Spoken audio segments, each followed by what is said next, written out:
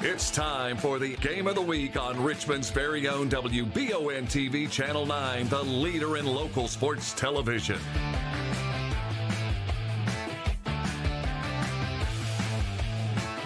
Support these great local sponsors who support our community.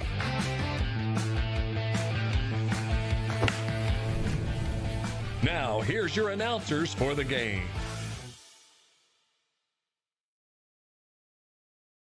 Welcome in, everybody, to WBON TV. We're live at the 44th District Softball and Baseball Tournament. As at the host site, Madison Southern, the fields are right beside each other. We're going to do a unique broadcast tonight. We're going to do softball for an inning or so, then head over to Jamie Boggs and John Bailey, who are at the baseball field right over the way, and they're going to give us some updates from the baseball game. Then we'll come back to the softball game. We're joining the softball game in the bottom of the first. In the top of the first, Model got started with the batting, and first batter up got a hit, got all the way to second on a stolen base, but that was all the excitement for that one as Madison Central took care of business with some great strikeouts on the mound. And now they're getting ready to bat to really get our broadcast started tonight. Starting us off for Madison Central here in the bottom of the first to really start our broadcast strong, Riel Parks. Fun fact, I was looking on KHSA earlier, it looks like she's leading the team in hits. Now, she's got a lot of bunts, and she's a speedster, so she gets those easy infield hits like that too. But don't be, she's just getting those easy hits. Now, she's a freshman getting hits too, folks. So she's got a lot of good years to come for Madison Central. Looks at that one for a ball. Of course, back here at our southern setup, we can't see the scoreboard, so forgive me if I mess up a ball or strike or two. We're up here on a little island. We can't really hear what's going on, or it's kind of hard to see exactly what the call is down on the softball field down the way when we're all the way up here on the football press box. But we're here supporting the teams tonight in the 44th District for the tournament, and then the championships tomorrow. I'll be here getting some clips, but our crew is going to be doing some election coverage, so we won't necessarily have a live stream for that. But I'll be doing social media updates. Parks looks at that one ball in the dirt, just kind of rolls to the catcher. Another ball. Riel. One thing you don't want to do is walk her because she's quick. You don't want to put her on base. She's going to steal second most likely. Usually she ends up stealing third too. A base hit, she can get home in no time. That one's a strike though to Parks.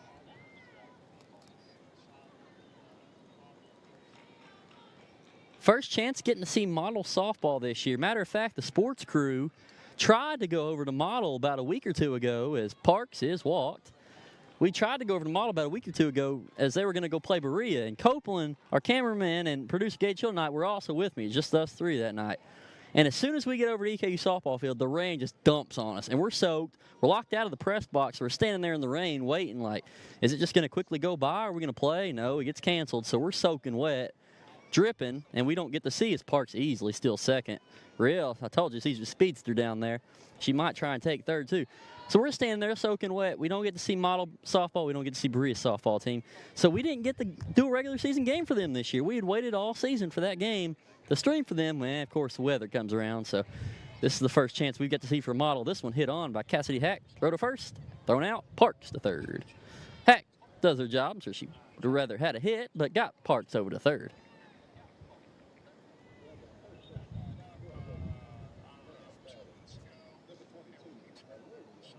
Olivia Metcalf, number 22, one of the seniors up to bat now with Parks on third, one out in the bottom of the first. Olivia is known to crush softballs. That's why she's going to U-Pike to play softball next year for her incoming college freshman year. Getting ready to, matter of fact, graduate here in a couple of days from Madison Central. But still got more softball to play in her eyes beyond graduation. Got a region tournament, and, of course, this team wants state, too.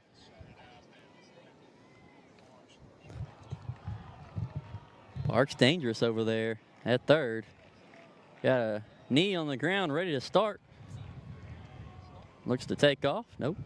Not on that one. Looks like the Southern softball team filing in over there in the bleachers in the orange jerseys, watching what they hopefully, if they can win later tonight, would want to see their next opponent be for tomorrow's championship. Metcalf looks at that for a strike. Kind of slow pitches from Model, not necessarily familiar with who's all out there with the team because we haven't got to see him this year, unfortunately. We tried. We sure did. I got the rosters up here, but we're very far away. Metcalf looks at that one in the dirt. Parks over there. Jumping off third. She wants to go home, just not too quick there. Good setup here at Southern for the most part. It's hard on our crew because we're so far away, but still, all things considered, not bad. Metcalf hits that one, drives in Parks, 1-0 Central. Olivia, could she go two? Nah, she just kind of was casually jogging there. Takes the single, bats in the run, 1-0 Madison Central. 13, Brooklyn Gilbo, another fiery softball player. And when I say fiery, I mean she's on fire with her bat. A very good hitter on this Madison Central Lady Indians team. Junior knows a thing or two about getting good hits from what we've seen the past couple years. Metcalf's taking off for second, slides in, safe, and she won't go for third. Did that little Charlie Hustle, Pete Rose dive head first into second base. She'll steal that one. Her teammate and friend Brooklyn Gilbo batting. Looking across the way at the baseball game. We'll get some updates from that here soon enough. Believe the next inning from Jamie Boggs, John Bailey. Gilbo looks at that one for a strike. We're testing out this tonight for future reference. They're over there at the baseball field getting some updates, and they'll come on and do some commentary for us about what's going on at the baseball game so we can give both teams and both schools some love for this game and the next game as well. Gilbo looks at that one. Metcalf thought about running for third, but said, I'll save my legs for maybe the next pitch. 1-0 Madison Central early on against the Model Lady Patriots here in the first round of the 44th District. Loser, unfortunately, has to go home. Gilbo kind of hits that one up a little bit. Throw to first. Out. Metcalf easily takes third, though. That's 2 outs. So, like Cassidy Hack, Brooklyn advances a runner to third.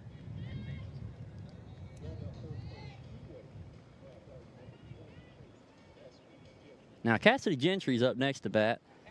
She is the, I guess you could say, ace pitcher of the team. She pitches the most.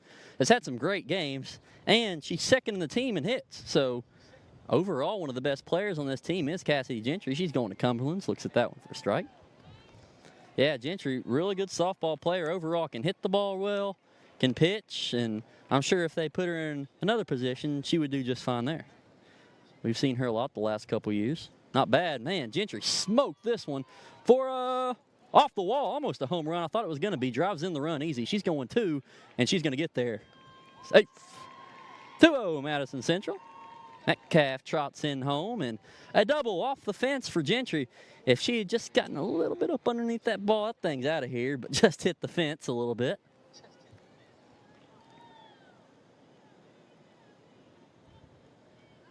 Gentry over there on second. Looks like we got Andrew Linton up next to bat. Linton, also a great pitcher on this team. Can hit also, so, I mean, the hits just keep coming. Central, overall, solid team. That's why they're one of the top ones in the 11th region this year. They've got Linton, and, I mean, I can just list the whole roster. I'm not going to leave anybody out, but Linton, a very good hitter and pitcher, just like Gentry. Still there on second. Nice double for her.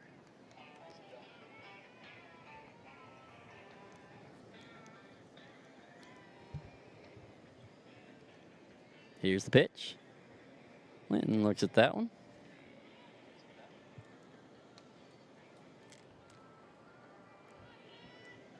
Andrea known to hit home runs. Could we see one at this at bat? Gentry took off running from second, stopped as Linton looks at that one for a strike. Now, Andrea, she's going to Transylvania, signed a couple weeks ago. Going to be up in Lexington. Good softball player up there for the future. Fouls that one off. She took a big swing at it, just kind of caught a weird part of the ball and fouled it off behind her.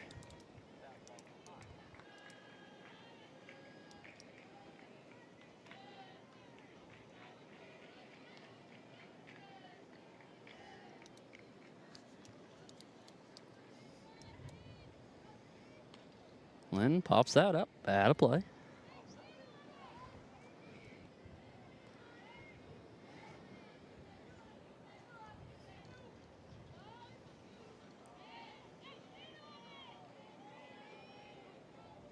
Gentry still over there on second. Here's the pitch. Linton smokes that ball, and it's going to land for a hit. Gentry's going to score. 3-0 Madison Central. Andrea is going 2, and she gets there easy. Double for Andrea Linton. 3-0 Madison Central Lady Indians. With 2 outs here in the bottom of the first. The bats are swinging.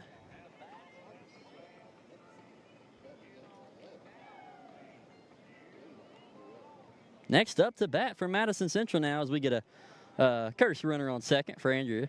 Saying Lena Guerrera out there. Lena plays right field out there. She's a good softball player. We've seen her. I've kind of got to know her game a little bit this year from the few Madison Central games we've done, and not been bad. Had some clutch hits. Has Lena. Number 11 out there. I believe the junior. Yes, junior. Looking at my roster here. So we'll still have another year after this year. 3-0. Guerrera hit. That's a base hit. Going home. 4-0. Madison Central. Guerrera with the single. Quick 4-0 start for the Lady Indians. Up next for Madison Central batting, number 10, Riley Harris. Of course, another player I've kind of gotten to know this year through her play. Looks like Riley is a junior, according to our roster.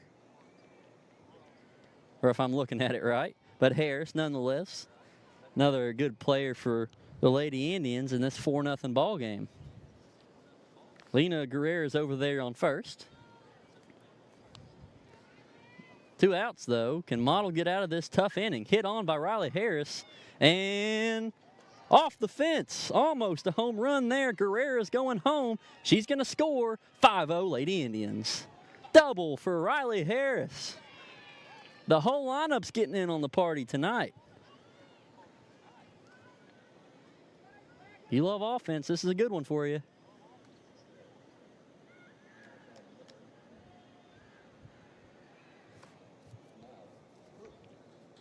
Up next, Miley Cook, number 18. Can she join the fun?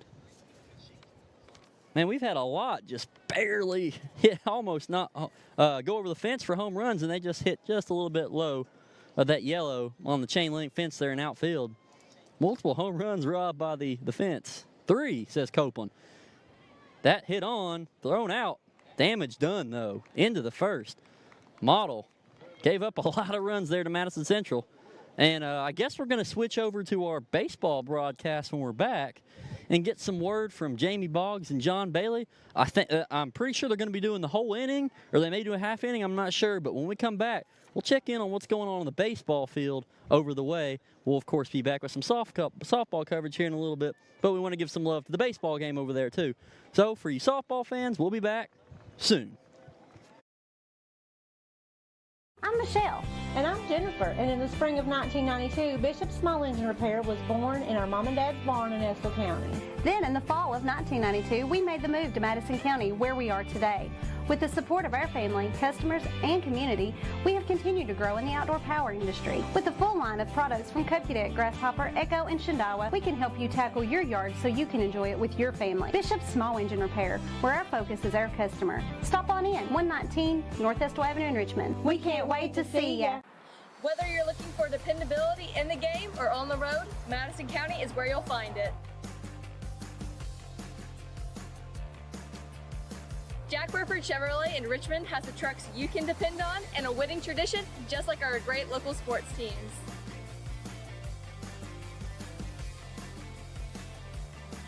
Come see us at Jack Burford Chevrolet in Richmond or check us out at jackburford.com to see our lineup of dependable trucks and become part of the winning tradition.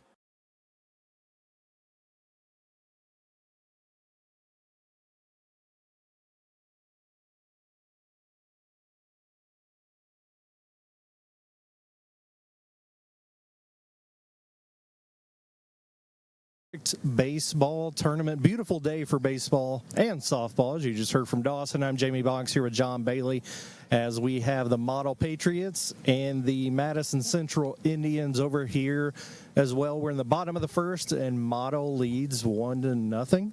They had a leadoff single from Parker Neblett. He was bunted over, and then Kellen Burchett knocked him in for their only run of the first. Madison Central now has runners on second and third with Keith Stewart up to bat. Big swing there. He's now the score over here just in down 1-2 in the count. Matthew Gorbett on the hill for Model. second in the district in innings pitched this year, seen a lot of time on the mound. That curveball's hit right back to second base for the first out of the inning. Model trying to get out of this. You know, John, this is a matchup between a Model team that led the district in runs. They have like 5 guys hitting over 400. They put up over 200 runs on the season. In contrast, Central only gave up 100. But these teams didn't play each other during the season. We've talked about it in basketball on the random draw. Sacrifice bunt there is going to get a run in from Drew Hess, and he's going to take it all the way to second to tie the ball game. John, these teams haven't played each other, and that's, again, unique in the state of Kentucky for this random draw. How weird does that make it for these players to play against each other? Yeah, it's pretty unique. We were looking at district matchups earlier in the night. Madison Central has only played one district game. That was a loss to home opener for Madison Southern. This Model team has played 2. They've played Berea twice. They've won one game 10-0, lost the other one by a close margin. But yeah, it's unique that here in the same county, these teams playing in district tournament but not seeing each other in regular season. Again, Madison Central with runners on second and third with 1 out, and Model gathers at the mound to talk things over. Madison Central, like I said, a really strong defensive team, pitching Logan Cobb today. Gave up 2 hits and a run in the first. Very young Model team. Very few sophomores playing here for Central. Model, on the other hand, is starting several freshmen. Another bunt by Central, and that one is going to be called fair, and now they have a runner and a rundown between third and home, and he's called out. Looks like maybe Drew Hess came off second a little bit more than they were expecting. So they faked a throw behind him, and the runner on third took off. Now we have 2 outs. Big defensive play there for Model.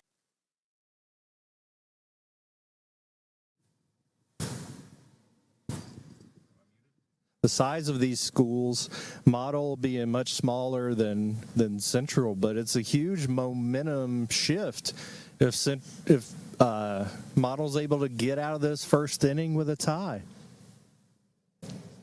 And we are all tied up right now, 1-1.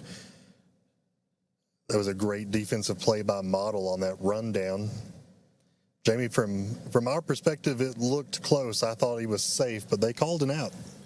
Yeah, it was a really close play. They executed that really well. Anytime you have a rundown in the bases, you know, teams practice that as much as any situational play in baseball. So it's always, I don't know, to me it's beautiful to see that played well. And regardless of the call, they did play that pretty perfectly. Sam Coleman down the right field line, just foul.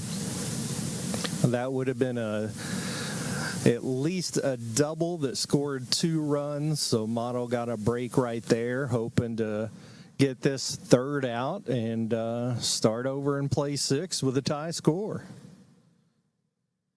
Sam Coleman, one of the younger players that gets a significant amount of time for this Central team. Bases loaded. Or no, I'm sorry, runners on first and second because we had that out at third. 1-2 count to Coleman. Like Dawson said earlier, the loser of this game is done for the season. The winner will play tomorrow for a district championship, and then they will play in the regional tournament. Both teams that advanced today will play in regional play as we have a pop-up back to the pitcher. And that brings an end to the first inning of baseball here, all tied up, Model and Madison Central. We're going to take a short break and send it back over to the softball field with Dawson. This is Jamie Boggs with John Bailey on WBON TV.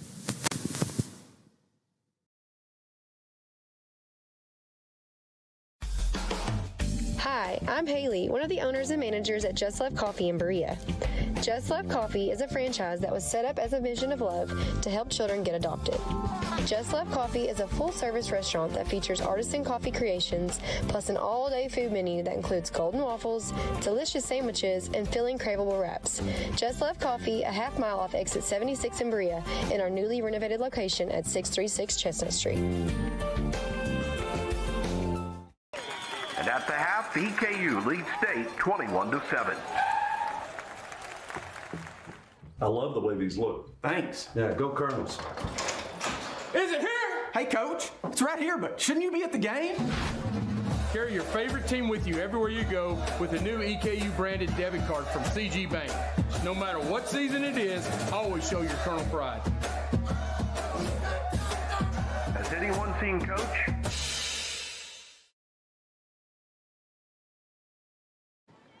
All right, back at the softball game over here. Thanks to Jamie Boggs and John Baylor for keeping us updated on that 1-1 baseball game. Man, that's kind of exciting. Models hanging around with the Indians. Could be a good game over there at the baseball field. Going to be getting updates from them throughout this game, too. Now we're heading back to this inning over at the softball game where it's 5-0 Madison Central, top of the second for Model. No runs scored. They struggled to get on base there, and Madison Central back up to bat starting. 0 outs here, bottom 2 with Real Parks, the speedster. Parks fouls that one off behind her there. Yeah, over there at that baseball field for Madison Southern, it's there, of course, host field, but Central and Model playing first round of districts. And looks like we got a good one over there. Hey, Model was good this year in baseball. I think they had 22, 23 wins. That's pretty solid. And Central was towards the top of the RPI, so we knew they were a pretty good school, had some good wins. Real Parks right to the shortstop for a quick out there. First out of the bottom of the second. Kind of scooped that one right up to her, and it was an easy play.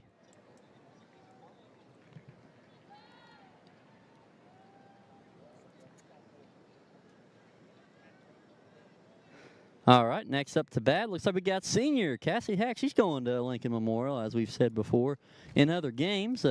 Her family's big softball family. They all played softball back in the day. At least the women did, of course. And no, they love Cassie. They're really supportive of her. I'm sure they're here right now watching in the outfield with their lawn chairs like they always do. They love to give us some comments and feedback on WBOM. We love that. And now Cassidy with a chance to get a good hit for him.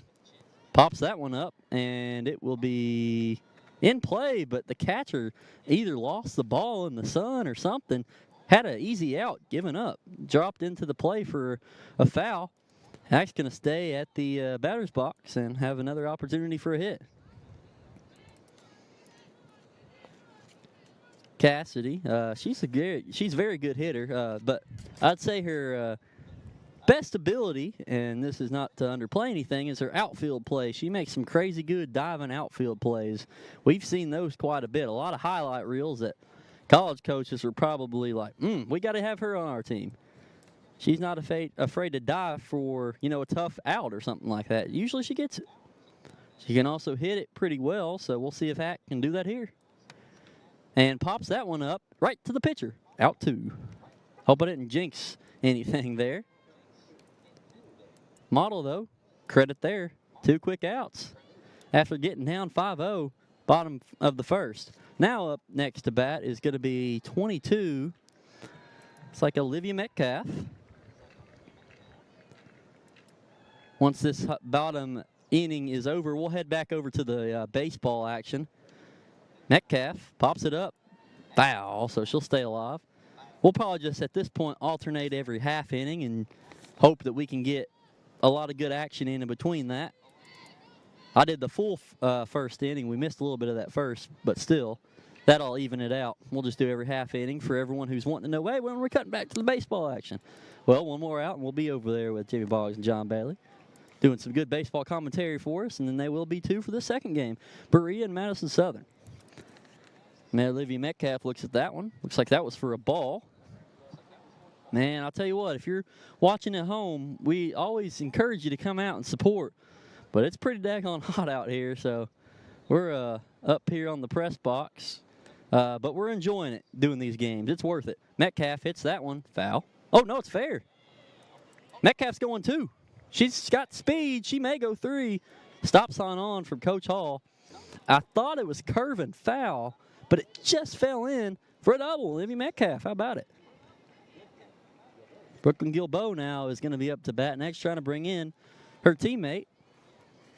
Good little, I guess, a teardrop hit from Metcalf. Just got it to fall behind first base for that hit.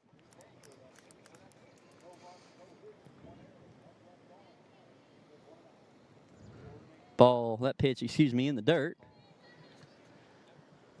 Got a nice showing over here at the softball field. Definitely the baseball stands are packed over there, though. I mean, the softball stand's pretty good, but a lot of people like to sit in the outfield for softball. In turn, at the baseball stadium, not many people sit in the outfield, but everyone's in the stands. Strike to Gilbo there.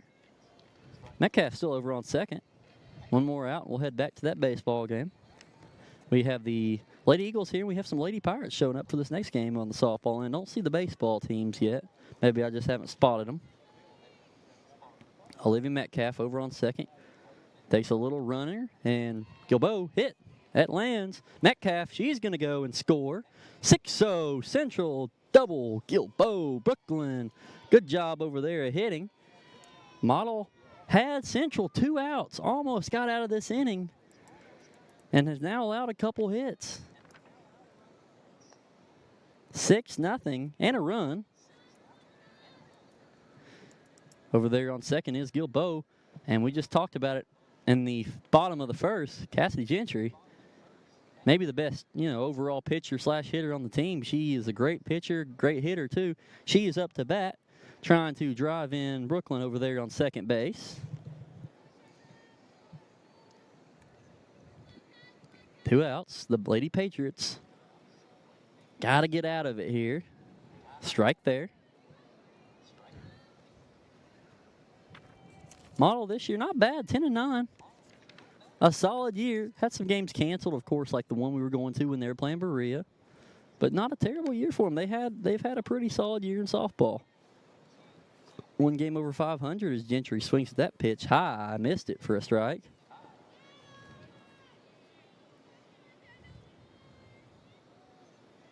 Six-0 your score.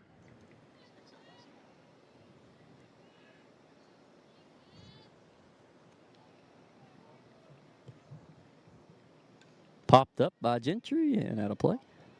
Hit the top of the press box over there where they do the PA announcements and have some concessions below if you're thirsty or hungry. And trust me, a little thirsty out with this heat. It's about 84, 85. Luckily, we brought our sunscreen, Gage and I did. We're a little bit more susceptible to the sun, so we need that protection in this heat. We're having a good time up here. That ball low to Gentry.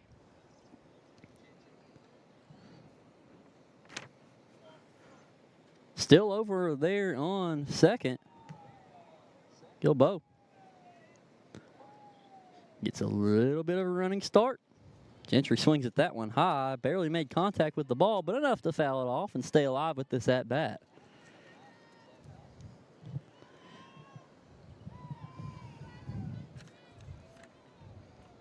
Winner of this game will advance to the district championship game tomorrow. Time, I should know the time, but I don't. I'll have to look after this game. But I'll be here getting highlights as Gentry hits that one to third, and she's going to get an easy single. Gilbo just goes back to second, and they'll take the hit. Not much movement on the bases except Gentry just taking that first base spot. So they'll take that easy hit. Like I said, that we won't have necessarily a stream tomorrow for these two games just because we've got a lot of things going on with the election night back at the studio. We got to get those numbers out to people. But we'll be putting out highlights here live at the baseball and the softball game. I'll be posting those to the Facebook and Twitter and everything.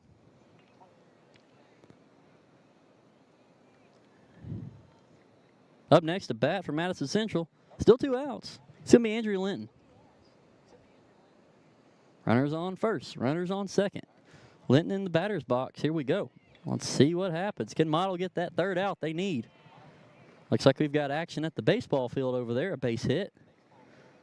That pitch in the dirt. We'll get an update and score here in just a few moments after this bottom of the second ends.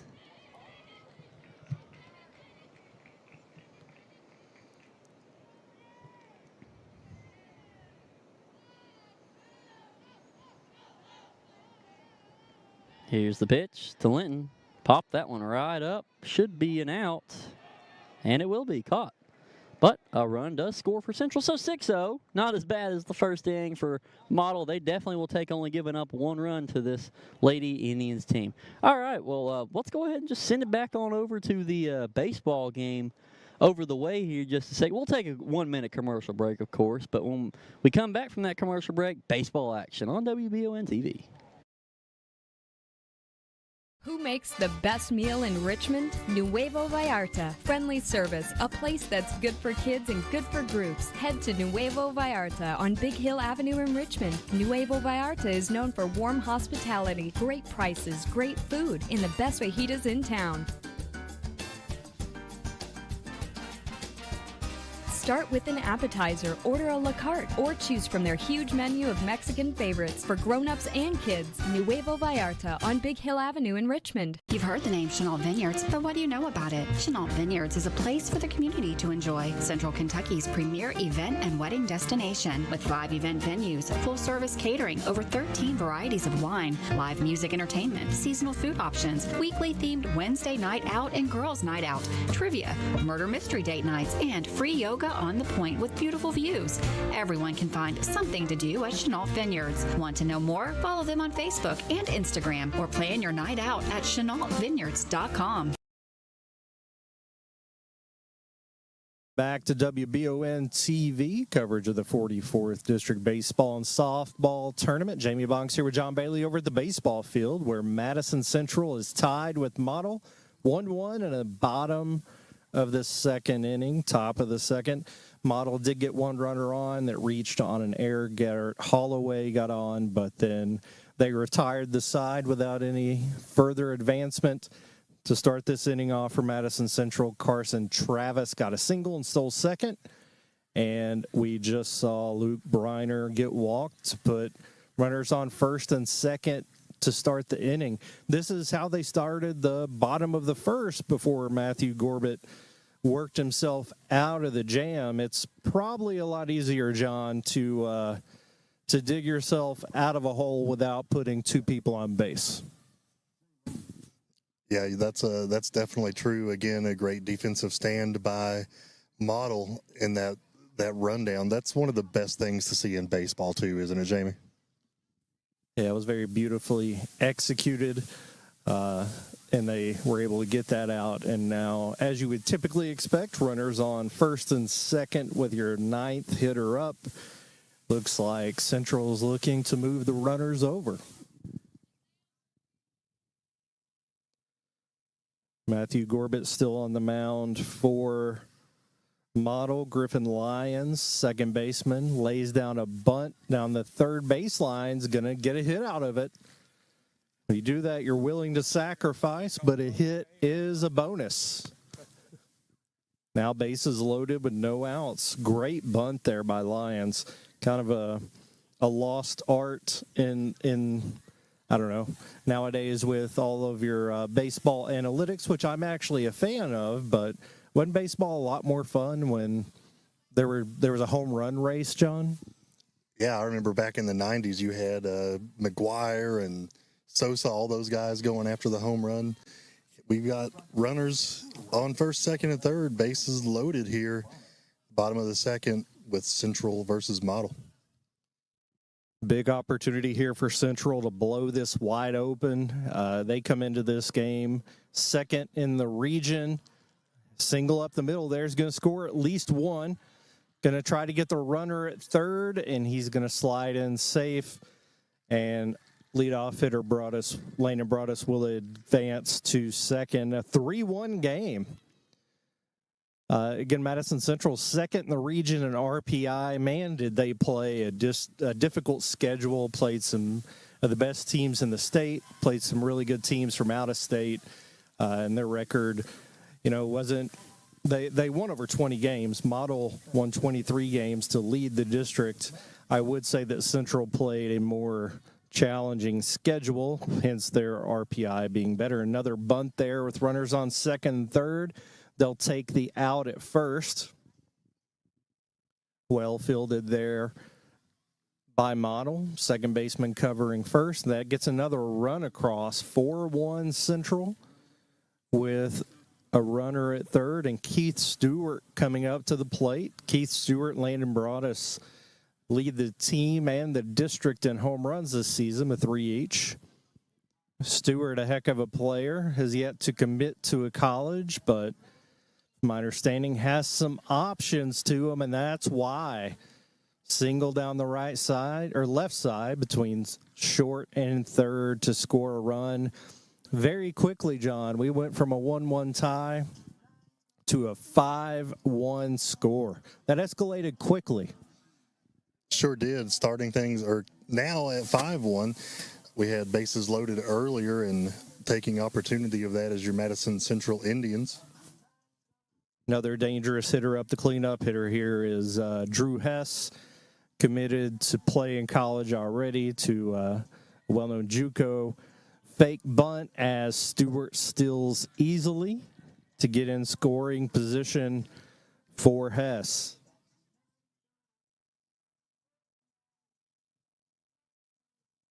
John, I parked behind the right field fence. Most high school hitters around here that are power hitters or right-handed tend to pull the ball, hit their home runs over the right field fence. Drew Hess makes me a little nervous that my car is going to get hit. I'm less worried about your car and more worried about my face. I've seen that young man hit several home runs. We are sitting behind the windscreen out in center field. Beautiful view of the game. As soon as John gets his binoculars, somebody could drop those off. That would be lovely. But such a beautiful day. Got softball right behind us, baseball in front of us. Going to play 2 on each. This one is started off strong.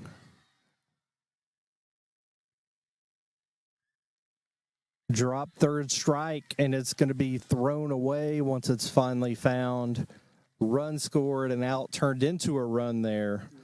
Keith Stewart scores from second as Drew Hess reaches second on a drop third strike. And those are the kind of mistakes that if you're looking to beat a more veteran team that you can't make. And again, those are tough. That's a tough situation for the pitcher because you want to throw a pitch they're not going to hit hard. And sometimes that ends up in the dirt. Tough for a catcher because blocking up a ball in the dirt is one of the most underratedly difficult things to do in sports. I would imagine that is a difficult situation, but Jamie, you're a baseball coach.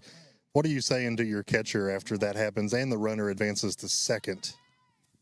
Yeah, I think there are a number of things. I mean, you try to block it up, and he did his best to block it up there. It just happens to sometime it takes a bad bounce. There's also some accountability for the rest of the team. He had a little trouble finding the ball. You've got to be talking to him, letting him know. Like, he's got that mask on and the ball's behind him. It just bounced away. He can't see out the back of his head to know where it is. The rest of the team has to be communicating to let him know where that ball is. And they did, just not fast enough to prevent the runner from getting in scoring position. Spivey at the plate now with the Indians at a 6-1 lead. Model looking to stop the bleeding here, get back around to the top of their order in the third and chip away at this lead. Pass ball, Drew Hess takes third, and the count is 2-0 to Spivey.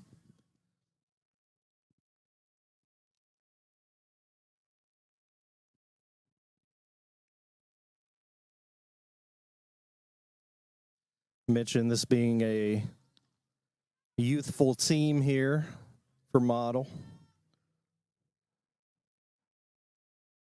Starting several freshmen, sophomores, so a bright future for this school. Won 20 games for the first time in forever this season. Got a lot of momentum going into this tournament. Could absolutely come back and win this in advance. If not, got a lot of momentum going into next season. We're full at a 3-2 count. Again, runner on third. Spivey at the plate. Gorbett up to about 50 pitches here in the second inning. He has thrown nearly 50 innings this season, so he has some longevity to him. Strike 3 called for the second out. Strike 3 looking. Spivey thought that was low. The umpire disagreed.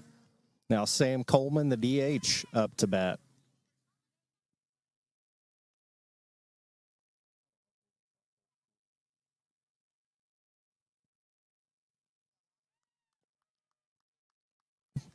Coleman hits a line drive to left field. And Parker makes the play. And that's going to do it for the second inning. That wraps it up with Madison Central leading 6-1. The score is 6-0 over to softball. We'll take a 1-minute break and rejoin Dawson for more softball coverage on WBON TV.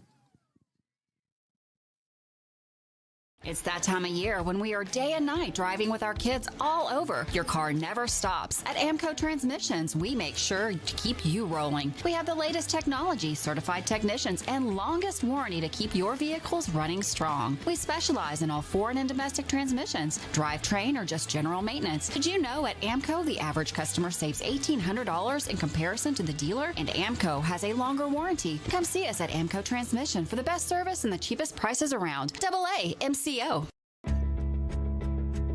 It's the common thread that ties us together, making life better for everyone. At CVNB, that means better banking, better accounts and lending, better experiences, better schools and better communities. Better. It's what ties us together. CVNB. Bank better.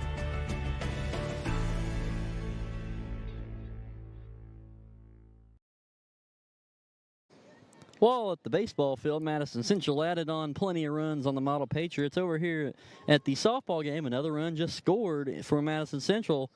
And Cassidy Hack hits this one up, left field, back, and it's going to land for a hit. Run scores in Riel Parks. Hack a double. 8-0 Madison Central.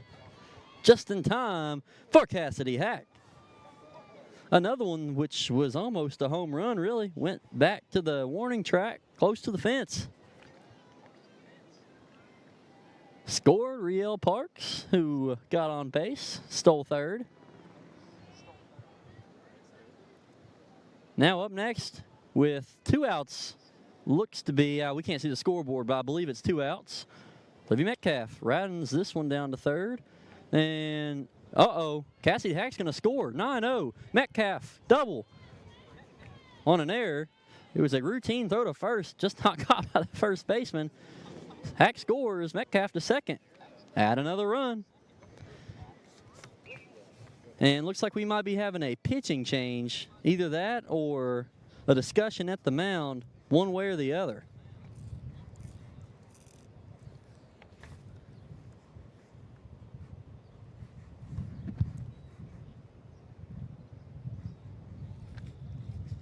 No change made yet, but Madison Central up big time here over the Model Lady Patriots. Model in this bottom half of the inning started out, again, pretty solid. Let a hit or two go. And then when we came back, 1 run scored. Then just now another run is scored. And we have Olivia Metcalf, who got in on the action. Cassidy Hack got in on the action. Riel Parks was running all over the bases. And more opportunities here to score for Madison Central. Let's see if the meeting at the mound helped at all for Model to calm things down. This one hit well to the center fielder. Should be, it's going to land for a base hit. Run scores for Madison Central, a single. Hey, Brooklyn Gilboa with that one right there. I think the center fielder thought, this is a routine play. It's coming right to me. But not the case, as that thing just kind of died and landed a couple feet right there in front of her. You got to be on your toes for something like that. You never know.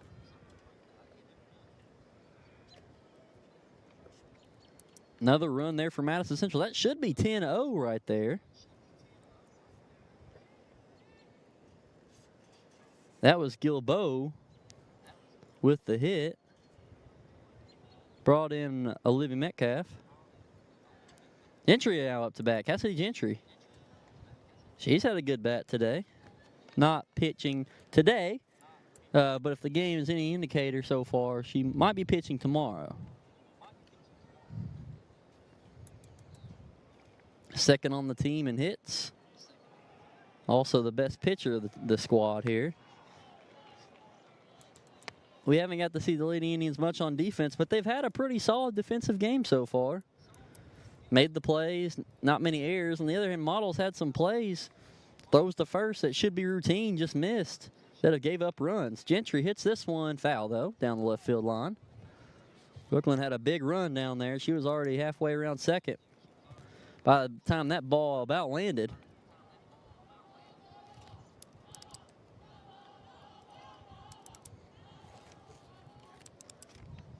So Gentry will still have another opportunity to get a hit here. Models defense has got to try and get a stop. The Lady Patriots need to stop the bleeding early. This pitch low.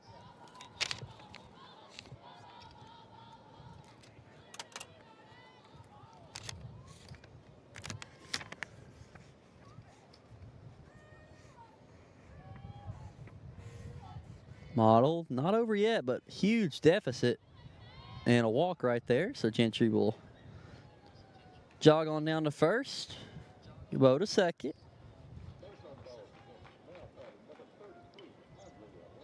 .33, Andrea Linton. That's the other senior star hitter slash pitcher going to Transylvania up in Lexington to play college softball. Don't be too far from home down here in Richmond. Another quick meeting at the mound between a couple of the Model Lady Patriots players. Running down there to probably give the pitcher some confidence.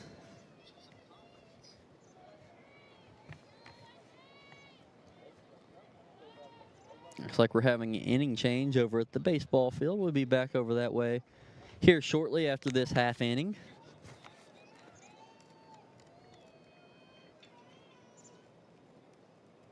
Popped up by Andrea Linton. Right to the left fielder. There's the out right there, and that will be the third out. Yep, so let's take a 1-minute commercial break and head over to the baseball field for some baseball action. 1 minute, and then Jamie and John will take it away on WBON TV.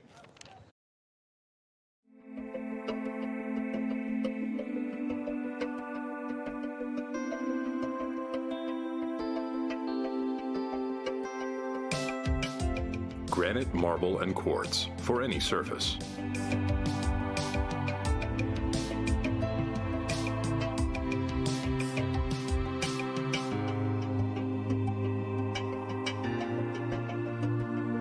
Make a lifetime commitment you won't regret. We are so excited to announce that CT Diesel will be moving to a new location. We're moving to 2269 Enterprise Drive, right off of 25 on Duncannon Lane.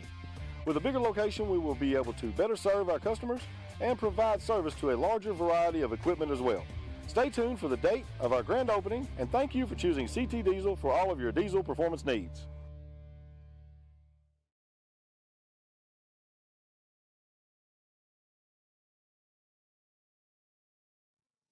John Bailey and Jamie Boggs here, back at Madison Central versus Model for the district tournament game 1. We are starting the bottom of the third with your Indians leading the Patriots 6-1. Jamie, things got a little out of hand, and Model allowed 5 runs in that inning. So just give us your thoughts on the game so far. Yeah, this is a Model team that can put up runs in bunches. We're going to figure out the timing here so we can see them hit.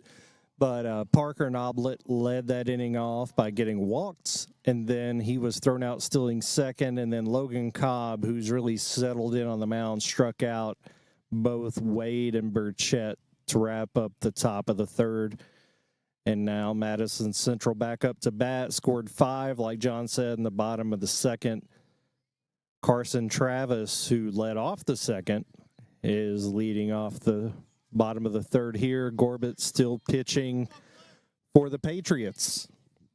So the 6-1 deficit, Model can score, but they've got to stop the bleeding defensively. Ground ball there to shortstop.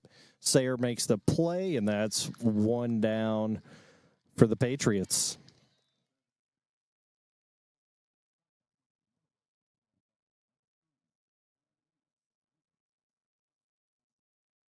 Luke Briner playing catcher, another young guy, sophomore, playing for Central. Walked in his last at bat. Ball one low.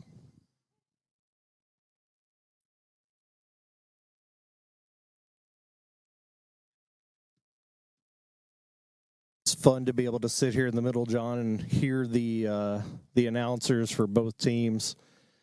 I don't know. I think it's similar for everybody that being outside at sporting events, for me particularly baseball and softball, that, I don't know, makes everybody feel like a kid again.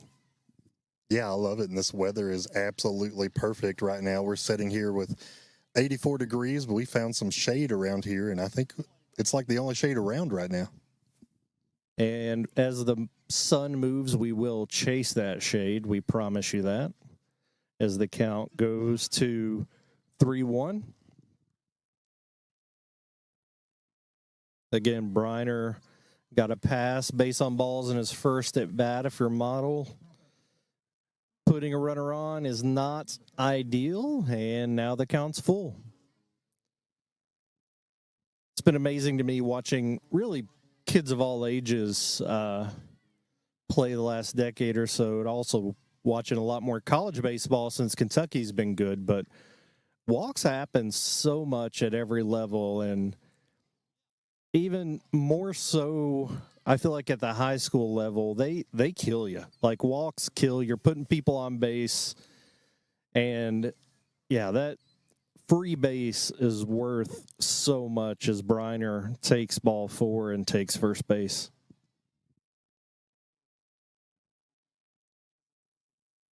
Cade Robinson in as a courtesy runner for the catcher.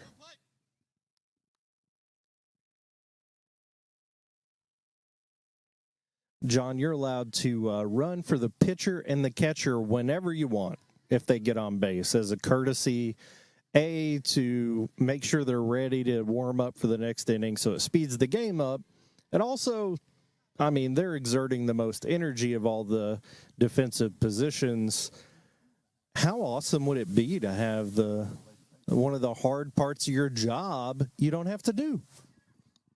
It'd be nice. I'm sure that when I was a teenager, I would probably want to run the bases, but it is nice that you can speed up the game a little bit, get your catchers back in there, get suited up, because they're wearing a lot more equipment than we were when we were kids too. Are you trying to tell me when you played catcher, you just wore like a couch cushion on your chest? Yeah. Yeah. Little bubble wrap. It is much more comfortable, I'll say that. Bunt down the third baseline. Beautiful bunt. No throw. Lions now 2 for 2. I think both of those with bunt singles. Did it last time with 2 runners on. Now we got runners on first and third. As we circle back to the top of the lineup with Broadus up to bat. I did go and move my car between innings, so not as nervous. Broadus does have 3 home runs on the season.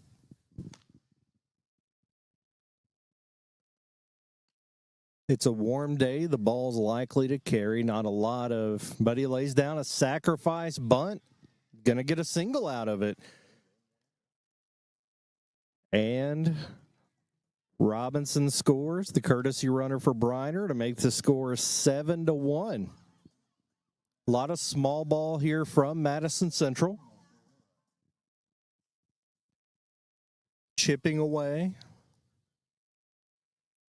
It's got to be I realize every sport's a team game. Baseball very much is more individualistic probably than baseball or football, because there's only one player that can bat right now. There's only one catcher, only one pitcher throwing, right? Like, the individual responsibilities are more pronounced in baseball, but the teamwork aspect is in that you have the district home run leader sacrificing his at-bat to lay down a bunt. Now, he got on base, but he was willing to sacrifice himself for the better of the team. That's the kind of teammate you want. Yeah, absolutely. I was about to comment, what do you call a sacrifice bunt that doesn't equal a sacrifice, just a regular bunt? That's a single, my friend. Yeah, so baseball is, of course, a game of statistics. If that's a sacrifice, then it doesn't count against your batting average. It counts as no at-bat whatsoever. But since you get a hit, it is it's a hit. And it's all good from there. 7-1, runners on first and second, and they're going to steal. Lions takes third standing up. Broadus now at second with Parker Mullins, who has 2 home runs of his own this season up to bat.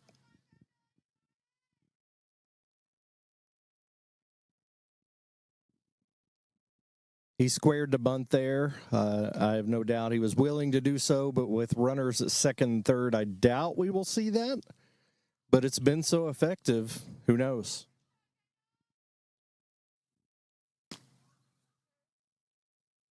He will swing away, foul ball up the right field line to send the count to 0-2.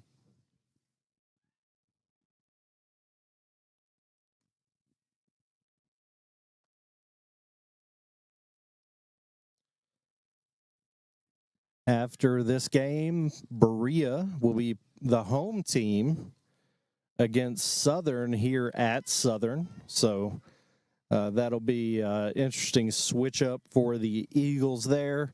Again, they draw not only who you play, but who's the higher seed. And that will be happening, of course, on the softball and the baseball fields. Start time is scheduled for an hour from now. If the games run late, obviously we will be starting late. If they end early, John, I think we'll probably have some time between games. Looking over at McDonald's, some Dairy Queen, looking at different options we can get to real quick. I'll tell you what, the concession stand has some hot dogs, and I think there's nothing more American than baseball and hot dogs. I'm not sure what I can smell from the baseball field.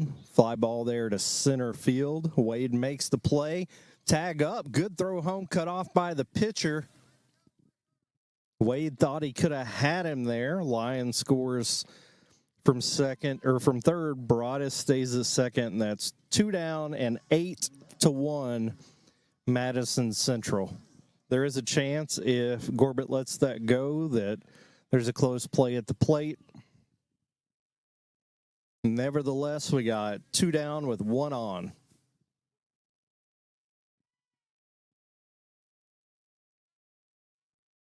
Not sure what they have at the softball concession stand. The baseball concession stand has Steak and Shake steak burgers, Domino's Pizza. Garrett Holloway makes a tough play at third to put an end to the third. 8-1 Madison Central. We're going to take a 1-minute break and send it back to softball here on WBON TV.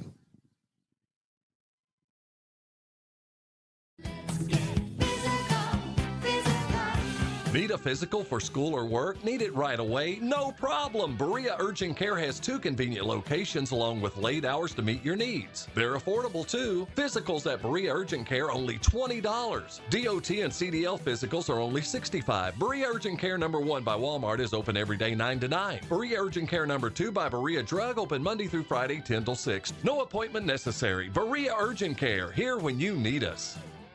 At Jones Family and Cosmetic Dentistry, we make it our priority to deliver the gentle, compassionate care that you deserve from a dentist, offering single-visit restoration on crowns, bridges, inlays, onlays, and veneers with CERAC. Jones Family and Cosmetic Dentistry is equipped to handle all your dental needs, from surgical implant placement and restoration, teeth whitening, root canal therapy, and more. And we now have the Cone Beam 3D technology for taking scans of the jaw. For your next dental appointment, call Jones Family and Cosmetic Dentistry at 859-985-0201. Back here to the softball broadcast. Hack fouls it off. She's up to bat. And some more runs scored while we were over at the baseball game, and some runs scored over there too from Madison Central. 11-0 now. Lady Indians, bottom 4, runners on third and second with Hack up to bat. Looks like we got Parks over there at second, so she was just up to bat and got a hit while we were in commercial break. Cassidy Hack, known for smashing softballs over the fence into the parking lot, pops that one up and fouled off way out of play. That'll be a souvenir for a fan over here, but I'm sure that Hack would much more like to give a souvenir to maybe a fan or her family out in the outfield, not the foul ball territory area. 2 runners would score if she could do that, plus her. Here's the next pitch to Hack. Looks at that one low. That'll be a ball to Cassidy. Heading down to the Cumberland Gap Lincoln Memorial here soon for college. About to graduate a couple days from Central and get ready for that. Hack foul, just barely.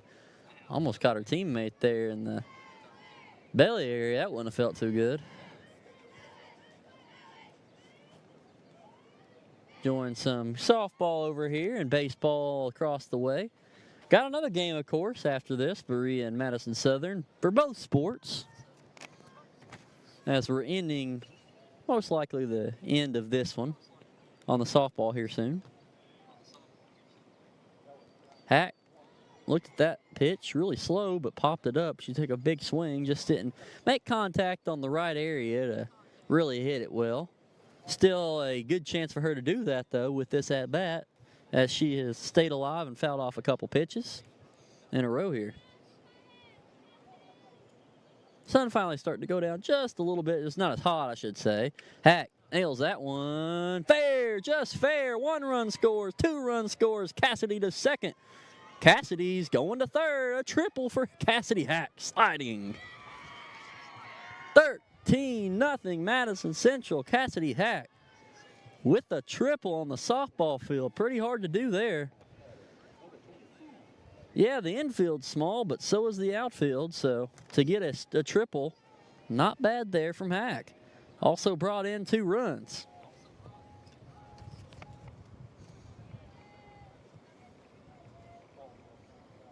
Up next, Olivia Metcalf, who is going to try and add in another hit. Hack at third. Very aggressive, wants to get home, you can tell.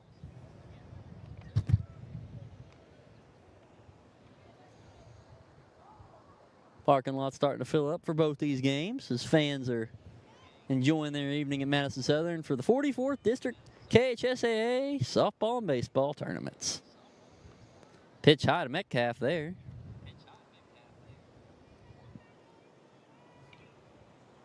You know, of all the great hits we've seen tonight, no home runs yet, surprisingly.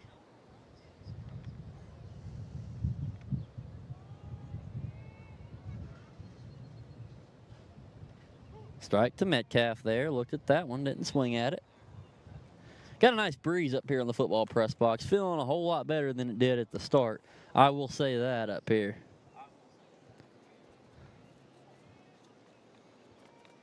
Next pitch to Metcalf. Hit on right to the third baseman, and a double play right there. Caught Hack lacking at third and tagged her out. That's the end of this inning. So you know what that means. We're heading back over to baseball. In 1 minute, a score update from our friends Jimmy Boggs and John Bailey. Looking for some fun? The Galaxy Bowling Center has a league for you. No matter your skill level, you can come out, make some new friends, and have a great time. Call 624-4444 for details. Or if you're more of a trivia person, Champions Grill has you covered every Tuesday starting at 7 with great prizes and all-you-can-eat wings for only $19.99. Why go anywhere else? The Galaxy Bowling Center and Champions Grill, your ticket to fun just off I-75, exit 87 in Richmond. Orthopedic and Sport Physical Therapy will help guide you on your road to recovery. It is our mindset, a spirit driven to excellence to help people heal faster and better. If you have pain or an injury, or you need experts in sports medicine, Orthopedic and Sports Physical Therapy is your best choice in rehabilitation, and you have direct access. In most cases, you do not need a referral to any of our 7 locations serving the region. Just give OSPTKY a call. Visit our website at osptky.com to find the location nearest you.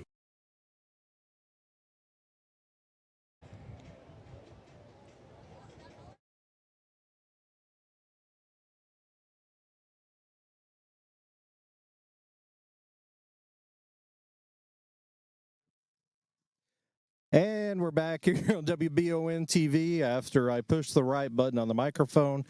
I'm Jamie Boggs with John Bailey. Coverage presented by Bishop Small Engine Repair of Richmond. As we're in the bottom of the 4th inning here in the first round of district play. Saw Motto go 3 up, 3 down in the last inning. And now Madison Central coming back up to bat.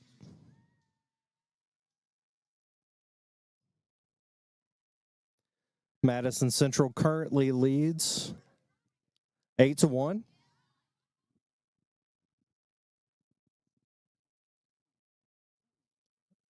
Drew Hess leading off the inning for the Indians.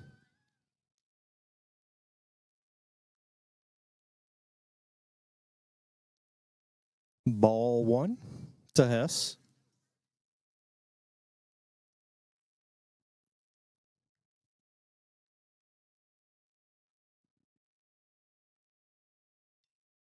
Ground ball to shortstop. Sayer scoops it, comes up and throws. Quick out there for the Patriots. Gorbett still on the hill for Model. 73 pitches into the game, maybe the last inning for him. Tied 1-1 after the first inning. Central tacked on 5 in the second inning and 2 more in the third. Model's been unable to get anything going offensively. We have the Madison Southern softball team warming up behind us. They'll play Berea next. I see the Berea Pirate baseball team lined up over by the dugout on the first baseline. As Will Richardson into bat for his first at bat of the game. He's had a great season at the plate.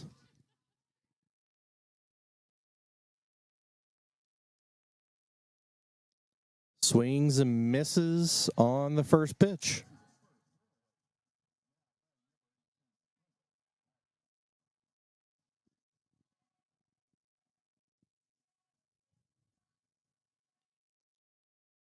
Foul ball out of play. If you are tuning in and hoping to watch Model get up to the plate here, we're going to stick around and cover the top of the 5th so that you can see Model at bat. Switching back and forth between the softball and the baseball game. Timing has just been kind of odd as get another foul ball there. Garrett Holloway making chase, but the ball goes out of play. Made a great play at the end of the third to end it.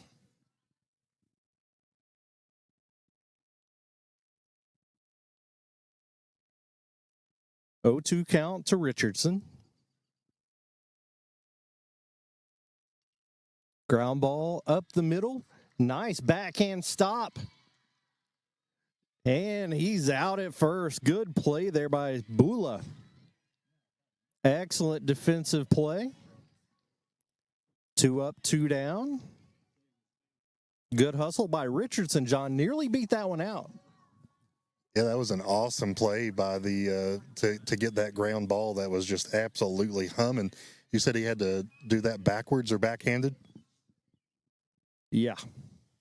He backhanded that up the middle and had to spin quickly to make the throw. If I have to bend over to pick anything up, there is no spinning or throwing, and it's tough, John. Yeah, I've reached the age where I have to consider how much the value or the item is worth that I just dropped, and that will determine whether or not I take the time to pick it up. If you're in a winner go home baseball game, I think the value of every ball is going to be at the highest level. The Masters now checking into bat, so a couple either subs or pinch hitters in for the Indians. Not sure if they are going to stay in the game or not. First pitch, called strike. Gorbett nearing 80 pitches, still dealing. He has thrown a good game. A lot of the runs have been manufactured by Central by bunting the ball.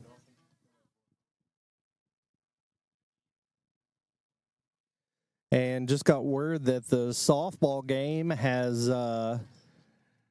ended. 11-0 Madison Central. So the Indians will be moving on to the district championship tomorrow. And the season for the Model Patriot softball team is over, as we have a 2-2 count to Masters over here on the baseball field. 13-0 was the score over at the softball field. So, and that's 3. I'll tell you what, there's no more softball for a little while, so we'll take a 1-minute break and come back to the baseball field with Model up to bat in the top of the 5th right here on WBON TV. Hey, I didn't order any pizza. Jake from State Farm. After you saved me so much dough on insurance with that Parker promo, I devised a promo for you. Here's the deal, Parker. State Farm offers everyone surprisingly great rates. Right. Pepperoni pockets, cuckoo crusties. There's no promo, it's just great rates. And a cider ranch. When you want the real deal, call State Farm agent Jerry Goebel in Richmond today. Like a good neighbor, State Farm is there. For over 40 years, Lakes Funeral Home and Crematory in Berea have been helping families through the hardest times in their lives.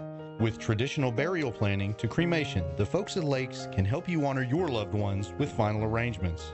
Lakes can also help pre-plan now.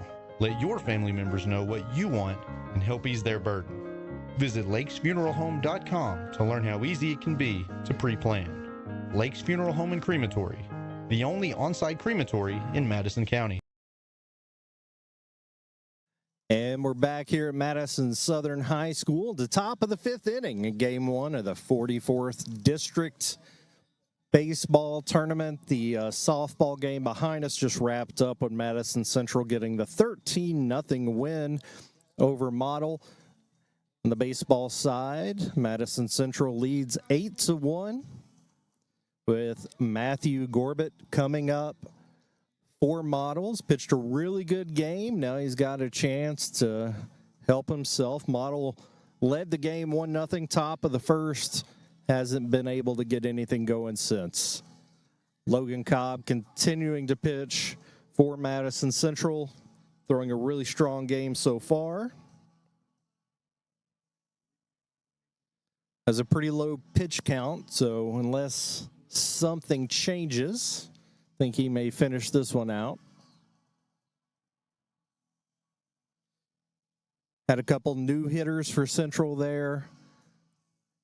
Masters and Richardson in the bottom of the 4th. Those were pinch hitters as they have been replaced in the field with the original players. 1-0 count.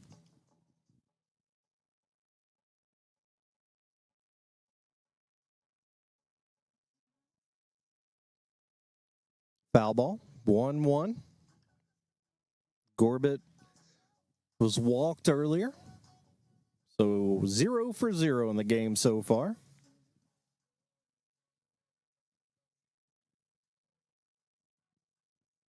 One pitch. Hits it hard. Foul down the right field line.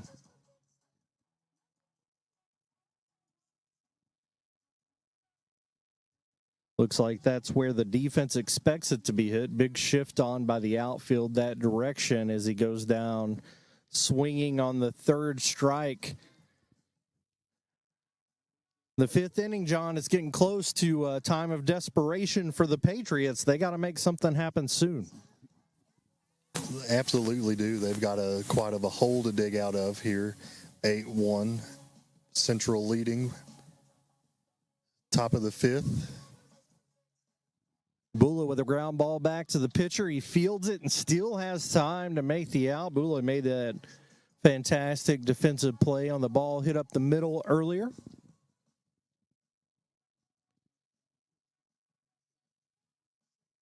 Connor Sayer, senior shortstop, coming up to the plate now. A 2 down, top of the fifth. They are in dangerous territory here. If Model does not get on the board, they're in danger of a run rule if Central's able to put some hits together, which Central did score no runs in the bottom of the fourth. 0-1 count. Foul ball.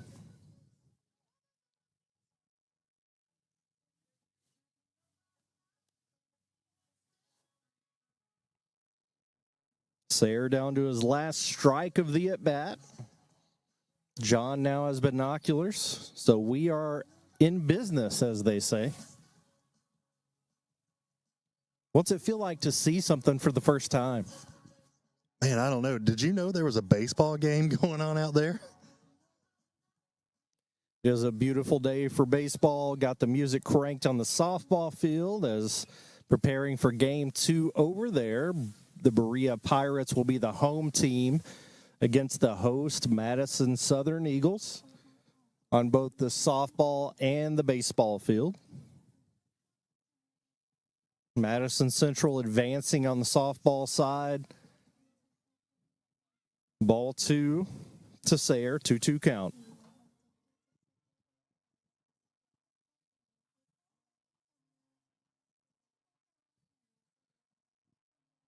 Top of the fifth. Here comes the payoff pitch with 2 outs. High and tight. Full count.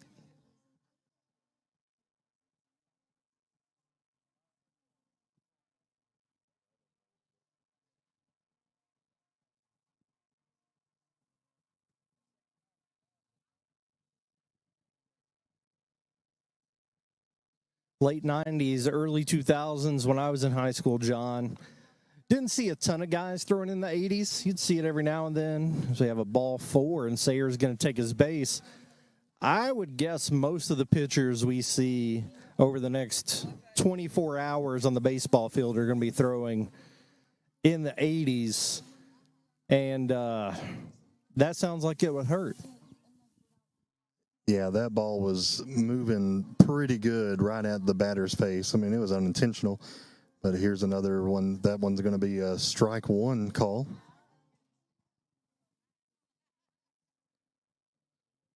Parker Noblet, 1 for 1 on the day, scored the only run for Model in the first inning after a single, walked in his second plate appearance. Late on that one to push the count to 0-2. Sayer at first.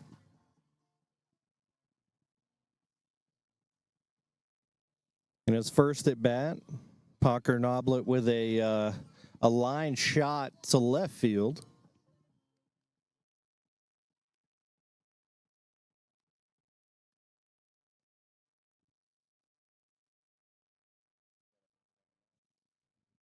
Calling a timeout at the mound there. Just a quick discussion, maybe just making sure that Caba's all right there to finish the inning. Maybe discuss something that Sayer was doing on the base path. 0-2 count to the leadoff hitter for the Patriots.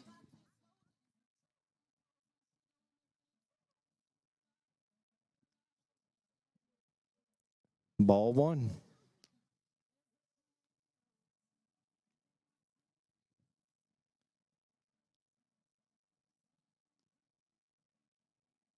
Parker Mullins holding Sayer on at first. 2-2 outside. Cobb's not trying to give Parker Noblet something good to hit here. He's shown he can. He lines it to left again. 2 for 2. Moves Sayer over to second. Wade coming up to the plate now. Had a sacrifice bunt in his first at bat.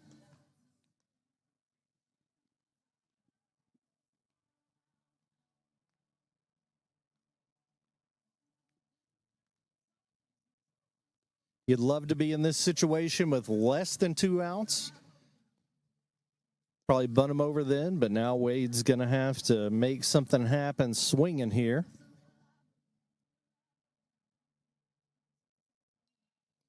Ground ball to third. Hess is going to get the ground ball and step on it to end that half of the inning. We're going to take a 1-minute break and come back for the bottom of the 5th here in the 44th District Tournament on WBON TV.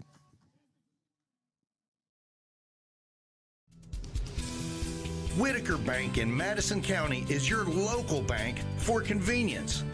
With more branches than literally any other bank in Madison County, why go anywhere else? Whitaker Bank is known for their friendly customer service and easy access drive-thrus.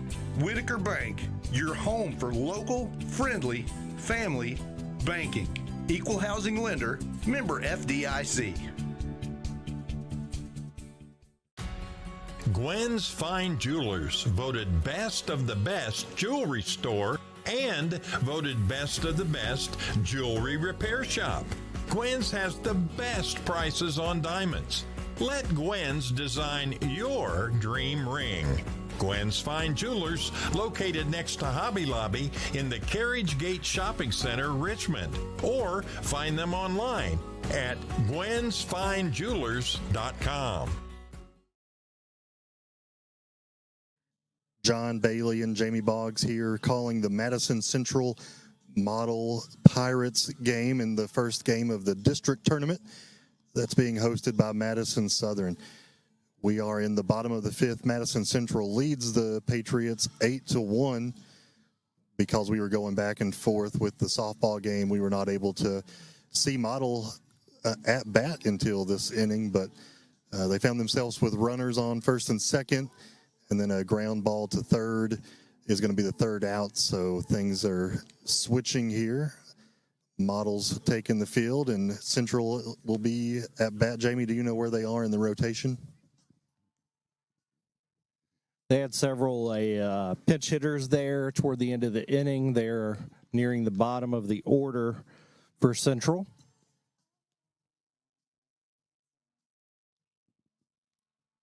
First ball's hit deep to left. Parker Noblet catches a can of corn for the first out. That's a very efficient start to an inning.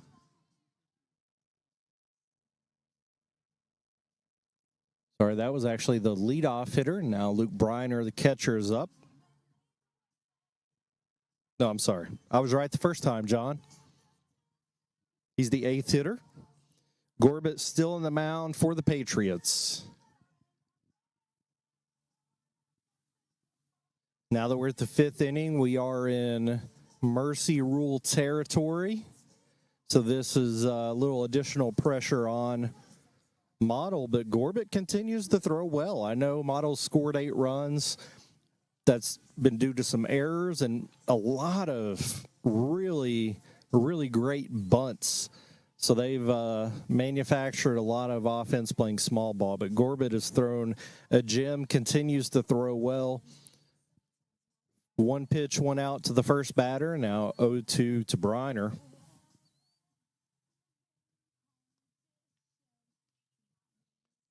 Ground ball to third. It's going to go foul. Briner will head back to the plate.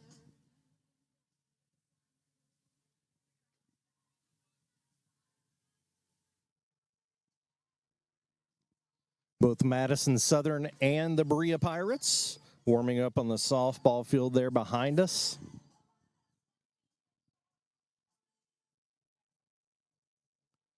Payoff pitch.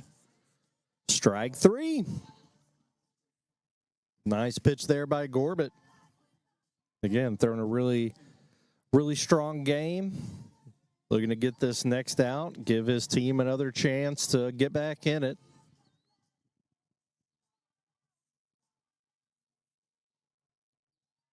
Lions 2 for 2 with 2 bunt singles.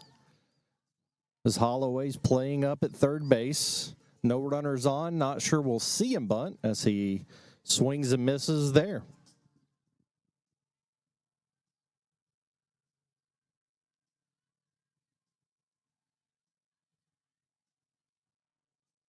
Foul ball. Going to be out of play. You know what I miss, John? The days of being at a baseball field, and if you took a foul ball to the concession stand, you get a snow cone or a pop. Yeah, we got this cone of ice truck right beside us, so if we could snag a foul and get one of those, that'd be great. To be clear, Kona Ice has not promised that, but I think John's willing to pay for it. So we'll see how that goes. 1-2 count to Lions. Gorbett just past 90 pitches on the evening. Really wanted that one. Called for a ball, 2-2.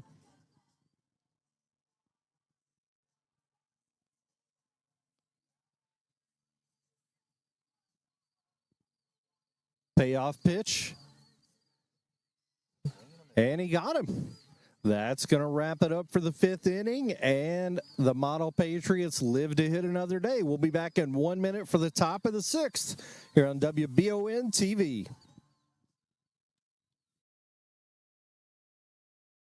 I'm Michelle. And I'm Jennifer. And in the spring of 1992, Bishop Small Engine Repair was born in our mom and dad's barn in Estill County. Then in the fall of 1992, we made the move to Madison County, where we are today.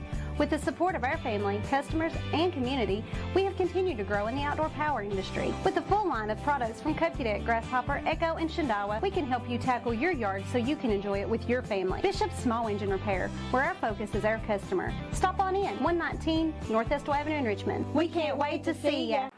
Whether you're looking for dependability in the game or on the road, Madison County is where you'll find it.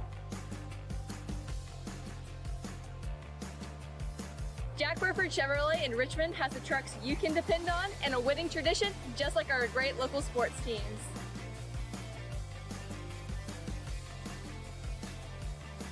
Come see us at Jack Burford Chevrolet in Richmond or check us out at jackburford.com to see our lineup of dependable trucks and become part of the winning tradition. Welcome back to Madison Southern High School on what may be the prettiest day of 2024, the 44th District Tournament here on WBON TV. I'm Jamie Boggs with John Bailey. Coverage presented by Bishop Small Engine Repair of Richmond. We have a pitching change for Madison Central. Logan Cobb has thrown a great game, pitched for 5 innings, allowed just a few hits and 1 run. Now we have sophomore Seth Barker, state golf champion, taking the mound. Seth has seen a lot of action on the hill for the Indians this season and looks to come in and maybe close out the last 2 innings here, John. It's Model's running out of time to get back in it. I'm excited to see Seth Barker pitch. Jamie, you and I know him personally. Like you said, he's a state golf championship winner. We actually have the good fortune of knowing him outside of baseball. Great young man, and we haven't been able to go see, or we haven't seen Seth pitch in a Central game yet. So here's his first one. One's going to be fouled, so there'll be strike 1. Unfortunately, every time I've seen Seth pitch, it's been pitching against the team I've been coaching, so it's nice to not be afraid of him as he starts out 0-2 to Kellen Burchett. Third hitter, has the lone RBI for the Patriots on the day in the first inning. Payoff pitch. Swings and misses. Drop. Third strike. He hustles down the first. Briner's going to make the play, and that's out number 1 here in the 6th. Good hustle there by Burchett getting down the line. Good, efficient first batter for Barker.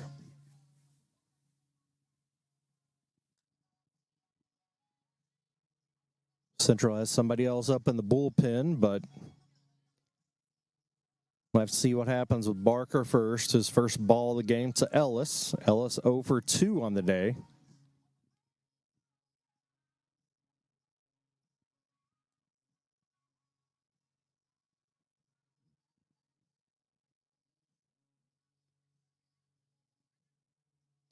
John, when you were a kid in the foul ball thing, did you get a snow cone or did you just get a pop? Yeah, I don't think we had snow cones. I think it was a soda pop situation. You didn't call it soda in Jellicoe, I know that much. That's a 3-0 count to Ellis. Where I'm from, you would go and you would get what we called the suicide, which was every kind of pop mixed together. They call that something different in Jellicoe? Maybe that's not PC to say anymore. I shouldn't have said it. Yeah, like I said, we didn't have snow cones, but we did have Mountain Dew. That was like the official Tennessee drink back in the day. I think it still is. So we have a full count now to Ellis. Barker battling back. Ellis trying to get on base.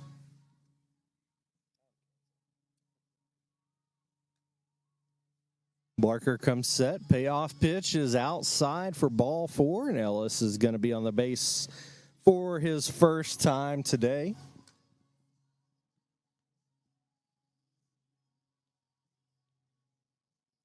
Case Caldwell, freshman first baseman up to the plate. He's had a great season at the plate for the Patriots. Big situation for him here. Looking to move Ellis around in scoring position. Caldwell's a lot of power. Also very good contact hitter. Does not strike out a lot, but a good first pitch there by Barker.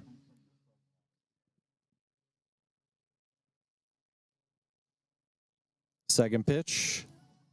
Outside. Oh, he called that one a strike. We're 1-1.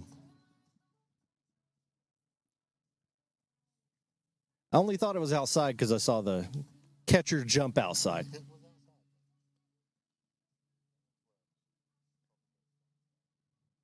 Two one, ball low.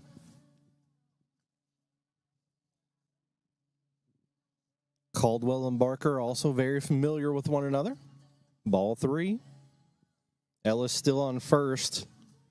Not a situation if you're model where you want to risk getting the runner thrown out, especially with a left-handed pitcher. It's dangerous to get too far off the bag on your lead. Very unfortunate turn of events is that ball behind Caldwell hits his bat to make it a foul ball. Would have been ball 4. Yeah, I think he would have got hit if his bat hadn't have been there. I don't think he swung at it. I think it was just the thing that it hit instead of his body, right? Yep, that brings the count to full. Ball 4 is high and pass ball. Ellis advances to second, Caldwell to first.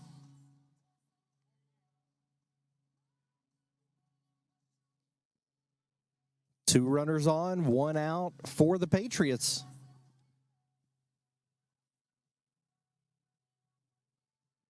We're going to have a pinch runner coming in for Caldwell. Jamie, now that I have binoculars and being able to watch the pitches a little bit more, Seth is really trying to get his slider down. When you were playing and when we were growing up, I feel like you either brought the heat or maybe a changeup, but I didn't see a lot of sliders and all that stuff growing up. You know, it was there. Randy Johnson had one, but I didn't, you know. I think there's so many different ways to grip breaking balls now that I think kids are doing a lot of experimenting, seeing what works well for them. And you're right, Seth does have a good slider. You don't see that a ton at this age as that one comes back and clips the corner for strike 1.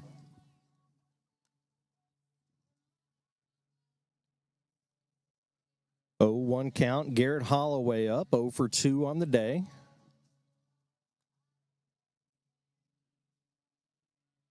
Oh, 2. Again, with a 7-run deficit, I'm not sure you look to butt him over there. Obviously, that was the decision the coach made. I probably would have done the same. That slider hits just outside. That's moving multiple feet when it breaks, John.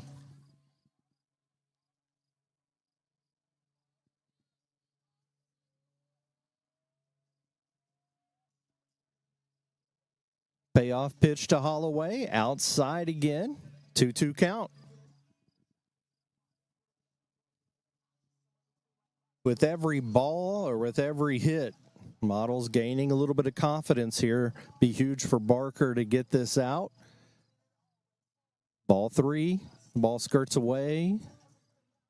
Ellis not taking the risk of taking third. As a coach, I think you say, you know what, these 2 runs on base, we need them, but they don't matter enough to take a risk. We got to get a bunch of runs, so let's play these safe. Full count. Strike them out, throw them out. Strike 3 called, and Ellis was thrown out at third to end Model's run there in the top of the 6th. We'll take a 1-minute break and come back as Madison Southern comes back to the plate on WBON TV.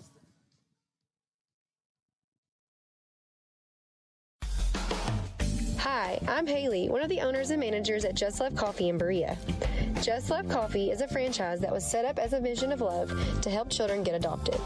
Just Love Coffee is a full-service restaurant that features artisan coffee creations, plus an all-day food menu that includes golden waffles, delicious sandwiches, and filling craveable wraps. Just Love Coffee, a half mile off exit 76 in Berea, in our newly renovated location at 636 Chestnut Street. And at the half, EKU leads state 21-7. I love the way these look. Thanks. Yeah, go Colonels. Is it here? Hey, Coach. It's right here, but shouldn't you be at the game? Carry your favorite team with you everywhere you go with the new EKU branded debit card from CG Bank. No matter what season it is, always show your Colonel pride. Has anyone seen Coach?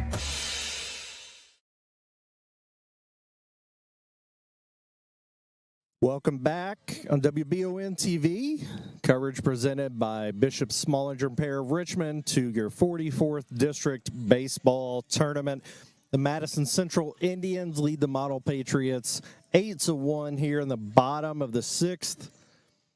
Madison Central looking to put it away, maybe get a mercy rule victory here.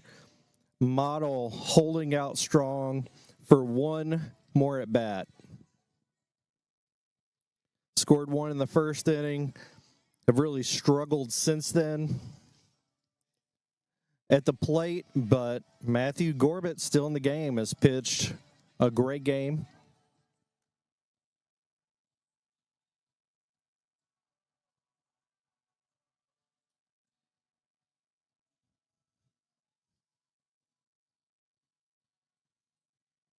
We have pinch hitter Landon Ward coming up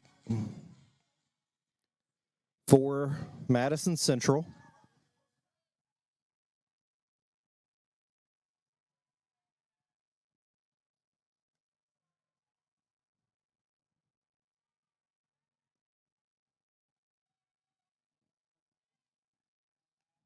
Again, Madison Central with a 7-run lead. If they push that to 10, the game will be over.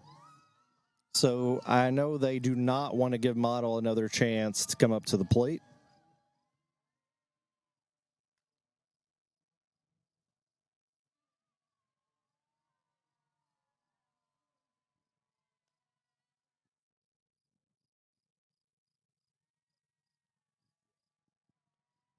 Gorbett ready to pitch his 6th inning of the game, and the first pitch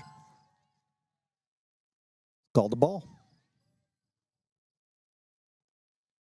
Been told we will not be starting any games early. 1-1 count to Ward.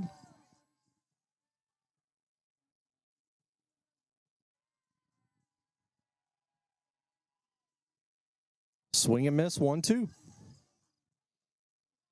Madison Central exploded for 5 runs in the second and 2 in the third and have not scored in the last 2 innings. Great curveball there by Gorbett that Ward's able to foul off. Still a 1-2 count.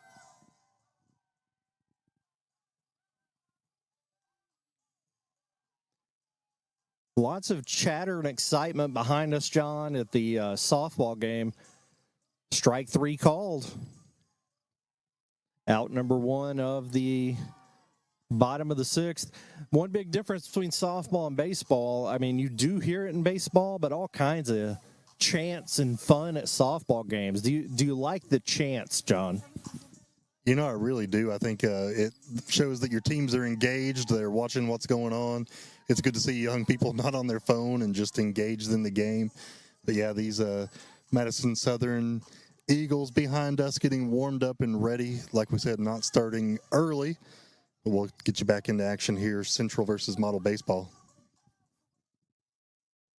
2-0 count to Robinson, who's in hitting for Parker Mullins. Robinson ran earlier as a courtesy runner.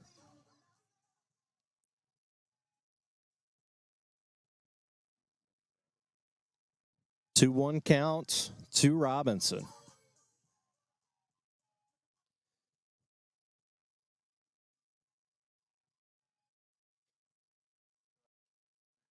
Two.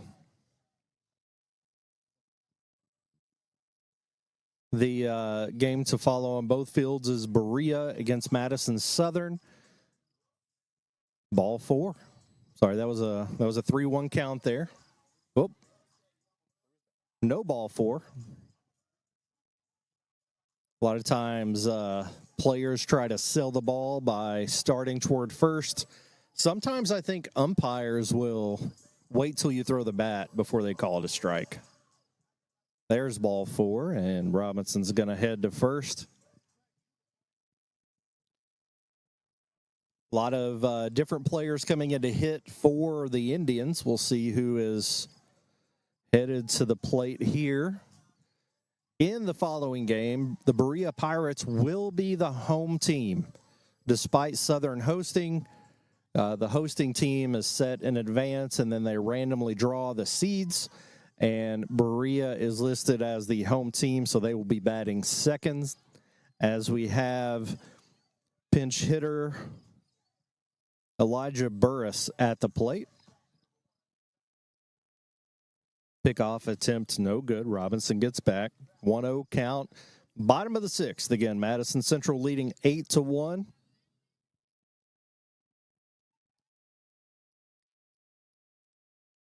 Coach Steve Roof getting some guys some at-bats here late. Burris takes the strike, 1-1.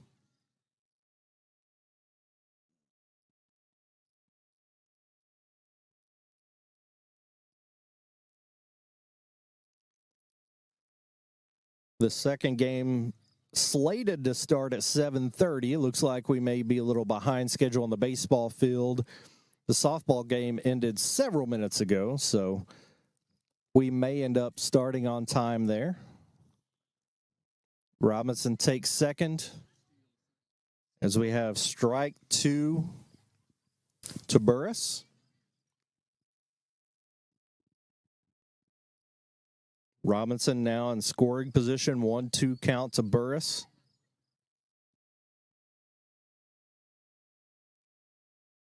Foul ball, staying alive.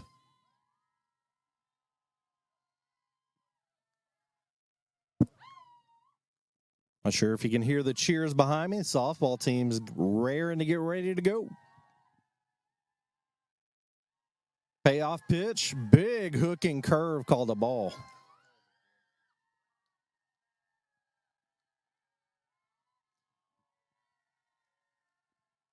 Not sure if people can hear John with his binoculars, has many opinions on the strike zone as Burris gets the single and Robinson is going to score from second. Nice piece of two-strike hitting there by Burris, and the lead is now 9-1.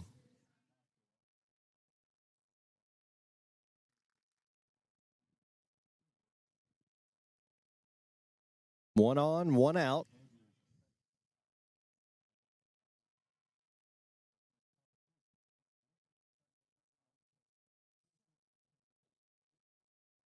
Grant Beck pinch hitting here for Drew Hess. Grant Beck, also a pitcher that sees a lot of time for the Indians. Another left-handed sophomore alongside Seth Barker. Officials recording the substitution.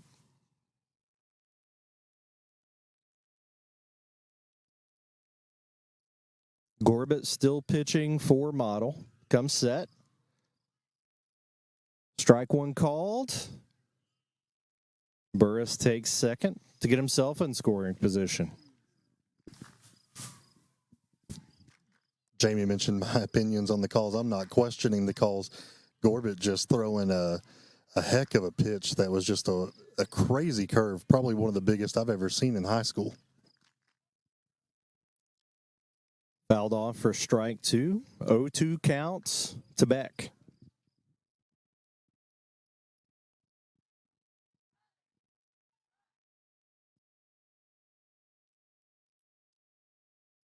Foul ball.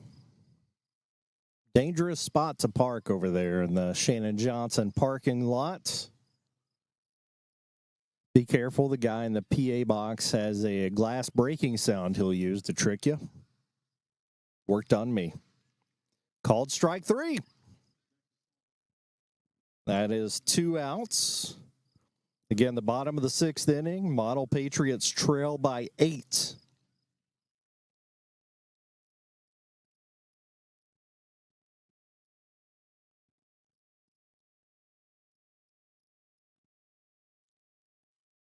First pitch called us. Oh, hit by a pitch is Spivey. The umpire said time. It sounded a lot like strike.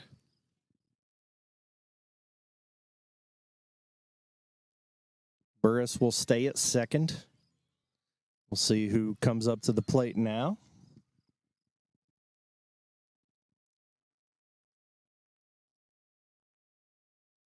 Ethan Corder up to the plate now.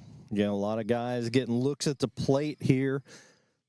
We have the game-winning run on first base and Spivey now. If he makes it around the score, the game's over. If not, Model will get another chance with the sticks.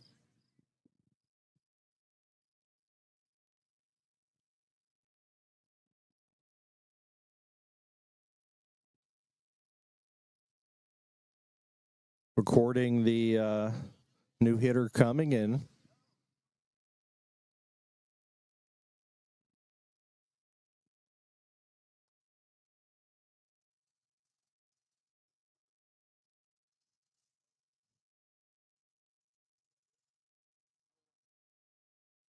(9-1). Madison Central leads. Southern and Berea warming up just a little bit in the grassy areas outside the baseball field. The softball teams are already on the field warming up, getting ready to play. We got all of our documentation in line.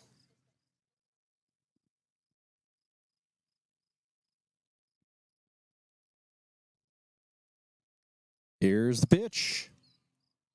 Ball one by Gorbett.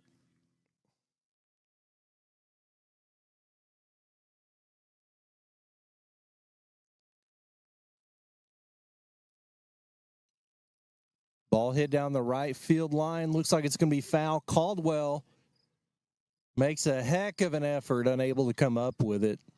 Case Caldwell nearly made an extremely difficult play, covered a lot of ground. 1-1 count.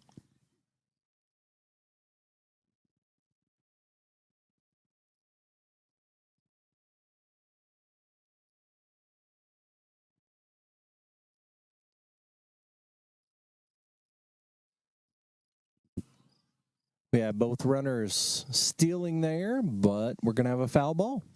1-2 count, runners back to first and second. If they're able to advance, they're both in scoring position. As Quarters at the plate with 2 strikes, 2 outs.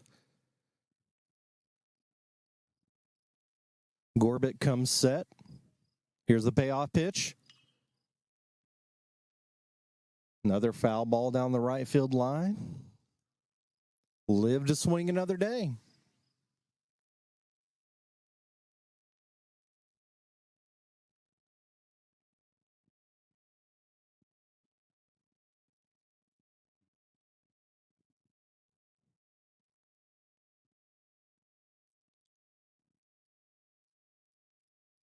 Ball and brings the count to 2-2, and both runners advance.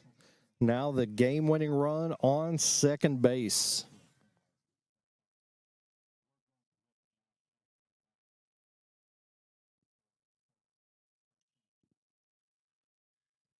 Another foul ball. Quarter with a great at bat. Very underutilized statistic I'm a fan of, John, is a quality at bat. It's how many pitches you see. Being able to foul a ball off with 2 strikes. Nice curveball there. Ground ball to short. Sayre makes the play. Need this out, and they get it. And now we're going to go to the top of the 7th. One more chance for Model to come back from 9-1. Take a 1-minute break and come back and watch it here on WBON TV. Who makes the best meal in Richmond? Nuevo Vallarta. Friendly service, a place that's good for kids and good for groups. Head to Nuevo Vallarta on Big Hill Avenue in Richmond. Nuevo Vallarta is known for warm hospitality, great prices, great food, and the best fajitas in town. Start with an appetizer, order a la carte, or choose from their huge menu of Mexican favorites for grown-ups and kids. Nuevo Vallarta on Big Hill Avenue in Richmond. You've heard the name Chenault Vineyards, but what do you know about it? Chenault Vineyards is a place for the community to enjoy. Central Kentucky's premier event and wedding destination with 5 event venues, full-service catering, over 13 varieties of wine, live music entertainment, seasonal food options, weekly themed Wednesday night out and girls night out, trivia, murder mystery date nights, and free yoga on the point with beautiful views. Everyone can find something to do at Chenault Vineyards. Want to know more? Follow them on Facebook and Instagram or plan your night out at ChenaultVineyards.com. Top of the 7th inning here on WBON TV.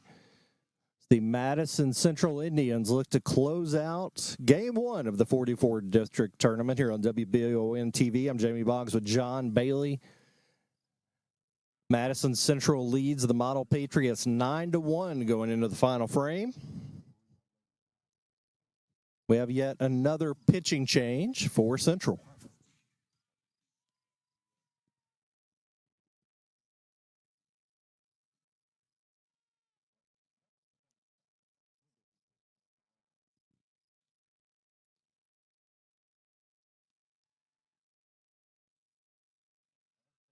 Softball field having senior night over there. Got rained out of it last week, so they're allowing them to do it here at the tournament before they get up and going. Quarter, who we saw with a fantastic last at bat there, really battled, now on the hill.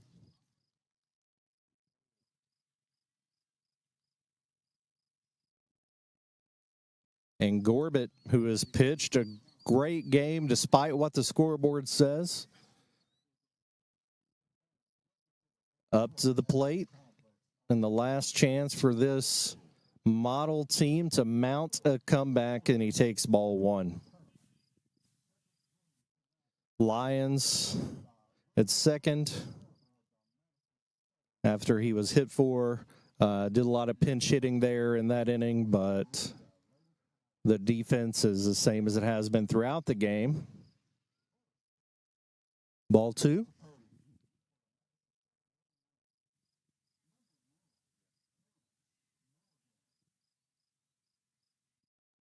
Two-0 pitch to Gorbett.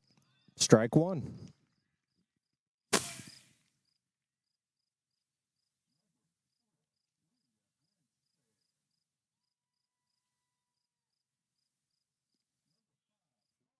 Strike 2 called. Gorbett down to his final strike of the game. Here's the payoff pitch. Slaps it down the right field line. Parker Mullins makes a good play on the line drive for the first out of the final frame.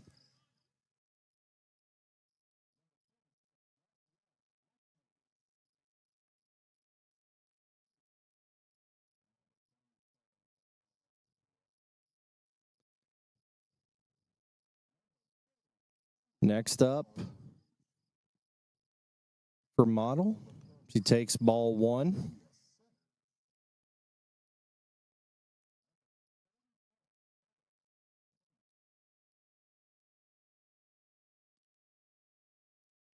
Is Bula. 1-1 count. Made one of the highlight defensive plays of the game for Model. 2-1 count.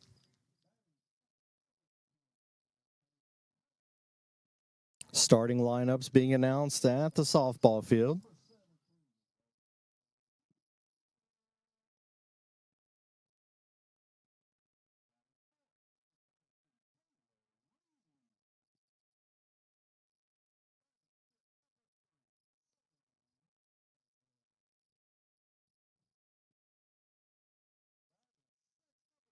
Ball 4.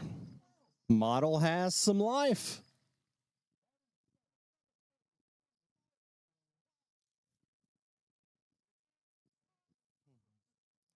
Sayer up to bat.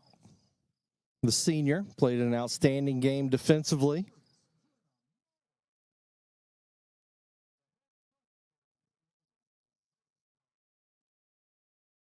Strike 1 called.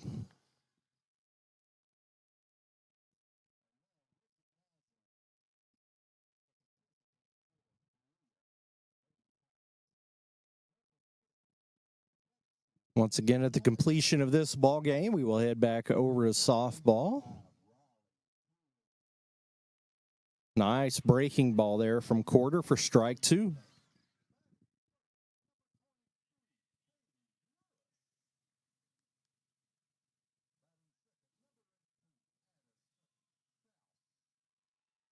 That's 3, and Model is down to their final out of the season.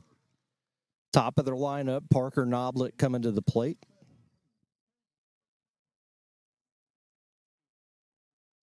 Two for 2 with a walk. He's gotten on base every time this game. Played outstanding defense as well.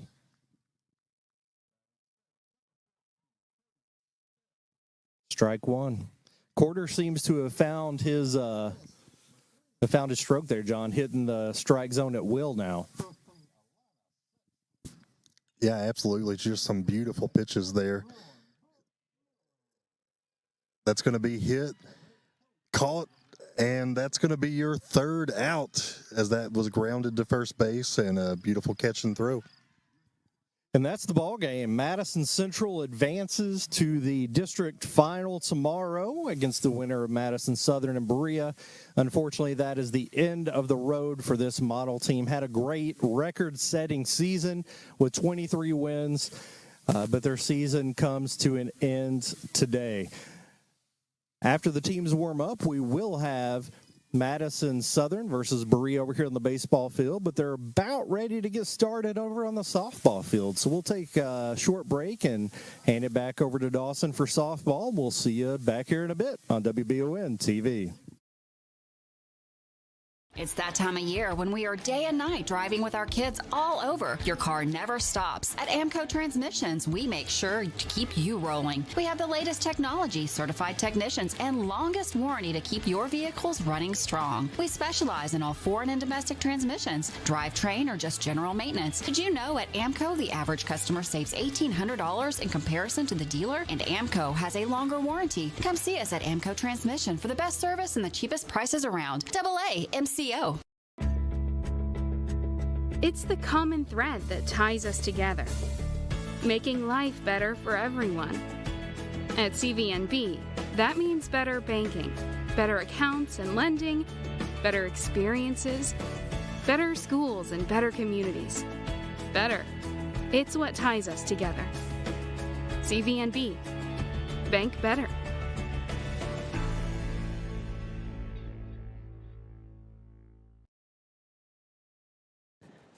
Hey friends, just wrapped up over there at the baseball field, and you heard it.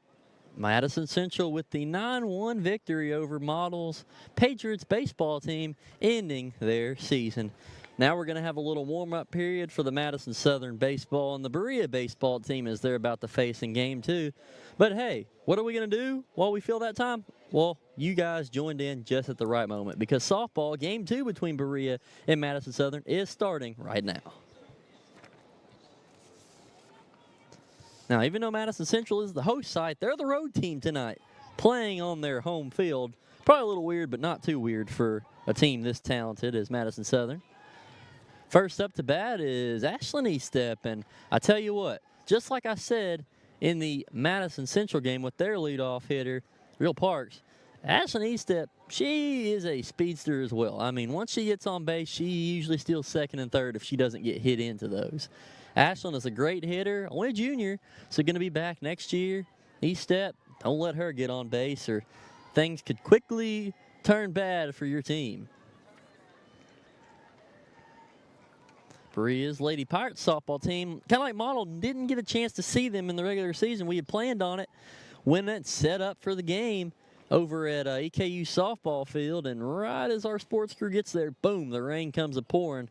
Game gets canceled, we get soaked, and no game, unfortunately. So tonight, also our first opportunity to see the Berea Lady Pirates, and we'll see what they bring out here tonight. Strike thrown there.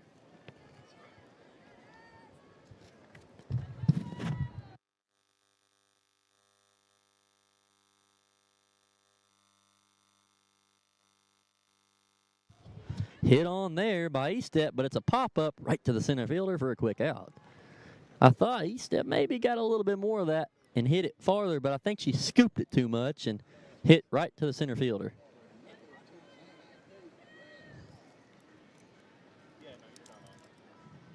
Anna Kate Kress up next. And folks, let me tell you, maybe the most underrated player on this Madison Southern Lady Eagles roster, Anna Kate, very good. And the roster says that she's only a 7th grader, and she's one of the better hitters on this team, and is the second hitter in the starting lineup for varsity on a 17 and 14 squad. So that's got to be pretty good if you can play that well. Berea's pitcher, looks like we got 18 shouts out there. Again, we're kind of far away from things, so we're taking our best guess on the numbers as we're trying to get to know Berea tonight, one of our county teams. One out here in the top of the first. Again, Southern, the road team, playing at home, oddly enough. Pitch to Kress, high for a ball.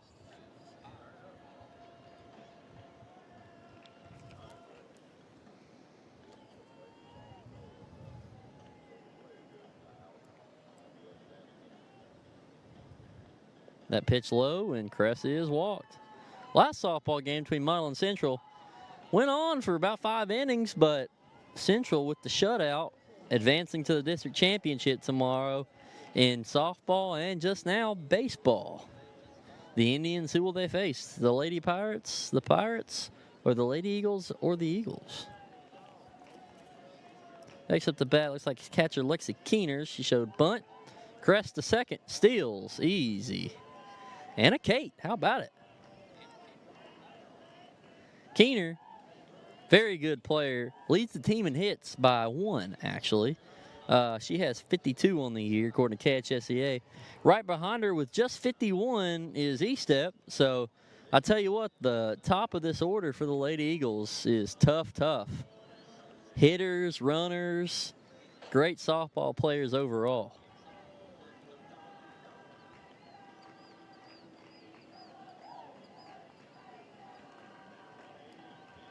Kress on second.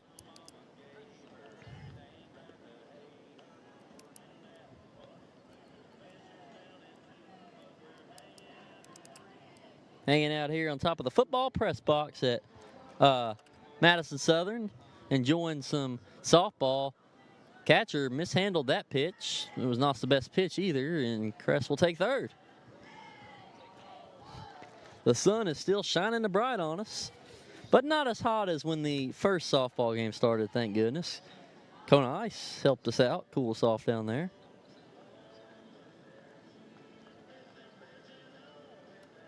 Keener walked. Runners now on the corners.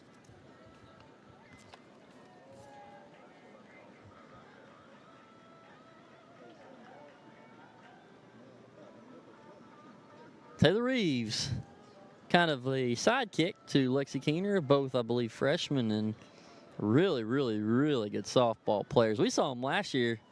We were like, man, these 8th graders, they're solid. This year, freshmen, again, really good. Reeves up there towards the top of the team with hits, so can't count them out. Runners on third and second for Madison Southern. Here in the top of the first.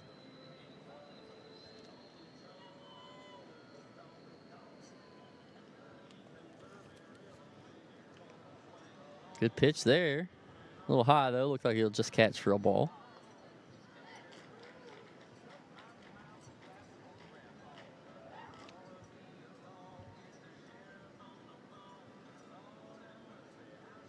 That one to Reeves for a strike.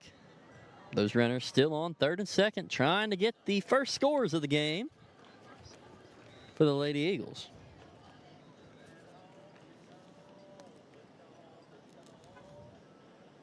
Swung on and missed on that one. Did Reeves. First strike, too. Swung for the fences there, though. Can't say she didn't.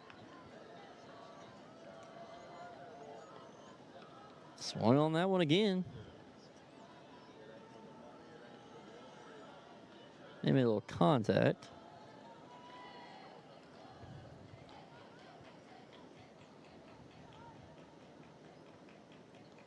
Big at bat for Reeves here.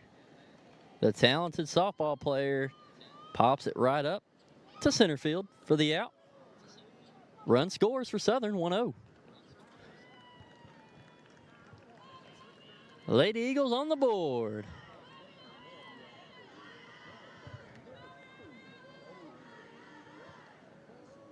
Chloe Ryson's going to be our next batter for the Lady Eagles. Runner over there on third base.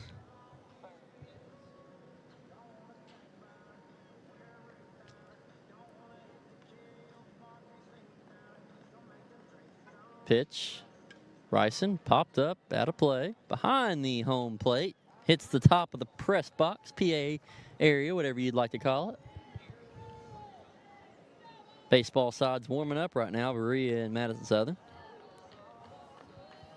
Both those teams in baseball have had okay years, but both have also struggled here and there.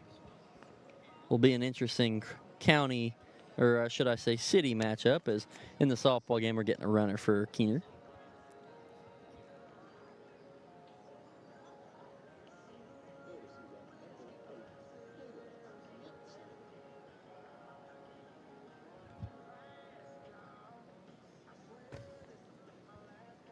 Quick run out to the mound over there for Berea. Between coach and pitcher, not sure if that was for a drink or maybe a quick check of the eye or something. But just a quick visit out there and back. So here we go. Should be back to softball game action now.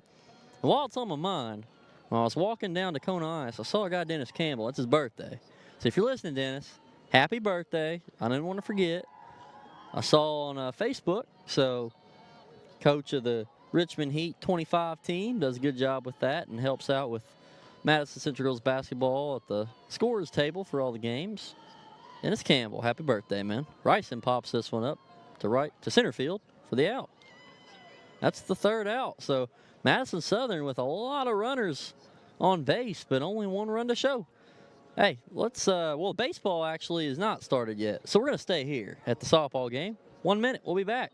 The Lady Pirates up to bat.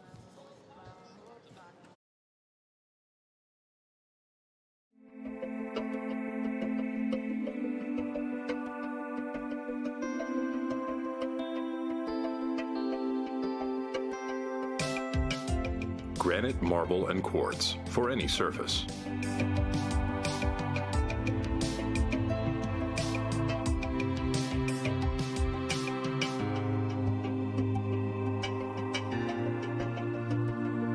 Make a lifetime commitment you won't regret.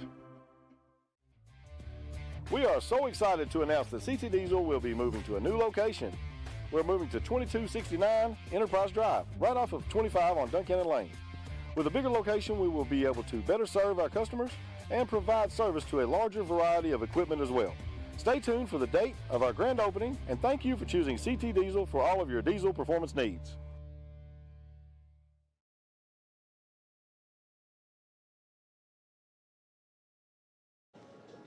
All right, friends, back here on WBON TV for the bottom of the first of softball action. And 1 run scored for Madison Southern there in the top of the first, playing on their home field. But the away team, and now the home team, Berea Lady Pirates, going to get their first chance at the swings here in the bottom of the first momentarily, as Madison Southern's finishing their between inning throws. For Southern tonight, let's see, we're looking for the number on the pitcher there. We'll get that in just a minute to confirm who is pitching. Now, we're kind of far away up here, so even the PA is kind of hard to hear.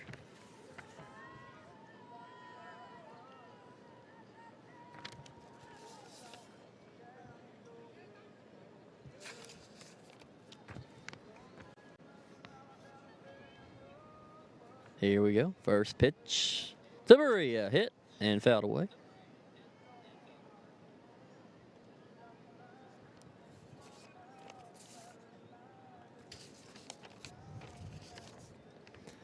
It looks like that might be 51.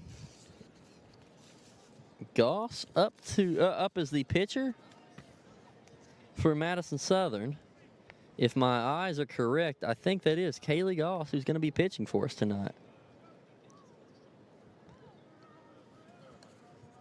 Okay, we have confirmed 51 thanks to Cope and Peterson, our cameraman. It is Kaylee Goss, 51, pitching tonight.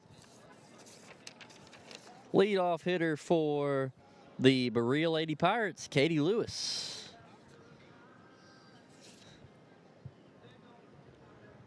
Goss pitching to Lewis. Hit by Lewis, well, hard, but thrown out at first. Good infield play for the Lady Eagles.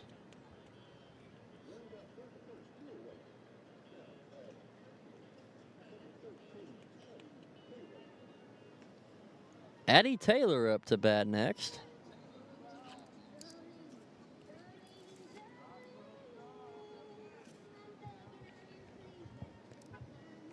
Taylor, first time we've got to see her this year.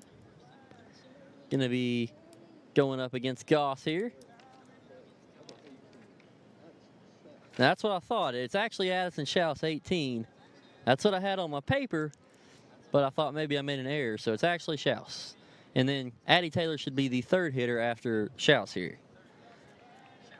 I'll get that corrected. I thought I was wrong. Usually I make a mistake, so I'm surprised I got that one right for once. Addison Schaus is going to be the batter here. That one a little high to Schaus for a ball.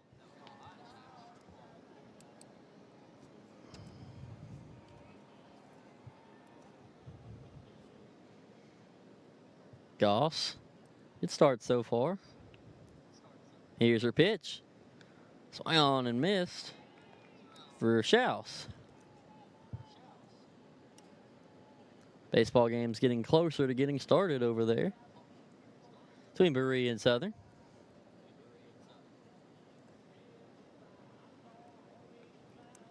Fouled away by Schaus behind her into the netting. The Lady Eagles of Madison Southern ended their season with, I believe, 4 straight W's, so they're rolling into districts red hot. Before that, we're sitting at right around 500, an average year to say the least. But rolling into districts, rattling off a couple wins, they're red hot right now, I'd like to say. And going against Berea. They'd like to win and get another one and roll into the district championship with the most wins in a row in the county. Popped up and caught by the third baseman for Madison Southern. I think that was Jenna Moore. And now here's Addie Taylor.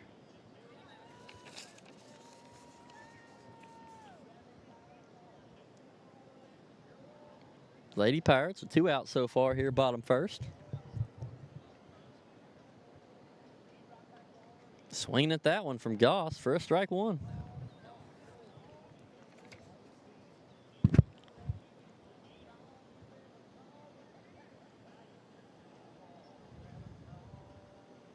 Goss right down the middle, didn't swing at it, did Taylor.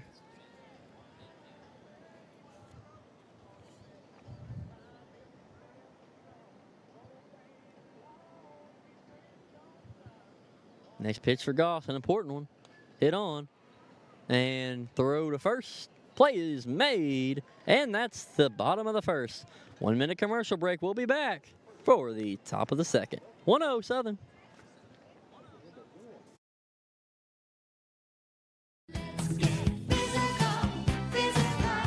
Need a physical for school or work? Need it right away? No problem. Berea Urgent Care has 2 convenient locations along with late hours to meet your needs. They're affordable too. Physicals at Berea Urgent Care only $20. DOT and CDL physicals are only $65. Berea Urgent Care number 1 by Walmart is open every day 9 to 9. Berea Urgent Care number 2 by Berea Drug open Monday through Friday 10 till 6. No appointment necessary. Berea Urgent Care, here when you need us.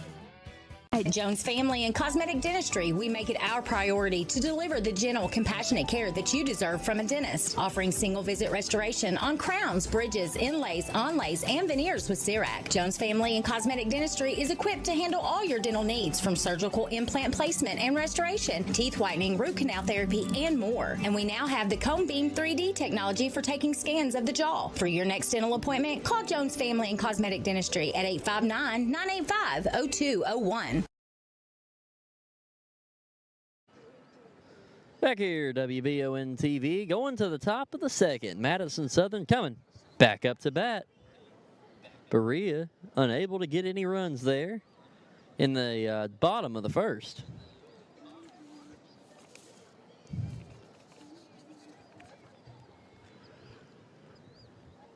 Southern going to want to try and add some more runs here. Berea wants to keep it at this 1-0 game, and if they can, they're thinking, hey, we got a ball game here.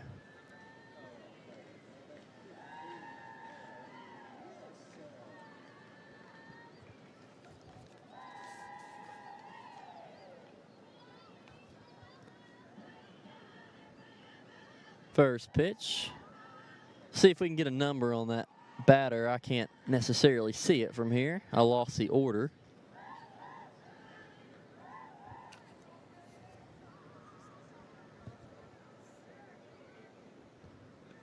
Swing on and miss that one.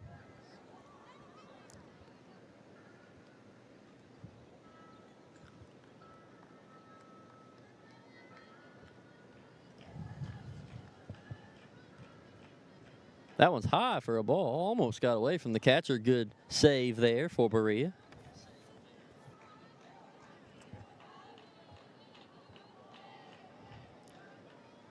The Lady Eagles dugout having some fun over there with that 1-over lead. You can hear the chants from the dugout all the way up here on top of the press box.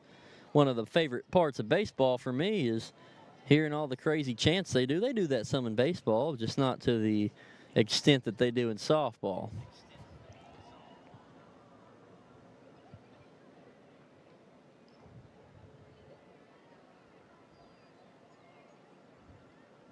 Popped up. Should be a routine out. Oh, dropped. Oh, my goodness. Berea's 23. Lewis looks like just dropped the easiest pop-up ever, and base hit.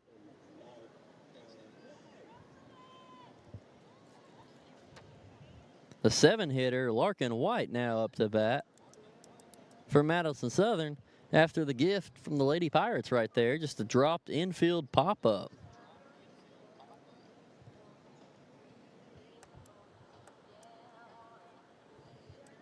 quick meeting at the mound.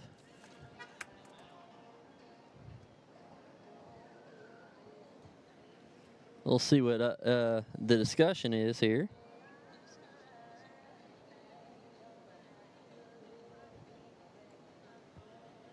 Not sure if it's a runner or something else is going to be happening.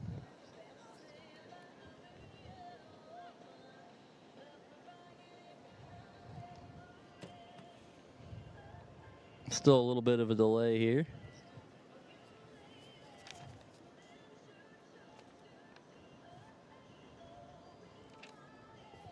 Meantime, baseball still getting warmed up over the way. Berea and Southern fighting for their season. Winner moves on to the district championship. Loser has to go home, sadly. And it's that time of year in the sport.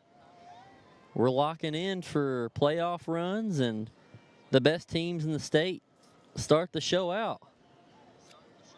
And if you don't want your season in tonight, you got to have some of your best stuff. Fouled off by Larkin White there behind her for a strike.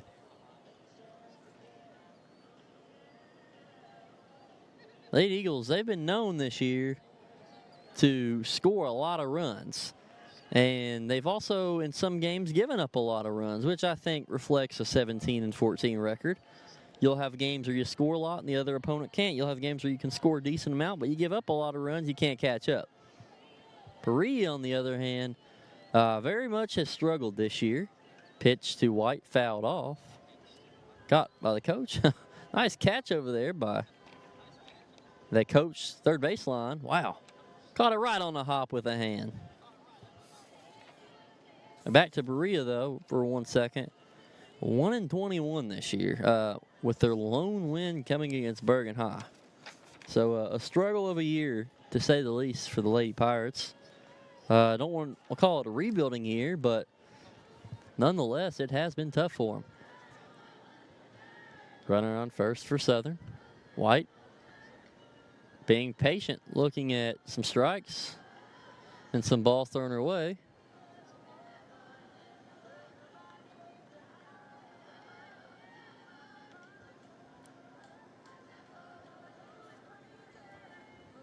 That's the pitcher. Ball in the dirt. And that's a walk to advance the runner to second and walk our player Larkin White to first.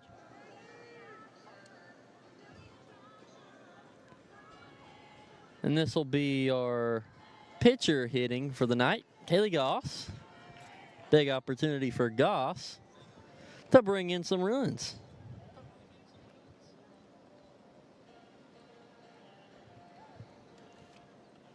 Goss looks at a strike.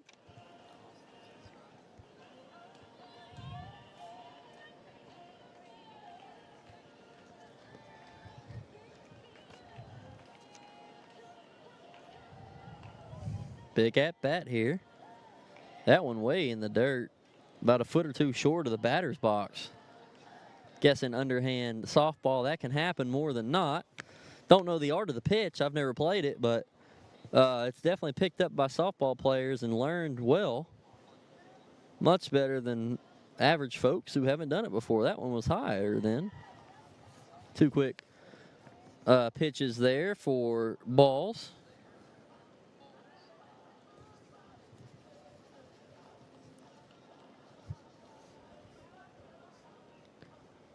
Goff still in the batter's box. Swings at that one for a strike.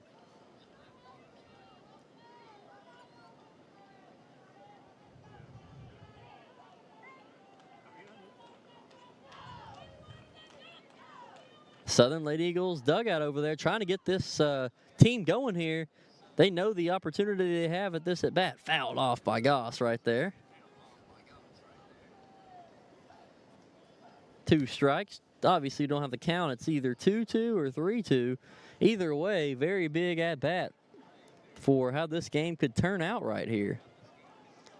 Southern with the lead, not big yet, 1-0, but early in the game, top second, an opportunity to open things up a little bit more with a couple hits here.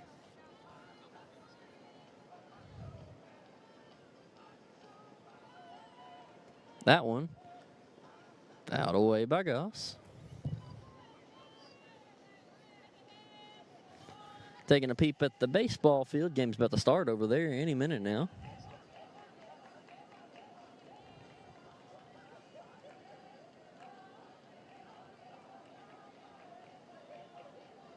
Here comes the pitch to Goss. And hit her. With that, bases are loaded as she takes that first base open spot that was there anyway. And a huge opportunity for Jenna Moore right here with the bases juiced.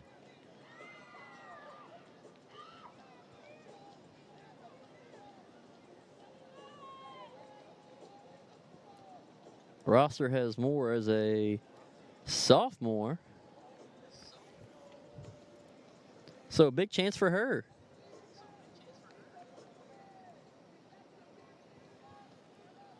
Just got the text from Dennis Campbell, said, thanks, man. If you're still listening, I'll give you one more. Happy birthday.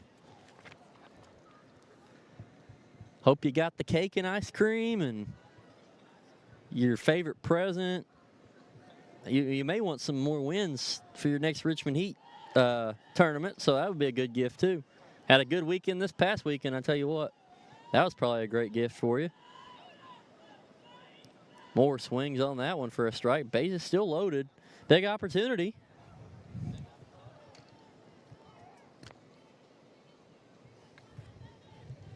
Hanging up here on top of the football press box.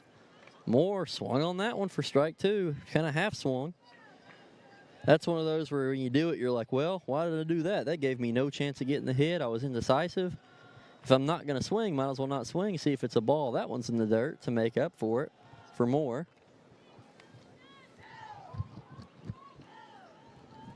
Big opportunity ahead for the Lady Eagles right here.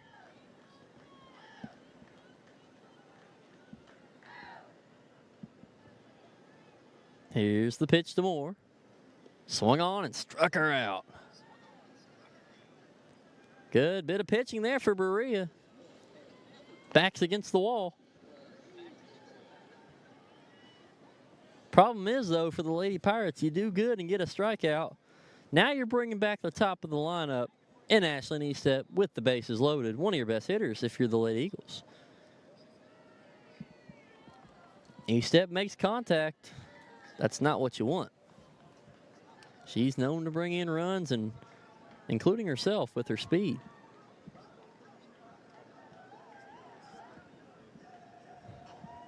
Here's the pitch. Estep. High for a ball.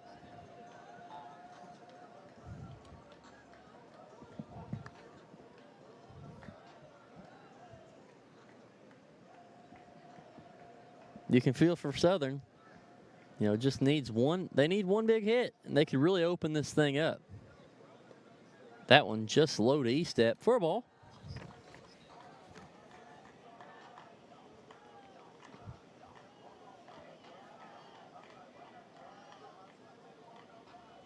Estep, a lefty, hitting wise. Looked at a really slow, good pitch for a strike. Thought she would swing at something like that in this position. Maybe had other ideas.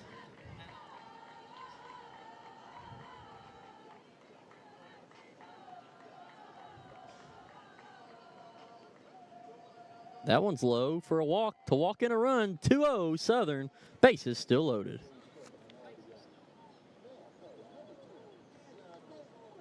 And Anna Kate Kress is next. An opportunity to show everybody, hey, I am young, but there's a reason I'm starting on the varsity roster on this Lady Eagles team. With the bases loaded, a big smack of the bat right there could show why. Pitch high for ball one.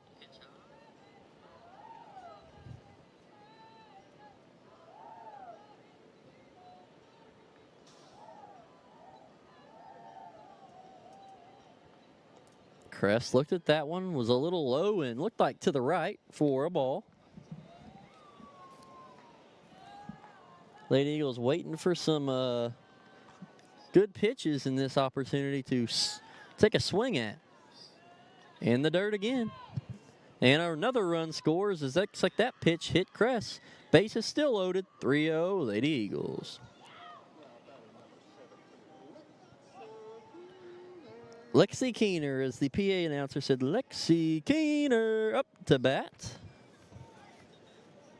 Bases still loaded. Meeting at the mound here.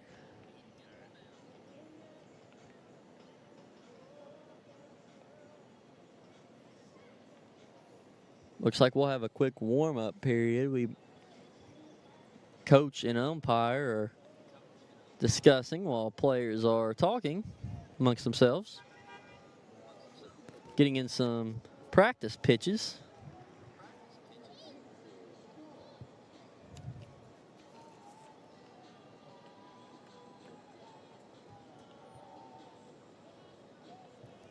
Baseball game across the way is so close to starting.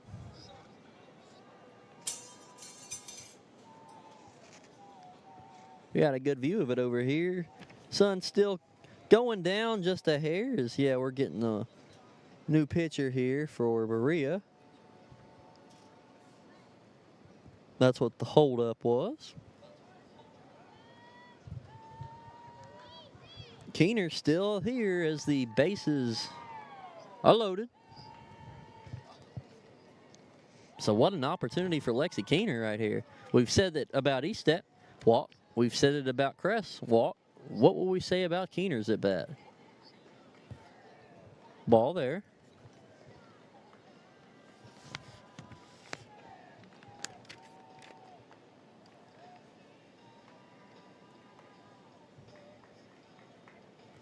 Here's the pitch. Low gets away. No, almost sent. But the catcher got the ball bounced back to her off the backstop just in time to prevent a run on the pitch that was lost by the catcher for a ball.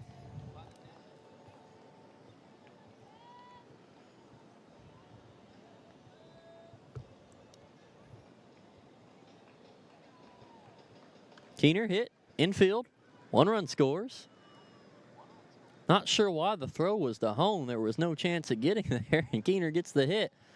Just a bad decision there for Berea. Another run scores. Taylor Reeves now going to hit. Yeah, if that ever happens and the bases are juicy, you try and at least get one of the runners on base, typically at first. No chance you're going to get them at home unless it's like darted right to you. Either way, another run, and Taylor Reeves up to bat. Bases loaded.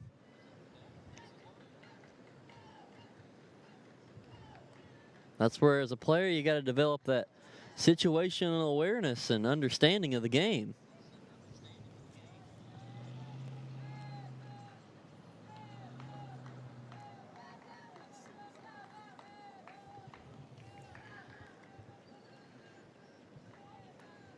.4-0 the score. Reeves up to bat.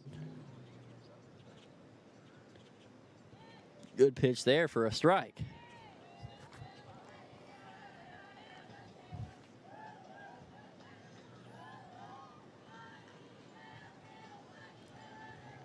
Taylor Reeves. Hit. Another run will score. And the bases again are loaded.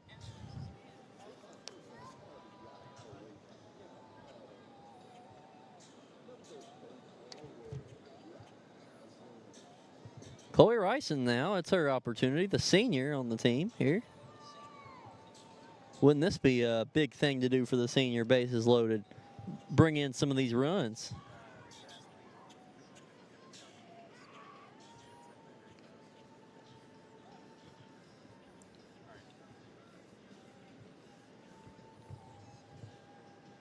Ball there to Ryson.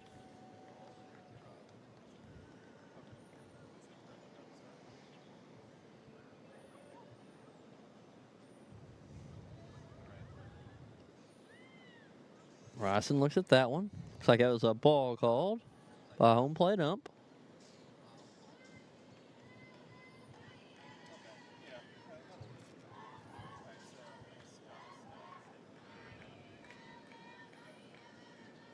Here's the pitch.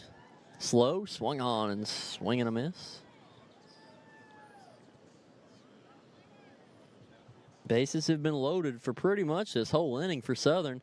And they've gotten a lot of those runs in by virtue of walks, not necessarily hits. You'll take them any way you can get them, though. Will that change with some hits here, or will the walks continue? Swung on, and Run's going to score. Pitch got away from the catcher, so base is no longer loaded, but Southern will trade that for the extra run they just got. 6-0 now the score with that one.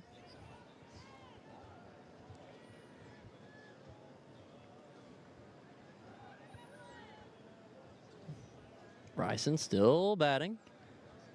Low on that one. Almost hit her foot.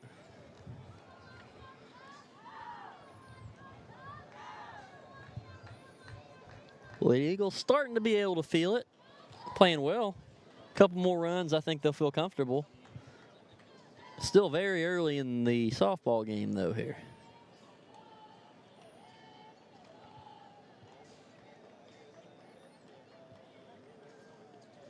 Bryson struck out. Looking, too.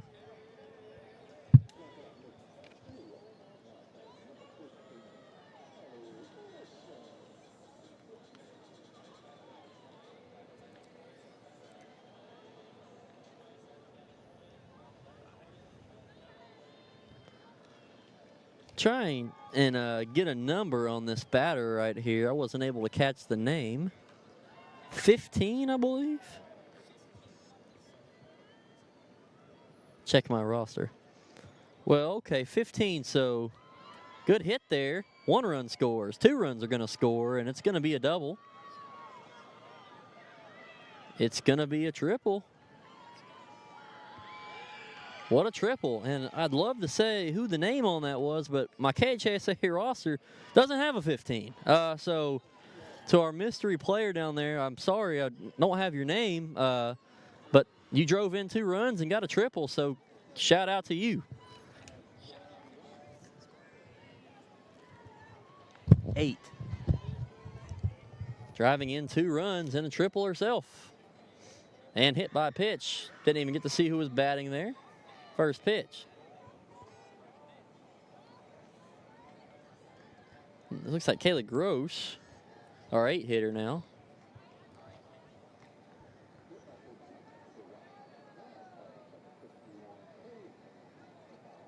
It was Goss, and Larkin White was the one hit there on that pitch, the last one. I didn't even get a chance to look because we were talking about the last base runner who had the triple, who I couldn't get her name. Hit on by Goss. Oh my goodness, space is loaded. Just a complete mess up play right there. Routine to first. And the player couldn't get the ball for Berea. That was 14, I believe. Step. Just kind of mishandled the softball. And sometimes in football, when you're a wide receiver, you try and run before you catch and you drop a bunny pass. And that happens sometimes. That could have been what it was. She tried to throw it before she fully had it. Just kind of fumbled the ball back and forth.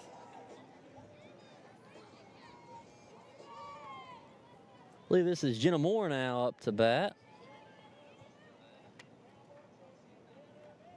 Base is juiced again.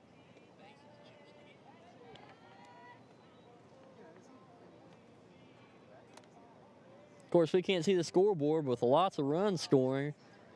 But our looks, it's 8-0 already. High on that pitch for a ball. It's been a real tough inning for Berea here so far.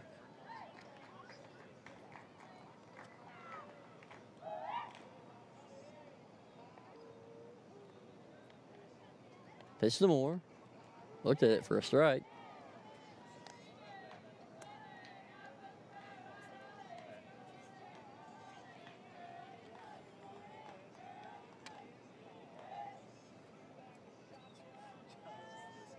Here's the pitch.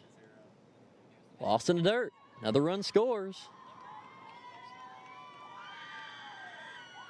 Lady Eagles piling it on here at the Eagles Nest.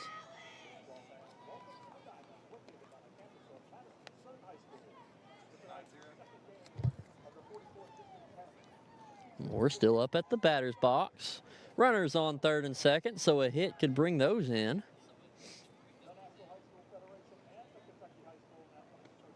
Strike thrown there.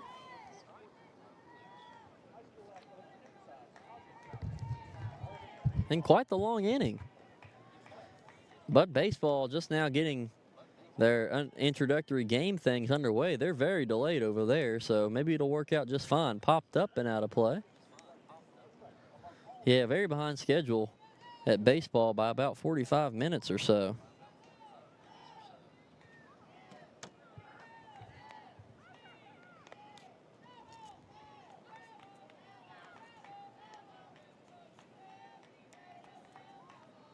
Runners on third and second. Swung on and struck out is Moore. The inning finally comes to an end, but man, Madison Southern poured it on. I tell you what, 1 minute commercial break and we'll be back with more. Looking for some fun? The Galaxy Bowling Center has a league for you. No matter your skill level, you can come out, make some new friends, and have a great time. Call 624-4444 for details. Or if you're more of a trivia person, Champions Grill has you covered every Tuesday starting at 7 with great prizes and all-you-can-eat wings for only $19.99. Why go anywhere else? The Galaxy Bowling Center and Champions Grill, your ticket to fun just off I-75, exit 87 in Richmond. Orthopedic and Sport Physical Therapy will help guide you on your road to recovery. It is our mindset, a spirit driven to excellence to help people heal faster and better. If you have pain or an injury, or you need experts in sports medicine, Orthopedic and Sports Physical Therapy is your best choice in rehabilitation, and you have direct access. In most cases, you do not need a referral to any of our 7 locations serving the region. Just give OSPTKY a call. Visit our website at osptky.com to find the location nearest you.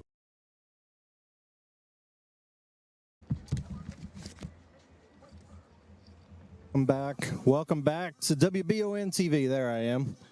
Apologies for that. Welcome to the game number 2 of the baseball district 44th district tournament as Madison Southern Eagles will face the Berea Pirates. I'm Jamie Boggs here with John Bailey as the teams are they're calling out starting lineups and getting ready to go here. The Berea Pirates come into the game with, they're going to be starting Cam Thompson, who I mentioned in the first game that the pitcher for Matthew Gorbett for Model had thrown a lot of innings this season. Actually, the leading inning pitcher in the district is Cam Thompson from Berea, so he's going to be taking the hill against Madison Southern tonight. Berea comes into this game with a record of 10-16, with a 1-4 record in the region, and they split with Model during the season, so their district record's 1-1. Madison Southern coming in with a record of 13-16. 6-4 in the region and 1-0 in the district in their only matchup against Madison Central. Berea is the home team tonight, despite this being at Madison Southern, so don't let that trip you up. Madison Southern is going to be batting first, and Zach Hudson is going to be leading off for the Eagles. John, the sun's almost down. It feels amazing out here, so while we love you watching us, we would love for you to come out to the ballpark tonight. It's a good night. Absolutely. Anytime we can spend time at a ballpark is great. We have managed to find some shade. The temperatures are great. We got all kinds of good food out here. Kona Ice is around, and seen a lot of folks enjoying that. But I think better than nothing, or better than all that, I mean, we have a great baseball game about to start action. Madison Southern taking care of business currently against the Berea Pirates, 9-0 over on the softball field. And like I said, Berea facing Madison Southern in baseball, about to get things started. Berea bringing a young team into the ball game. Starting at shortstop is 8th grader Blake King, and I'm just going over some of the young players. I mentioned Cam Thompson starting at pitcher. He's a senior. Nathan Profit is a sophomore starting at catcher. Tommy Bonderman, who is very well known for his basketball skills, is a junior playing third. Mason Agnon is playing right field, sophomore. Jackson Schill at second base, a freshman. Joseph Cobb in left field, he's a senior. Olin Perry is DHing as a freshman. Preston Sweet is a senior playing first base. And freshman Brandon Parker is playing center field.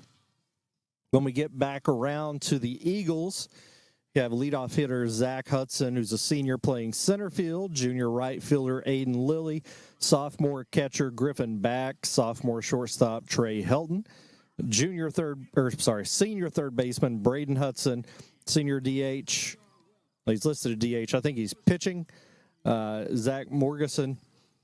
Senior second baseman Caleb Cobb. Senior left fielder Trent Allen, and junior first baseman Jackson Lewis, as Berea throws down, and we're ready to go here. Again, like we mentioned with the first game, these teams have not faced each other this season. This district is hat draw, so district record does not matter, meaning they don't have to play games in district. Zach Hudson, 2 home runs on the season, leading off. First pitch is in there for a strike from Thompson.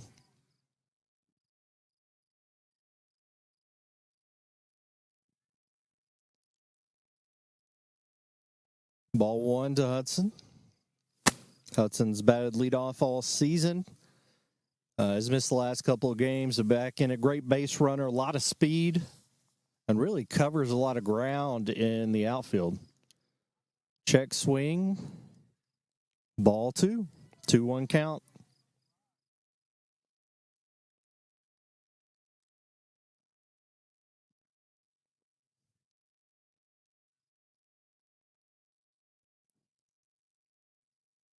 Foul ball. 2-2 count to Hudson. Again, the winner of this game will move on to play Madison Central tomorrow for the district championship, and will go on to play in the regional tournament. The loser of this game will be done for the season, as the count's now full.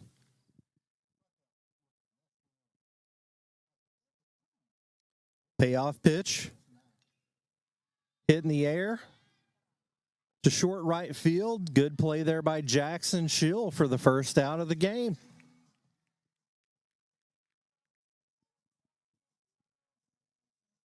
Good start for the Pirates. Way to get back on the pop-up. Aiden Lilly is the second highest batting average on this team.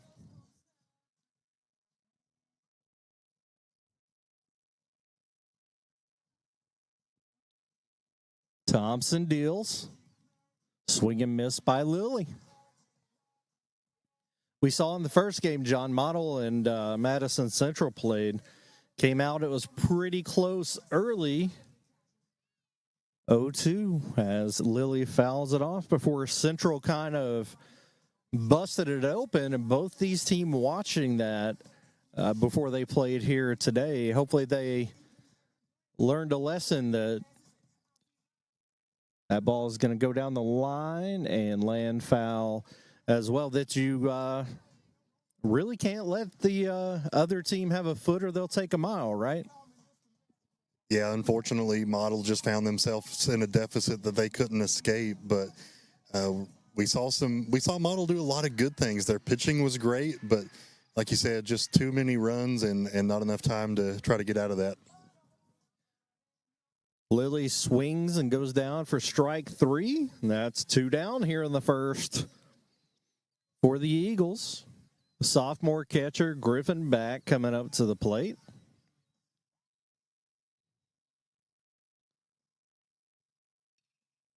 And he's going to get a single up the middle.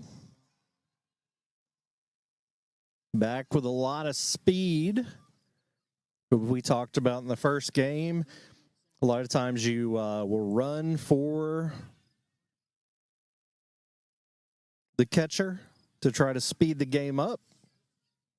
Looks like Southern is going to do that.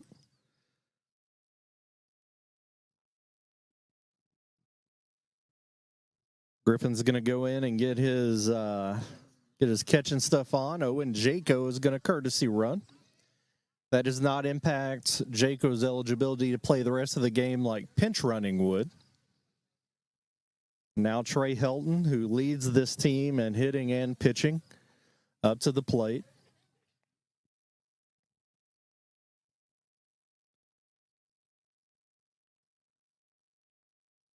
Pickoff attempt. Jaco gets back. Also, just an interesting note for anybody who's watched baseball games on WBON or even gone out to games this season, the district tournament has 3 umpires. So far this season, every game has had 2 umpires. Pop up to right field. It's shallow. And Algren parks under it. And he's going to get the 3rd out. No runs for Southern in the first. Berea's going to come back up here in a second. We're going to take a 1-minute break and send you back over to the softball field on WBON TV.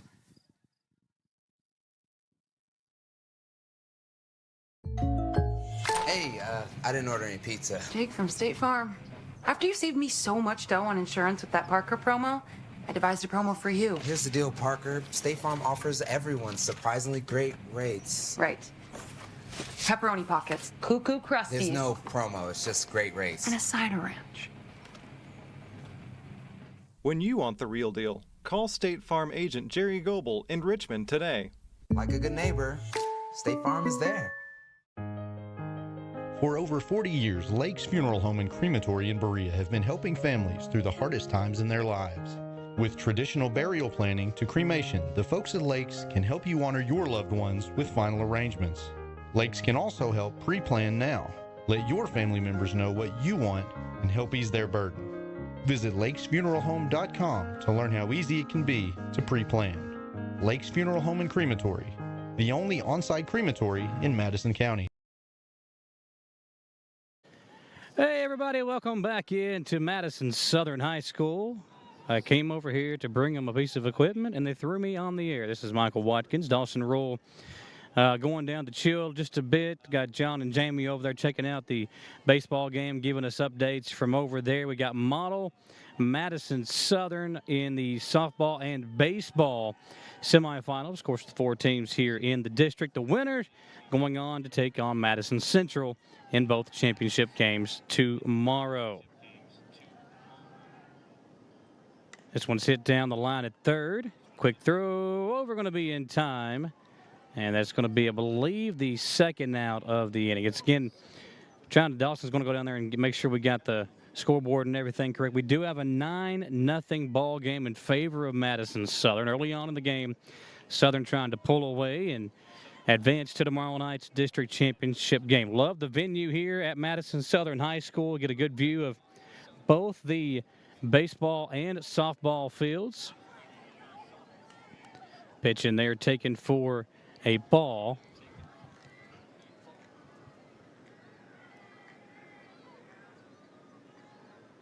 And that's number 17 at the plate for Madison Southern. That's Lexi Keener.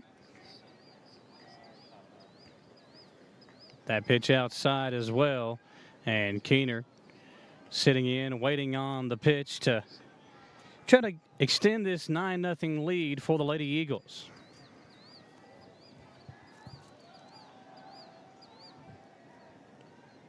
That's a strike. Keener taken.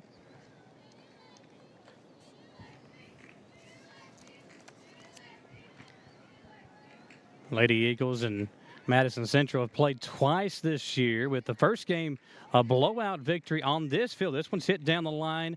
It'll get through the hole and into left field as Model will field it and throw it in. That's Riley Cooley, or Berea, excuse me. Berea will field it and throw it in. Cooley throwing it in for the Lady Pirates.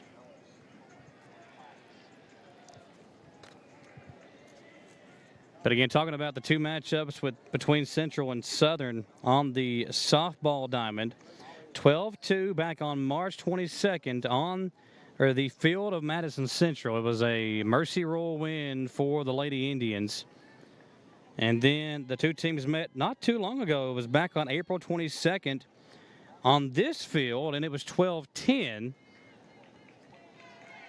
Madison Central. Well, Dawson went down there and got us an update, Gage. We are in the top of the 3rd inning. It's now 10-0 Madison Southern with the lead. So 10-0 lead for Southern, top of the 3rd. Another pitch taken up high as at the plate now, number 22. It's Taylor Reeves, the 8th grader, very young. Madison Southern softball team this year. Coach Carter has done a really good job of building them up. Again, talked about Central being one of the best teams in the state, top 10 in RPI. First time they met, 10-run Mercy Rule win for Central. Second time they met, much different story. It was a 2-run victory for the Lady Indians, and looking like that's going to be the matchup once again tomorrow. And last year when those two teams met, it was a barn burner in the district title game. Here's a pitch to Reeves. She takes, ball gets away, allowing Keener to advance up to third.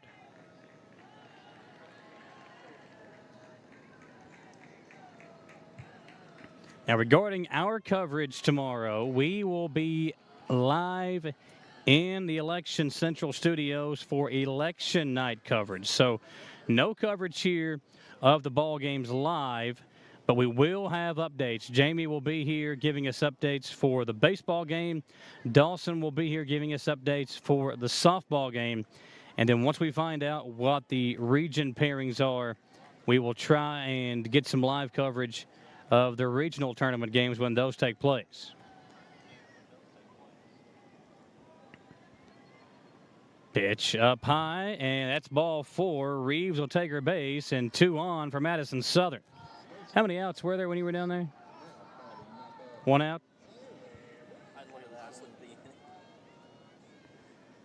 Copeland, you believe there's 1 out down there? I don't think Dawson's paying attention. Sunscreen's got in his eyes. That did happen the other day. You did? You were talking about it today, the sunscreen. Put your headset on. Where's the headset at for him, Gage? I know you over here, just raking in the paycheck, bro. Hop in here and talk to me. Work in progress. 2 on for Madison Southern.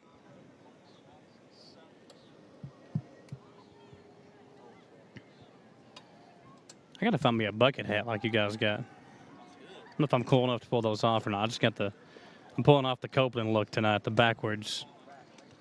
The cool guy look. What kind of hat? Is that a Raiders hat you got on? What did he say? It's a Blackhawks, okay. Same color format. The gray and black, the charcoal. Man, if you believe it won't be long before we're here calling football. couple months. Football is right around the corner. So stepping into the batter's box is Chloe Risen, the senior for Madison Southern. Couple runners on at the corner. Risen takes the first pitch strike. And the runner advancing up to second will negate the double play, and Lady Eagles have a base open with Risen at the dish. I'm back. Okay, let's unplug that. That's not gonna work. Risen takes one high, ball on a strike. That was a rising pitch up into the zone. You know what? You know whose job I want? Who? Jay Simmons. Gage and I were over here earlier today. He was riding around on the gator, acting like he was busy doing stuff, working on his tan. Rising a hard hit ball into left field. That one's going back, caught at the warning track, but it will be an RBI for Rising as Keener will tag. And then tagging up to third is going to be Reeves, making it now 11-0 in favor of the Lady Eagles here in the top of the third inning. When the runs have come tonight for Madison Southern, they've come in bunches, so this could be the start of a couple more rolling in for the Lady Eagles.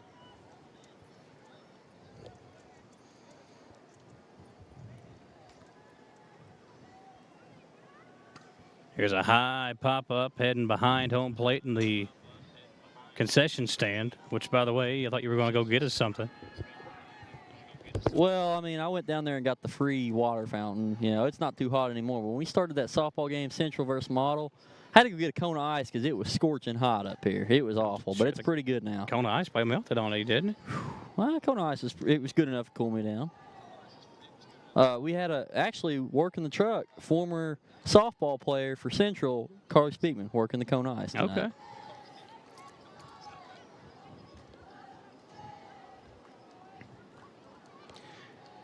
Madison Southern trying to continue their winning ways. Won their last 4 regular season games, defeating Boyle County, Woodford, GRC, and Southwestern. This one's hit down toward the right fielder. Second baseman will back up and make the catch. That'll do it for the top of the 3rd inning. Lady Eagles, 11-0 lead over Berea as we go to the bottom half of inning number 3. It is the 44th District Softball Tournament and the Baseball Tournament. Jamie and John here with us as well. We'll check back in with them a little bit later on over on the baseball diamond. We'll try to get a score update. But at the moment, on the softball diamond, it's 11-0 Lady Eagles here on WBON TV.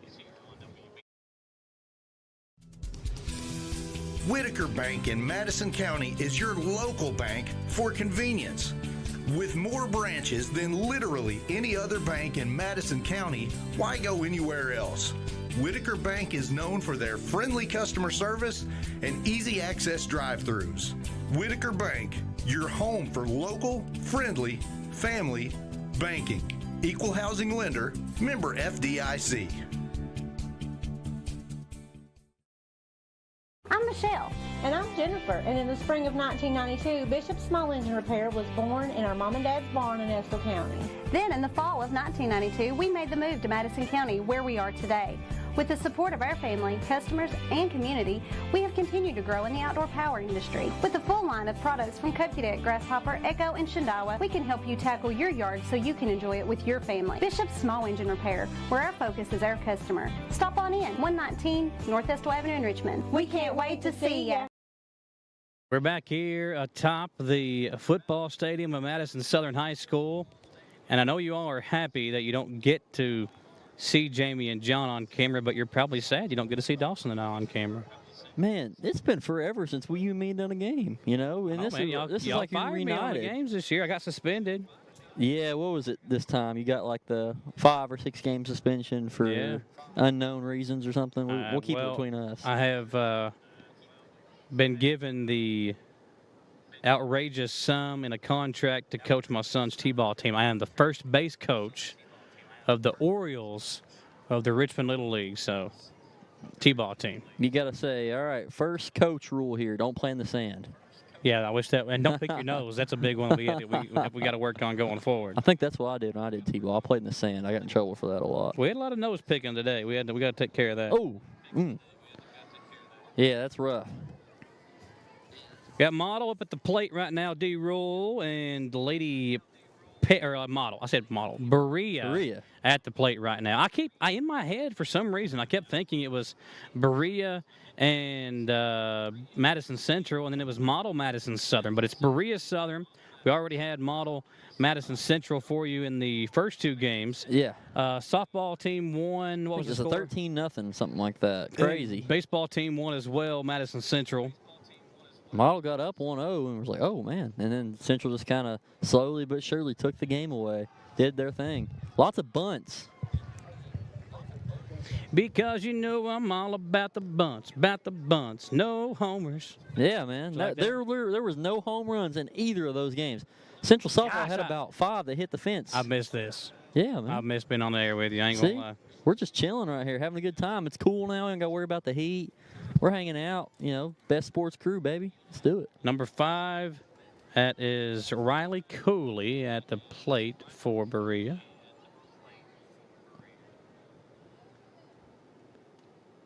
Is that 5?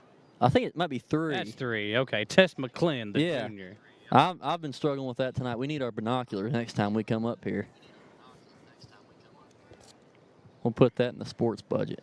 Pair of binoculars. Yeah.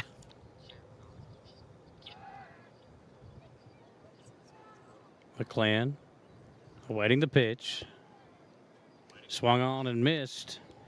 Madison Southern again with 11-0 lead here, bottom of inning number 3. Berea just 1 win on the season. That long win, a 17-7 victory over Bergen way back in the middle of April 16th.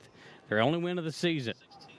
And falling behind here, McClin going to go down on strikes, and a nice pitch is Madison Southern trying to work their way through here in the bottom of the 3rd. Jamie and John over at the baseball game. They'll give us an update here shortly. Good crowd on hand, and you'd expect that. You know, school's winding down. Dawson's that time of year where I think students and teachers start to relax a lot more as we're, I think 2 days away. We got 3 days away. Tuesday, Wednesday, Thursday, we'll wrap up the school year. I think graduation for Central is Thursday, Southern on Friday, I believe. I could be wrong on that. Model gets out on Thursday as well, so I think, if I'm not, Berea could already be out, if I'm not mistaken. I think it was last Friday. Yeah, I think they're already out of school, so. Swing and a miss. That's got to be unique if you're, a senior and you've graduated, but you still got a couple games left with your team, That'd you be want to cool.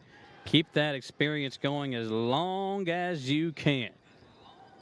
Oh, nice pitch. Strike 3, down on strikes, and Berea, nothing going offensively, down 11-0. We'll go to the 4th inning. Lady Eagles trying to pull it away and advance with a mercy rule victory over Berea in the first round. We'll step aside and be right back. We'll see if Jamie and John are ready for us when we come back. If not, we'll come back here on the Softball Diamond. Don't go anywhere, folks. We're live at Madison Southern. Michael Watkins, Dawson Rule on WBON TV. Whether you're looking for dependability in the game or on the road, Madison County is where you'll find it. Jack Burford Chevrolet in Richmond has the trucks you can depend on and a winning tradition, just like our great local sports teams.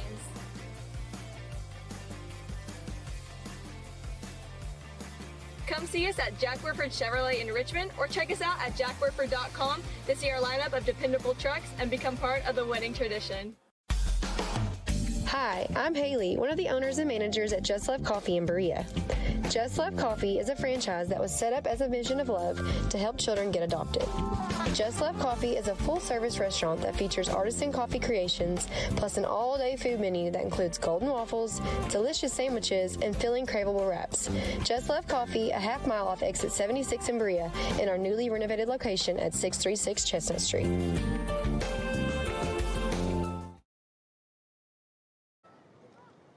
Welcome back in to WBON TV. Dawson Rule, Mike Watkins here with you. Glad to have you along here, folks, on a Monday night. No sports show tonight. No sports show next Monday, Dawson, because of Memorial Day, but possibly some baseball or softball. Now, from what I was told, baseball districts will start, or regions will start on Sunday.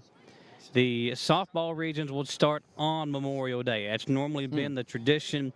Once we find out who's playing, where they're playing at, and if we are able to do a stream, we'll let you know and have you ready to rock and roll for some postseason baseball and softball. It is that. I'll tell you what, I don't ever remember a baseball or softball season going as fast as this year did. Yeah, it was a breeze, and we got to see lots of good teams play one another and good wins and win streaks, I should say, as Southern's on one right now. A good single there to start this inning off. That may have been Larkin White. I can't tell the numbers up here, just too tough to tell sometimes. Okay, the Goss going to be up next at bat, though.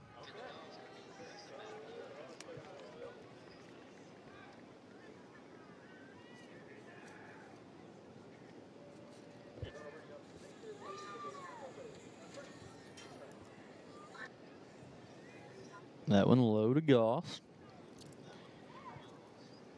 Lady Eagles trying to pull away. You know they can sense a revenge factor for tomorrow night in that district championship game, Dawson. I think the way the last couple games have gone between them, whether it was last year's championship or the close one down here a couple weeks ago, I mean, they see nothing but we got to get a win. And then on the other baseball side, I think Central sees that for the loss earlier in the regular season. They see, hey, we got to get our get back. So it's going to be some good storylines for tomorrow on both ends. Goss in 51 at-bats this year, 11 hits, batting just .216, but she's got some power. Goss with a pair of home runs, was walked 16 times on the season. That pitch up high as Lady Eagles work here in the top of the... So they're the fourth. Road teams. Yes. Top of the fourth. It would be, I think it would be bottom, right? Because if Southern is the road team, even though they're at home, that means they're batting bottom, right? No, in the top. Top? Home team bats in the bottom of the inning. Really? How have you been doing baseball and softball all year long? Well, I'm confused because they flip-flop the... You got to put the tequila down, bro. Yeah, that's why I took that 5-minute break. I went down. you know what I'm saying.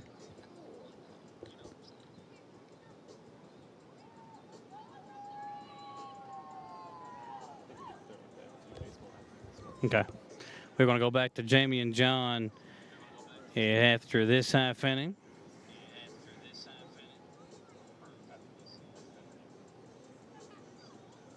Runners threatening to score again for Southern. Like I said, the runs have come in bunches the past couple innings so far this game.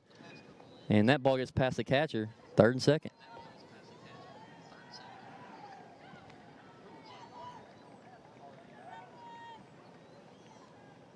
I believe that's Moore up to bat, Jenna Moore.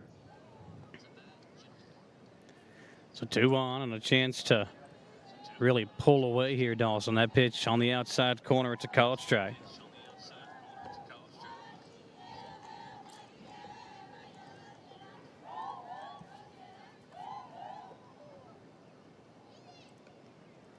That one's on the inside, and Lady Eagles struggling here to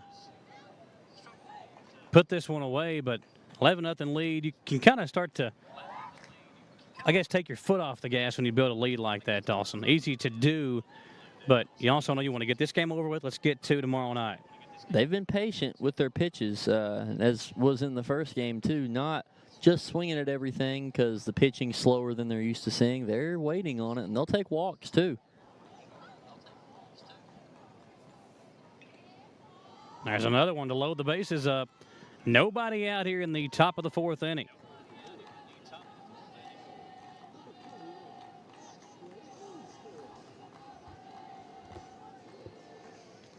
Looks like we're back to the top of the order here, and that could spell trouble for Berea.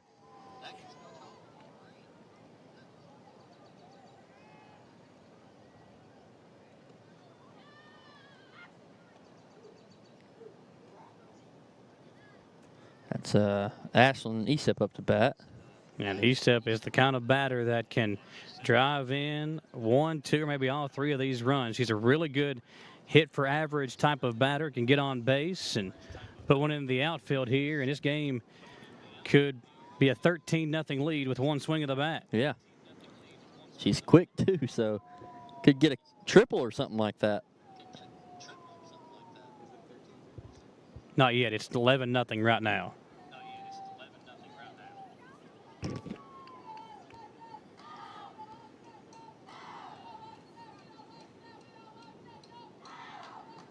Dugout getting excited.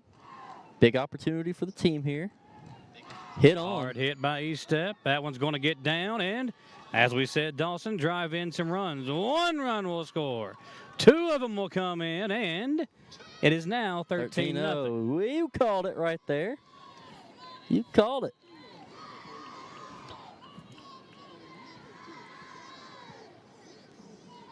Anna Kate up to bat next, and last at bat, she was pretty good. Been solid so far, and one of the younger players on this team, showing why that she's already playing some varsity softball. High pitch, or a ball that's hit high up in the air. Not caught in left field. Another run will come in. They're going to send another one home. 15-0, Madison Southern. And Dawson, a mercy rule could be in effect if Berea can at least put 1 run across the board in the next half inning. Yeah. But Madison Southern, not done yet. So Berea still gets an opportunity since because I knew it was 15-3 or 4, but 5, I think it's I've gotten scatterbrained. It's been a long day. The sun's got to me again. I think Coach Carter's going to bring in some of his younger players here.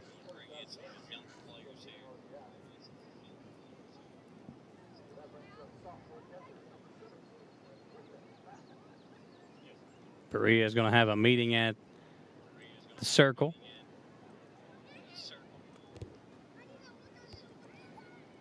Jamie and John are over at the baseball side of things. Looks like Madison Southern has a runner on third.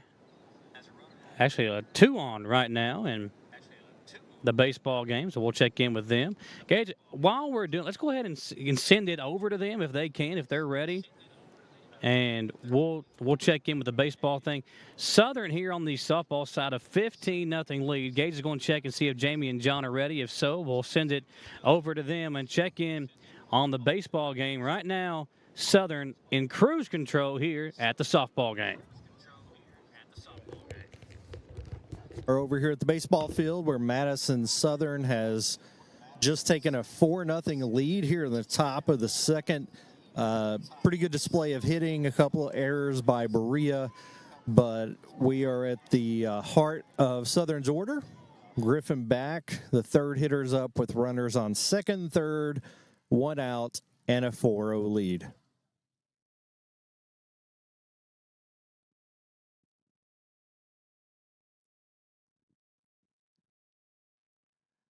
Here's the pitch from Thompson. Ball's in the air. Great sliding grab from Cobb in left field. That's going to be 2 outs. Runners did not tag up in advance there. 2 down. Trey Helton up to bat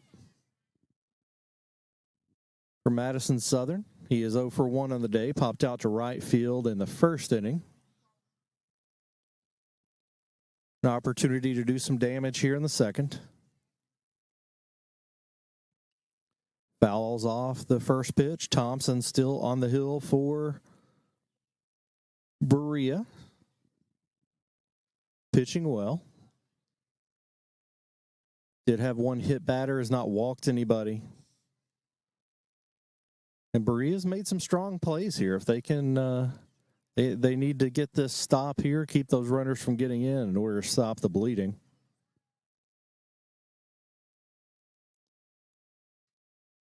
Pass ball. Jackson Lewis is going to score from third. They throw it away trying to get it back.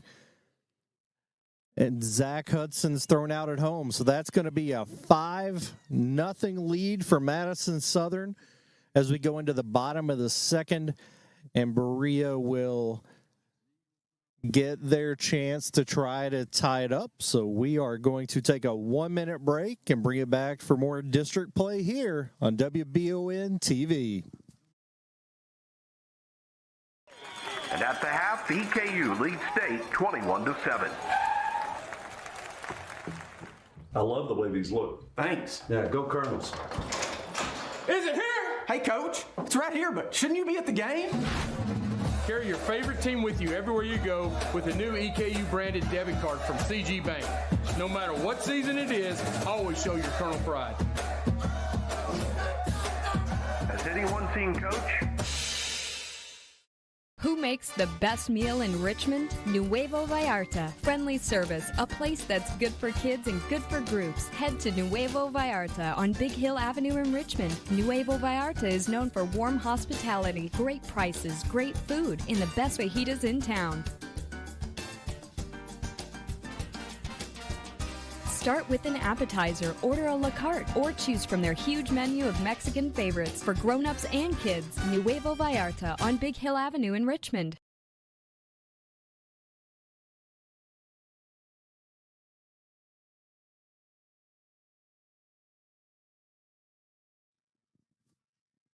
Welcome back to Madison Southern High School here on WBON TV. I'm Jamie Boggs with John Bailey in Game 2 of the District Baseball Tournament. John, I think we owe our listeners and our viewers an apology that we didn't tell them to expect Michael Watkins instead of Dawson over at the softball game.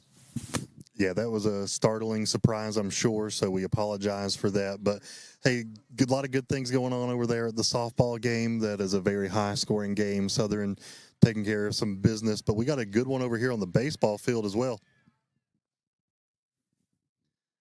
First player up in the bottom of the second for Berea. Grounds out to shortstop. That was Jackson Schill. Good play there by Trey Helton, who's made a couple really Heady plays there from shortstop position.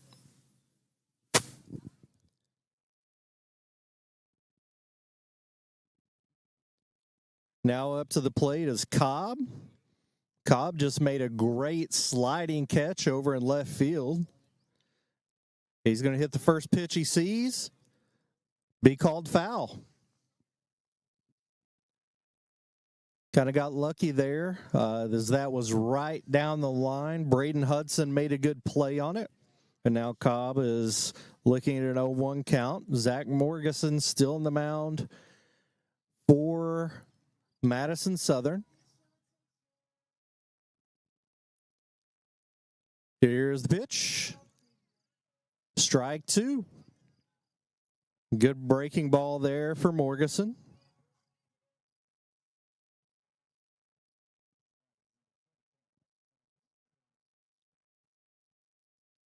Ball one. It's Madison Southern trying to maintain their 5-0 lead here over the Berea Pirates. There is a, over at the softball field, 15-0 is the score. Madison Southern over Berea. That's a strikeout of Cobb by Morgeson.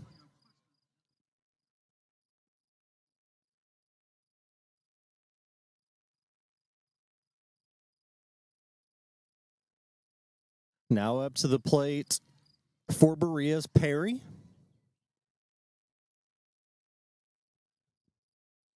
John, again, like the first game we had earlier, it was really close through the first. Both teams taking a little bit to get moving, but a lot of the runs that Southern scored were kind of self-inflicted from Berea in that first inning.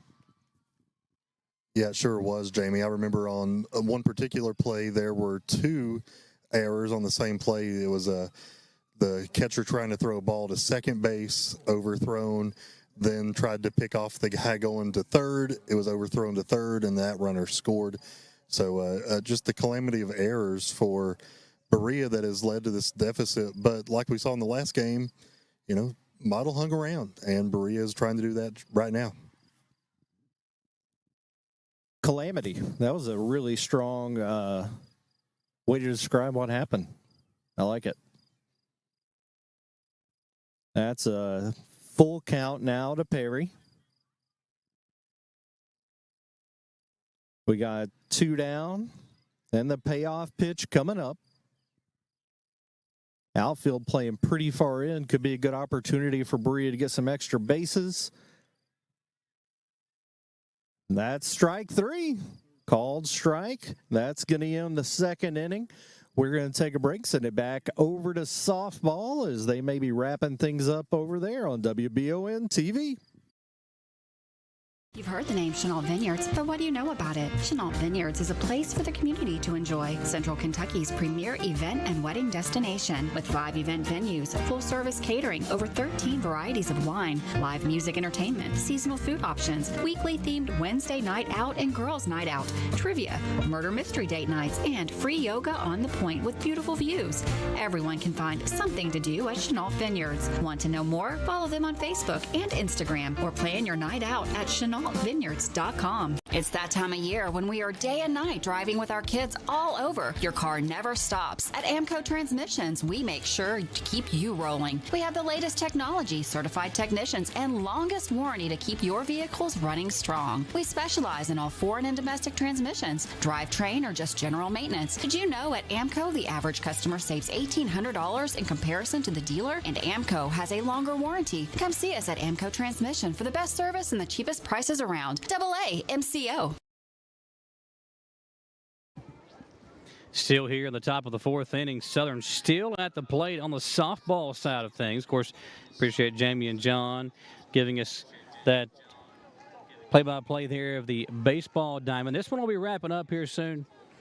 17-0 lead, so Berea will get one more chance to bat, but Southern adding to that lead at the moment. Here's another one. That one's caught in left field. Dawson, that's been an issue for Berea here in this inning. Balls hit into the outfield that have not been caught. That one, thankfully they did. They need all the outs they can get at this point because it has been a struggle.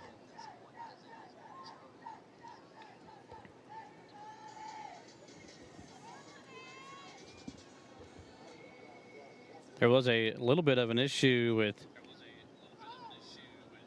the police being involved over here in the parking lot. I don't know exactly what that issue is, but Yeah, I'm trying to figure it out.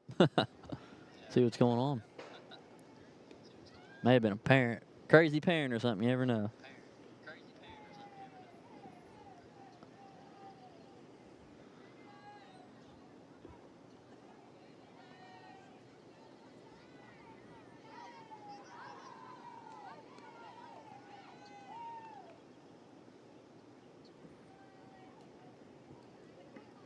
Southern with an opportunity to just add some extra runs. Football lights just came on, like you were saying earlier. It's like we're about ready to play a nice game of football here. Well, you look at these two teams on the field at the moment, and a lot of, I think when we see Central and Model play, we see Berea and Southern play, these girls and these boys have been playing against each other, or maybe even as teammates, growing up playing t-ball and baseball, with that little league across the two counties. A lot of familiar foes.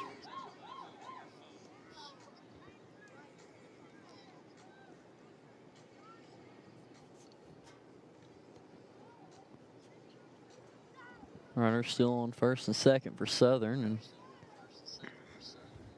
opportunities for more.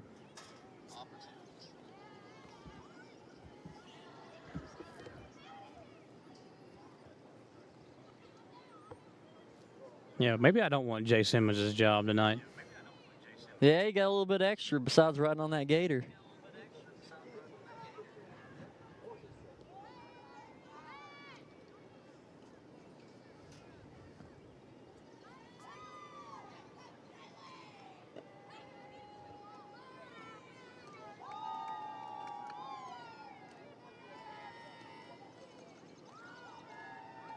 Swung on and missed there on that pitch. Ball gets away, too. Really little things like that. Wow. I mean, yeah, and you get a runner advancing up to third. That allows the game to kind of get away from you a lot quicker. That's what we've seen here. And they're easy mistakes that you shouldn't be making, just routine plays. And then Southern, they're taking advantage. Why not? If they're going to miss a quick throw to second, why would you not go ahead and go to third?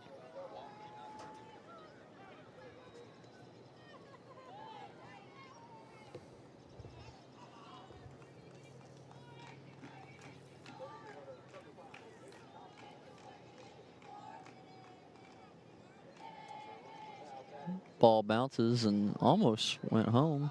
They got hit by that pitch.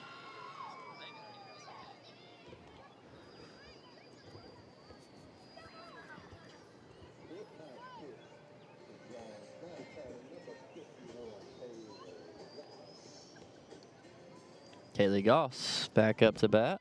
Runners on third, second, and first. Bases loaded.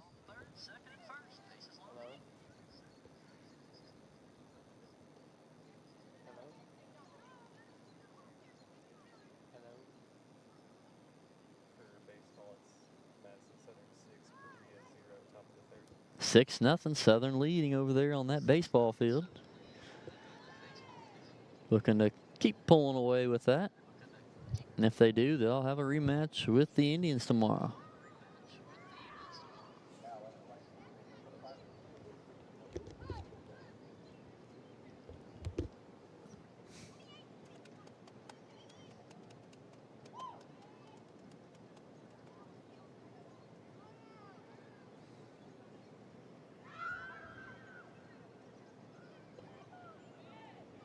See if Southern can maybe get another run walked in or something. They had a couple of those, I believe, in the second. Or it was maybe the first that they had a bunch of runs just walked in with bases loaded. Could be another opportunity here. This high pop up. Wow. See if Berea can haul this one in. Nice. There you go. So 1 out away from closing out this inning.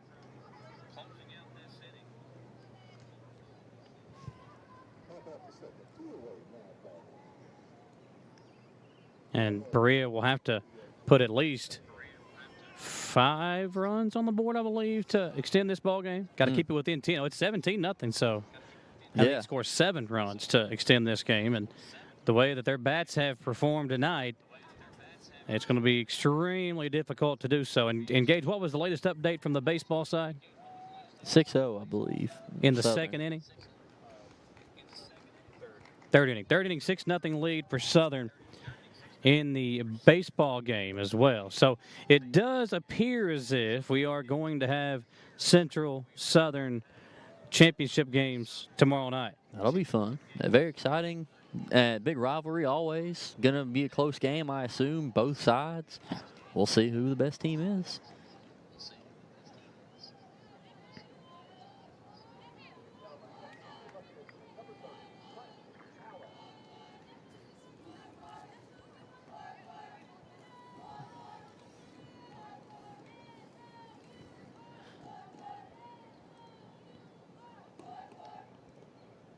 Strike there.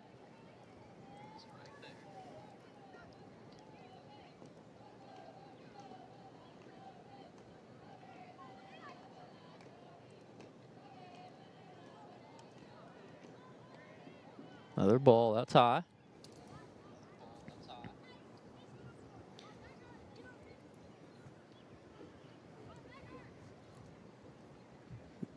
Police officers still. There's now 3 of them in the parking lot here. I believe it was just a couple of fans upset with something that was going on, and got to give credit to the officers and Jay Simmons. That's weird, though, because they stopped the game for like 10 minutes. I don't know. You know, I think, Dawson, what it was, I believe the parents were saying something onto the field that was affecting the game, and that's why the umpires decided to hold things. They called Jay Simmons out onto the field, and you know, I was giving Jay some slack about, you know, kind of slacking on the job a little bit, riding around his gator, working on his suntan, and not his golf swing. And another run walked in. Yeah, that's going to make it 18-0. We need to get the scoop from him. Say, what happened, man? You were over there in the thick of it. Let's hear the true story. I bet Jay's got a mean right hook on him too. I mean, I would. Don't let the bones and the 2% body fat of Jay Simmons make you think he can't swing one on you. You think I can swing? No. What? Too much suntan lotion or whatever that is. What is it, sunscreen? Sunscreen. I had spray on and rub on. Had to. Layer up today. It was UV index of like 6 or 7 when we got here.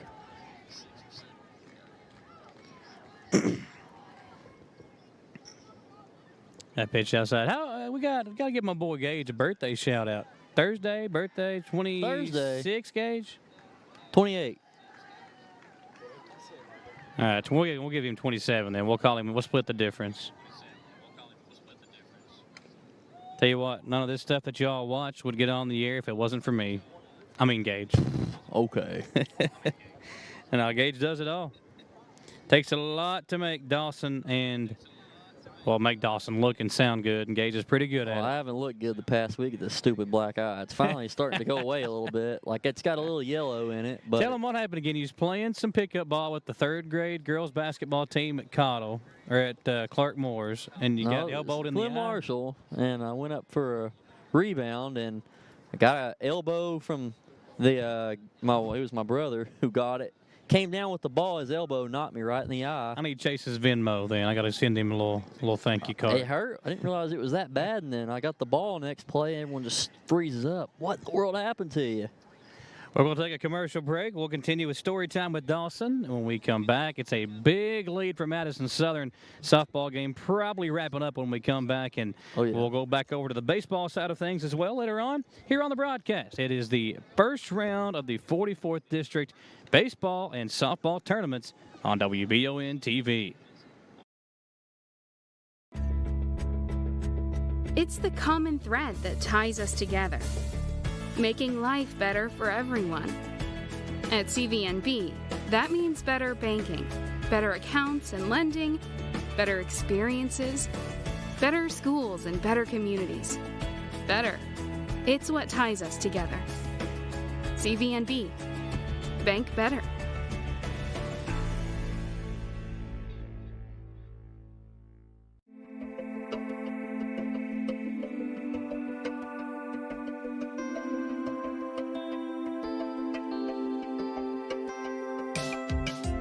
granite, marble, and quartz for any surface.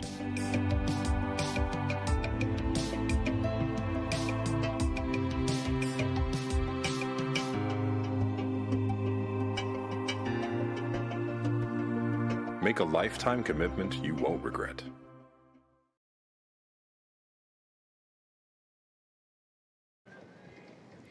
Oh, yeah. Back here with the first round of the softball tournament. Dawson Rule, Michael Watkins. Appreciate all you all tuning us in tonight. Big wins for Central baseball and softball in the first game of these doubleheaders. And now Southern baseball and softball looking to advance to tomorrow night's district championship game. That one's going to get into the hole. And I think that's going to be a base hit. Dawson went off the ankle of the pitcher for Southern. That's Doss. And ricocheted over to the shortstop. Unable to field it and get it over. So a base hit for Berea. And they have a base runner. However, going to need a few more if they want to extend this ball game. A whole lot more, yeah, but hey, you got to start somewhere, and there's the start right there. You might want to get some more into the outfield just for chances to run the bases and score, but there we go.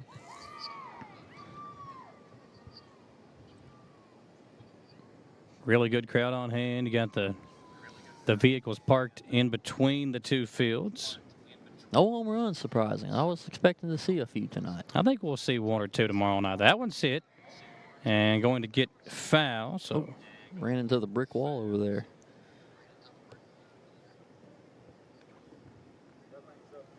Where are Jamie and John? Can we see them from here? Yes, underneath that netting over in center field. They're waving their hands up. Right Both now? of them. Yes. Go to center field and see that big net. Oh, I see them. Jamie, John, if you hear us, put your hands up again, please. We're looking. Look at them. Yeah. Thank you, guys. Even from this far away, still sexy as can be. Oh, man. Woo! What a broadcast. That one's hit hard. I think that's the first time that word and Jamie and John has ever been used in the same sentence. Look at that. Another fair ball, just barely on that one. Berea, 2 straight hits.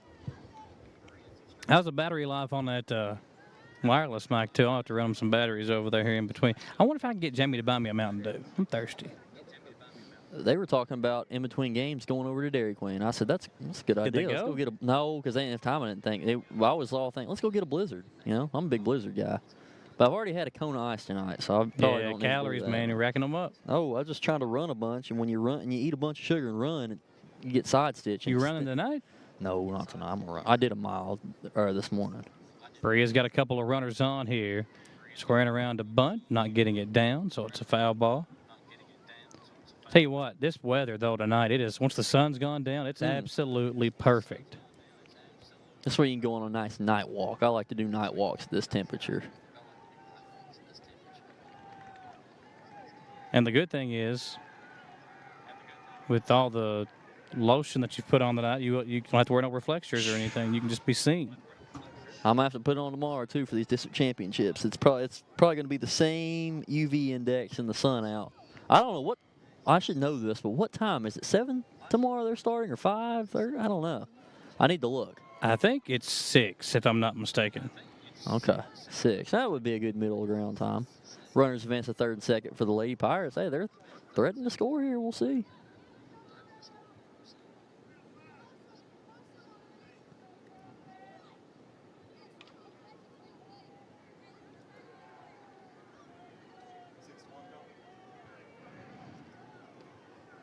Swinging and miss there. Got the 2 runners in scoring position now for Berea, so threatening to put some runs across.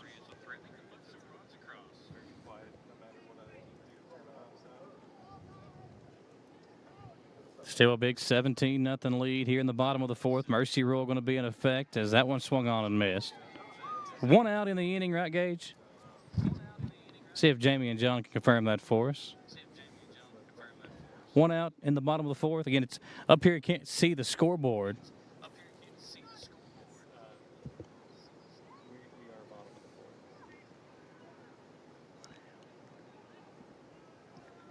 With 1 out. Am I right on that?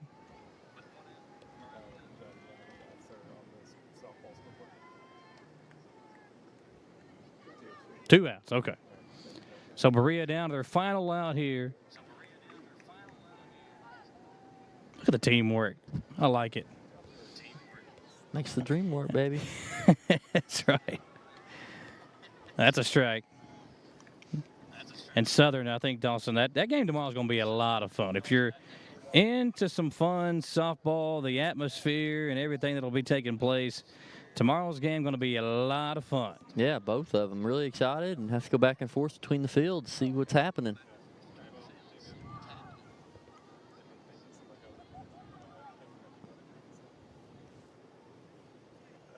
See if Doss can close out this shutout big victory in a district championship game tomorrow night.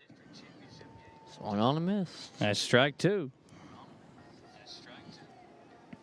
Lady Eagles 1 strike away. Berea does have a couple of runners in scoring position, trying to put some runs on the board, but it won't happen. And Madison Southern will knock off Berea in the first round of the 44th District Tournament. Final score 17-0 as they advance to tomorrow night's district championship against cross-county foe Madison Central. A rematch of a game, Dawson. 2-run victory in the last meeting for Central between the two teams. Yep. Last year's district championship went into extra innings. Central coming from behind and winning there. Tomorrow night, what will we see? I expect another close one tomorrow night as well. Like I said, two teams have revenge on their minds, Central Baseball and Southern Softball. We'll see if they can get it. So we'll take a short commercial break. We'll come back in. Jamie and John will give us an update on the baseball side of things. As of now, we already have one Madison Central, Madison Southern matchup tomorrow night. Will we get a second?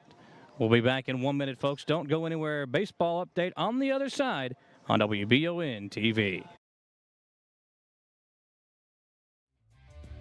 We are so excited to announce that CT Diesel will be moving to a new location.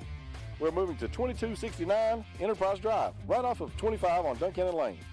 With a bigger location, we will be able to better serve our customers and provide service to a larger variety of equipment as well. Stay tuned for the date of our grand opening, and thank you for choosing CT Diesel for all of your diesel performance needs.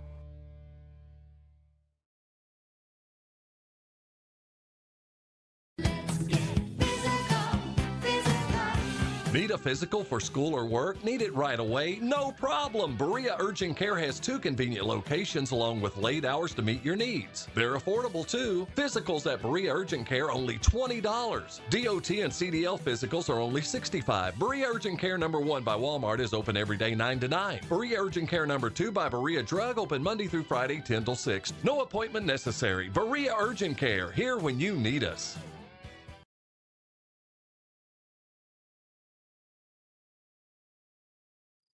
And we're back here at Madison Southern High School on WBON TV, the second game of the district baseball tournament for the 44th District.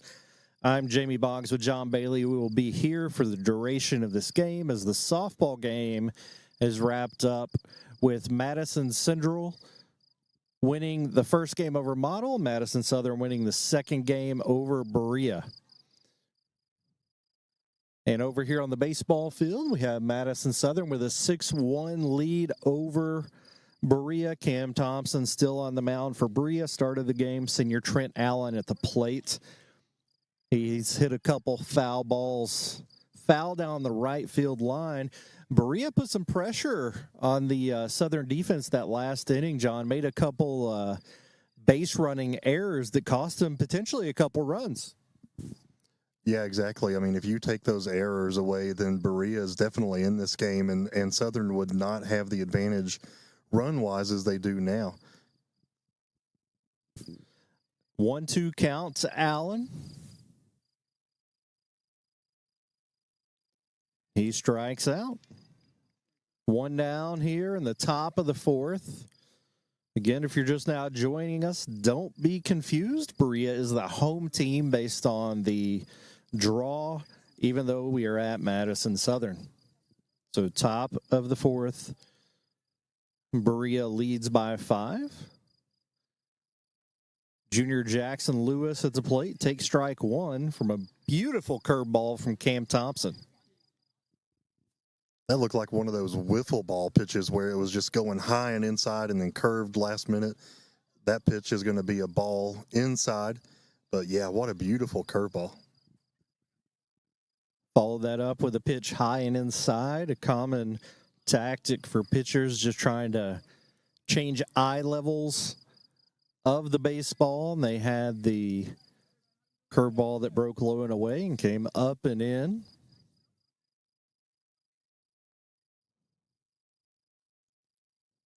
One pitch. Another curveball.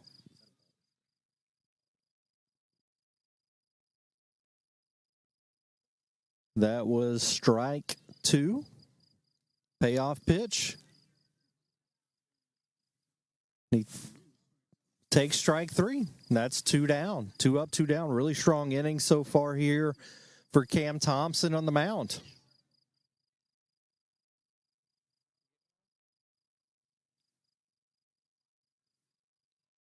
That brings the top of the order up for Southern. Zach Hudson walked in his last at bat, came around to score. Ball 1 to him.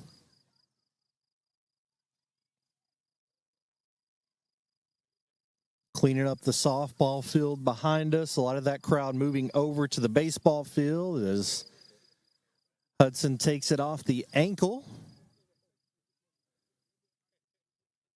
Hit by a pitch.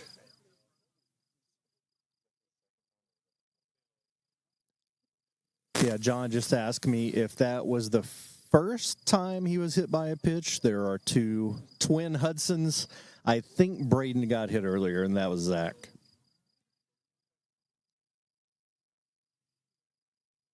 Either way, not happy about it.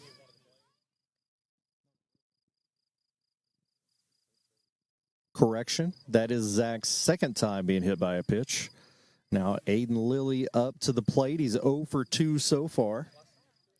2 outs. I would not be surprised to see Hudson take off to get in scoring position.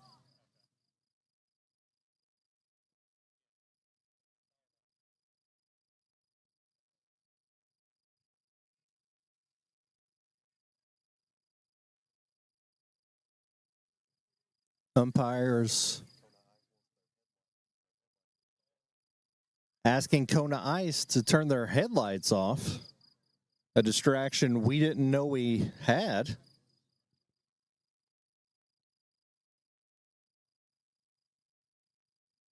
Waiting on that to happen. You don't often see the umpires address the dessert truck, John.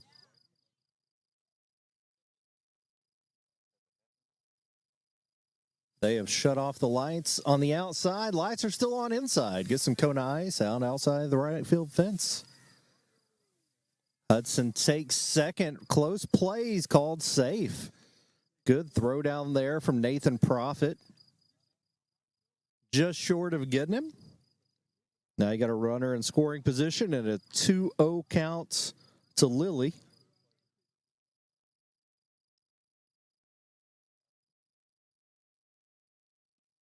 Swing and miss.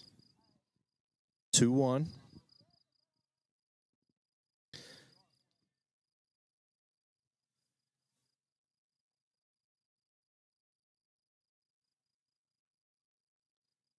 Low and outside. Profit does a good job keeping it in front of him, and Hudson stays at second. Try to throw back behind him. John, they did that earlier.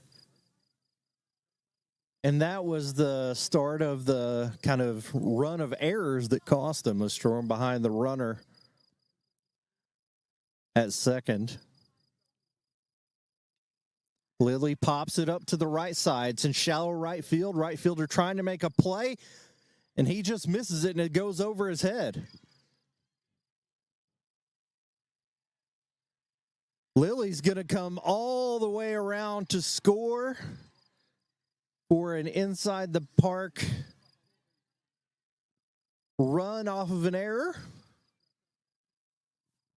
Not only did it miss it, it took an unfortunate bounce off of him and went behind him. Center fielder Brandon Parker went to back him up, and they're checking him out. I think it hit him in the head. So coach is out there checking on him. Second time this evening we've had errors on that position. The first time immediately pulled the player, put him in the dugout, replaced him, and now we have another error.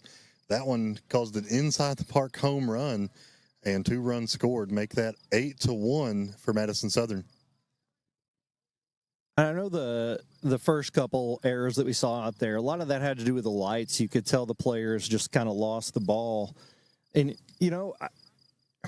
maybe it's just me being old. I feel like they don't play in the dark as much as they used to. They get games started a little earlier. I know Madison Southern came out here and practiced under the lights last night just to get that experience, because it is very different catching something in the dark with bright lights than it is in the daytime. So far, Berea has not made those adjustments. Algren's back in right field with the bases empty, 2 outs, and Griffin back up to the plate.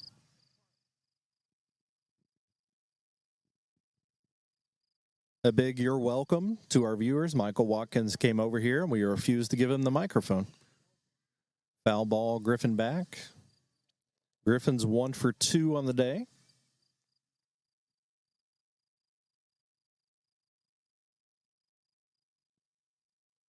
Top of the 4th, 8-1, Madison Southern lead, and an 0-2 count to back.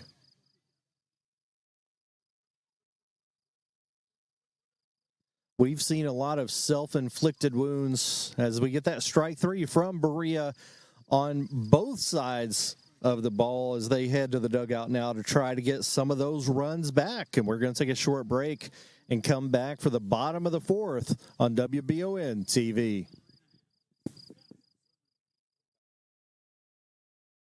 At Jones Family and Cosmetic Dentistry, we make it our priority to deliver the gentle, compassionate care that you deserve from a dentist. Offering single-visit restoration on crowns, bridges, inlays, onlays, and veneers with CERAC. Jones Family and Cosmetic Dentistry is equipped to handle all your dental needs, from surgical implant placement and restoration, teeth whitening, root canal therapy, and more. And we now have the Cone Beam 3D technology for taking scans of the jaw. For your next dental appointment, call Jones Family and Cosmetic Dentistry at 859-985-0201.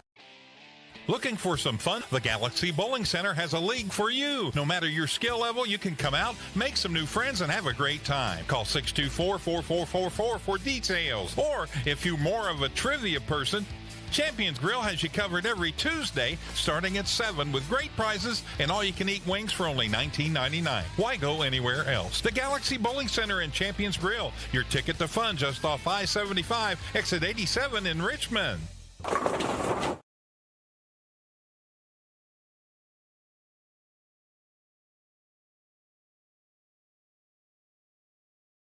Orthopedic and Sport Physical Therapy will help guide you on your road to recovery. It is our mindset, a spirit driven to excellence to help people heal faster and better. If you have pain or an injury, or you need experts in sports medicine, Orthopedic and Sports Physical Therapy is your best choice in rehabilitation, and you have direct access. In most cases, you do not need a referral to any of our 7 locations serving the region. Just give OSPTKY a call. Visit our website at osptky.com to find the location nearest you.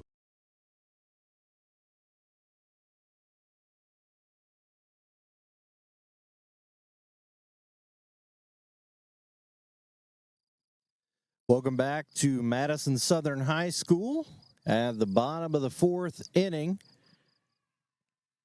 Hit into the outfield. Great play by center fielder Zach Hudson on the shallow fly ball to left. That was a very well hit ball, but a great defensive play. That's 1 out. Banderman's now 1 for 2.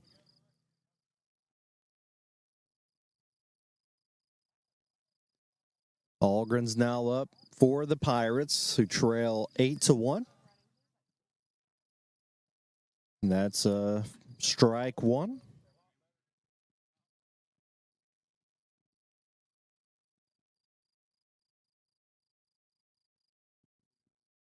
Oh, 2 count to the batter.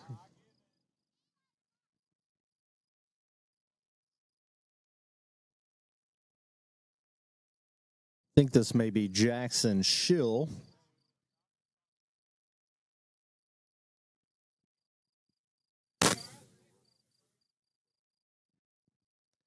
Here's the payoff pitch, 1-2. Put in play. Back to the pitcher. That's going to be an out at first. That was Jackson Schill. Got my lineup crossed out here somehow. Cobb up to the plate for the Pirates.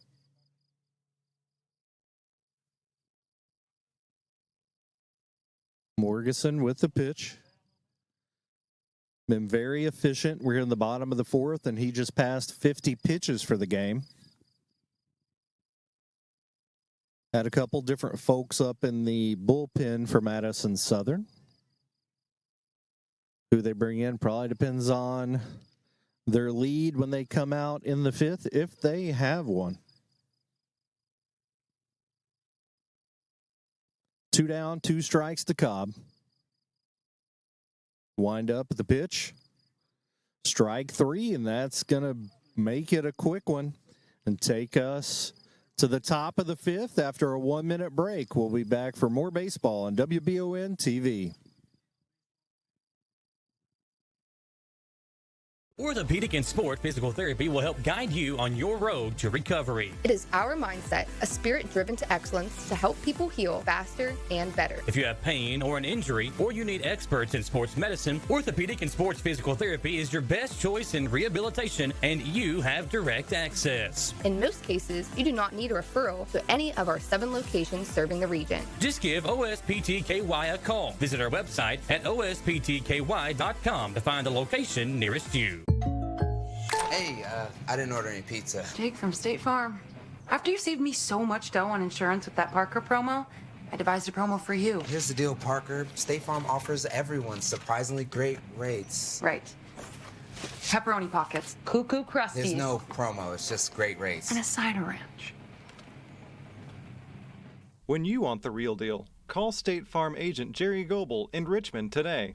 Like a good neighbor, State Farm is there.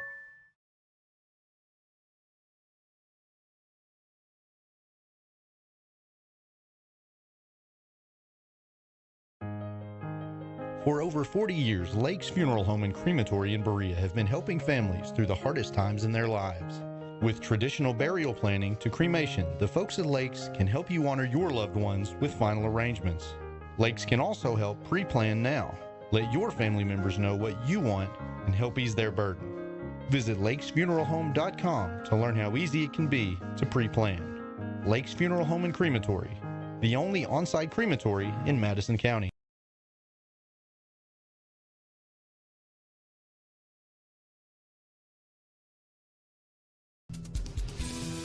Whitaker Bank in Madison County is your local bank for convenience.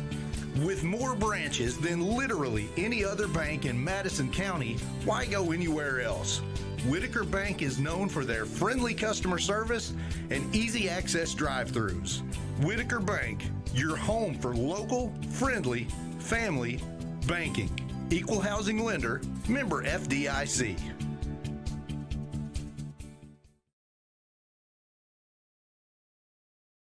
I'm Michelle. And I'm Jennifer. And in the spring of 1992, Bishop Small Engine Repair was born in our mom and dad's barn in Estill County. Then in the fall of 1992, we made the move to Madison County, where we are today. With the support of our family, customers, and community, we have continued to grow in the outdoor power industry. With a full line of products from Kopudek, Grasshopper, Echo, and Shindawa, we can help you tackle your yard so you can enjoy it with your family. Bishop Small Engine Repair, where our focus is our customer. Stop on in, 119 North Estill Avenue in Richmond. We can't wait to see ya.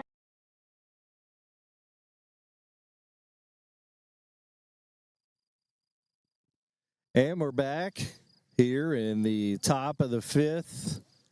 And some technical issues, but we are here. Trey Helton hit an absolute missile to left field, and Cobb came up with a catch for the first out of the inning.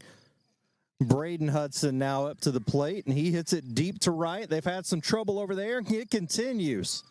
Goes off the glove of Algren, and Hudson is going to head to third. Slide in head first safely.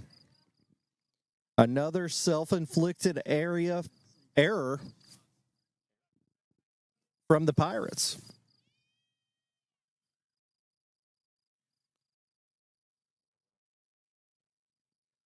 8-1, one out. That could have been the second out of the inning. Instead, we've got Zach Morgeson coming to the plate with a runner in scoring position. Cam Thompson still pitching for the Pirates.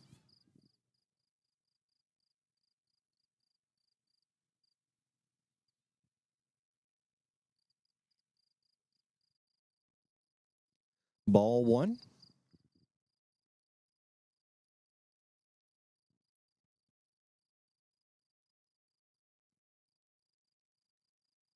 Thompson comes set. Goes to the plate. Ball two.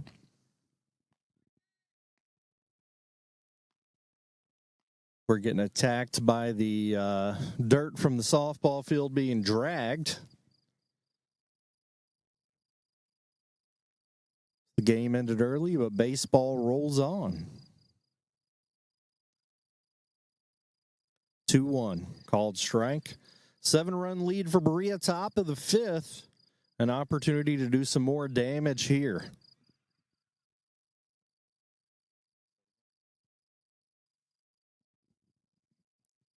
Berea trying to pick off Hudson on third as he had a hefty lead.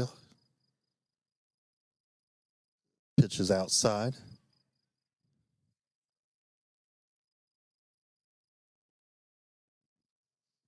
Sorry, that was a strike. From our perspective, it looks like those are a little outside, but they're calling strikes. That was a strikeout. Make that 2 outs here in the top of the fifth. Got 1 runner on third. Caleb Cobb is up to the plate. Here's the pitch. Swing and a hit to left field. That's going to run Hudson in, and we have someone safe on second. Cobb's second double of the game leads to another RBI, so that is going to be a score update, 9-1 for your Southern Eagles.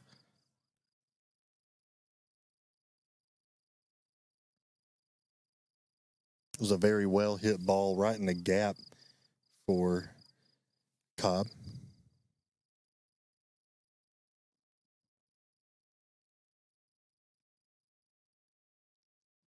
Strike one.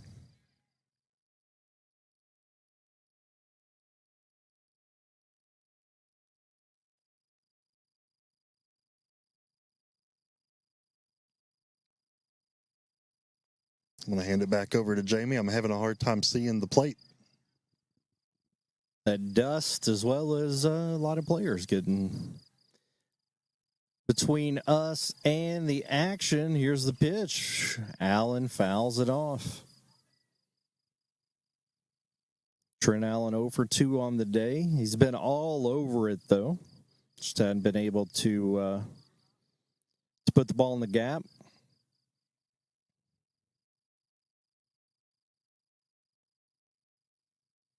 Two outs, runner on second. Payoff pitch to Allen.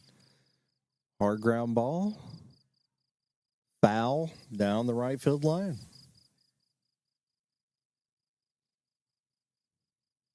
Continues the battle at the plate.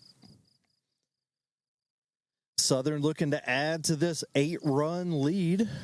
Just like we talked about with Central earlier. If you get a big lead, do everything you can to prevent from giving the other team an opportunity to come back. And Allen's hit by a pitch there with 2 strikes. We now have 2 runners on.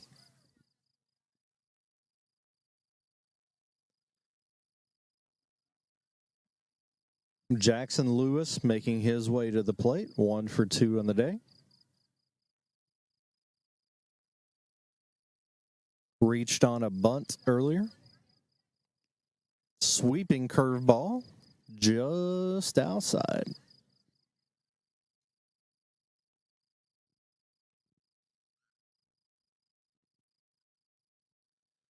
Could be a big out for Berea here.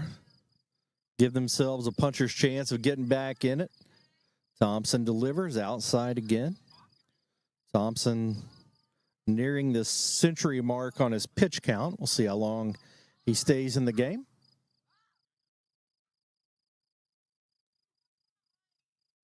Foul ball. Lewis out of play to the right side.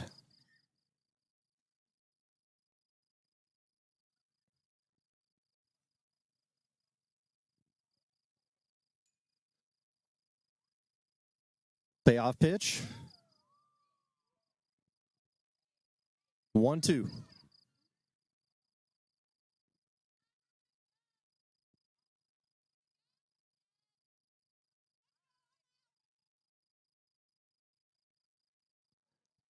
Called strike 3 on Lewis, and that's going to do it for the top of the 5th. We're going to take a 1-minute break and come back with Berea to bat on WBON TV.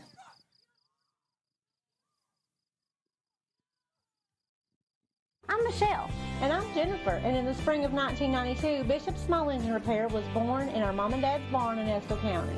Then in the fall of 1992, we made the move to Madison County, where we are today. With the support of our family, customers, and community, we have continued to grow in the outdoor power industry. With a full line of products from Computex, Grasshopper, Echo, and Shindawa, we can help you tackle your yard so you can enjoy it with your family. Bishop Small Engine Repair, where our focus is our customer. Stop on in, 119 North Estill Avenue in Richmond. We can't wait to see ya. Whether you're looking for dependability in the game or on the road, Madison County is where you'll find it. Jack Burford Chevrolet in Richmond has the trucks you can depend on and a winning tradition just like our great local sports teams.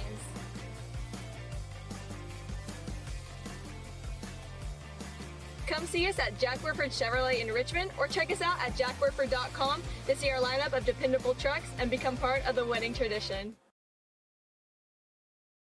Jamie Boggs, John Bailey here, watching Madison Southern take on the Berea Pirates in district tournament play. Madison Southern currently leading 9-1 after an exciting inning. We're here now in the bottom of the 5th. Berea Pirates trying to find a way back into this game, Jamie. They are a few errors away from this being a much different ball game. Unfortunately, can't take those back in baseball. So here we are, 9-1. That's going to be a ball in play. It's going to be a single for Berea.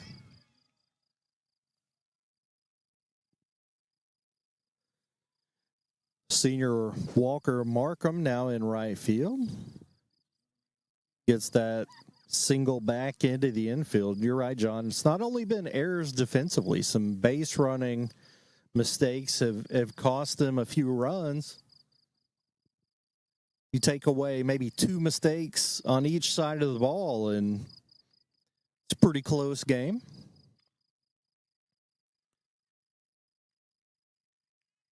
Ball chipped to the left side, gets lost. Had a hard time finding it. And we've got another out at third base that really could have made a big difference with leaving the runner on second. Yeah, you were just talking about errors, especially when running the bases. And here we had a situation, catcher couldn't find the ball. He found it, and then the runner took off from second, and it was an easy pick at third. It's the first out of the inning.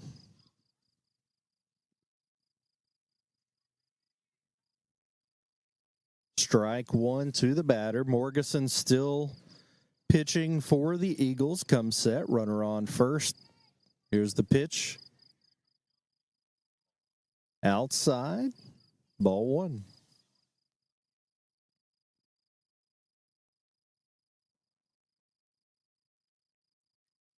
That one's fouled off.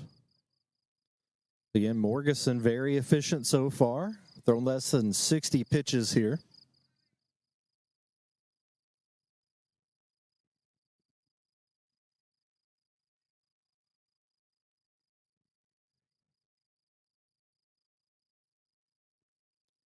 One out, one on. Bottom of the 5th inning here. Winner of the game goes on to play Madison Central tomorrow in the district championship. Ball 2.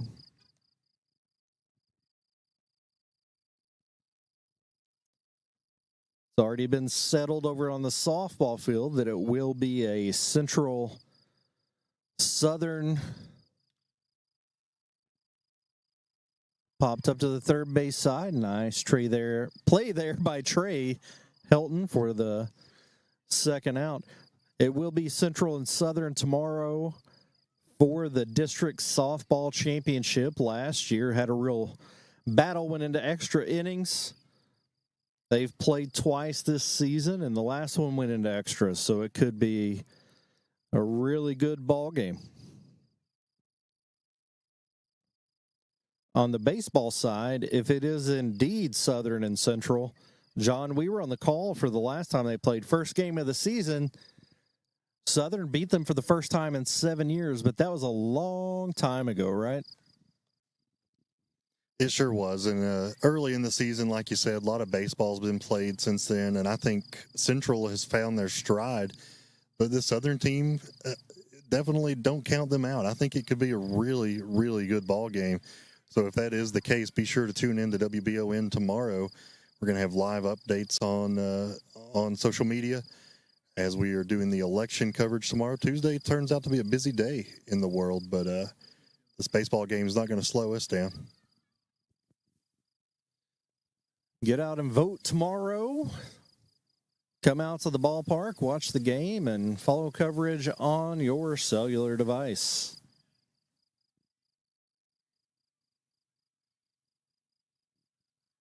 Two outs, one on. Here's the pitch. Called strike.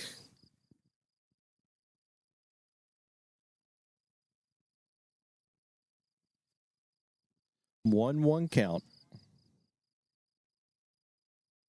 Sweet on second base. 8th grader Blake King at the plate.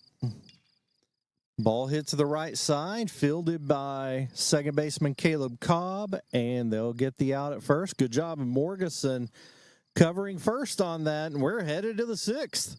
9-1 Madison Southern. We'll be back after a 1-minute break with more coverage on WBON TV.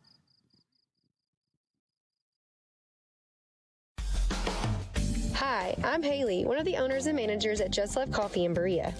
Just Love Coffee is a franchise that was set up as a mission of love to help children get adopted.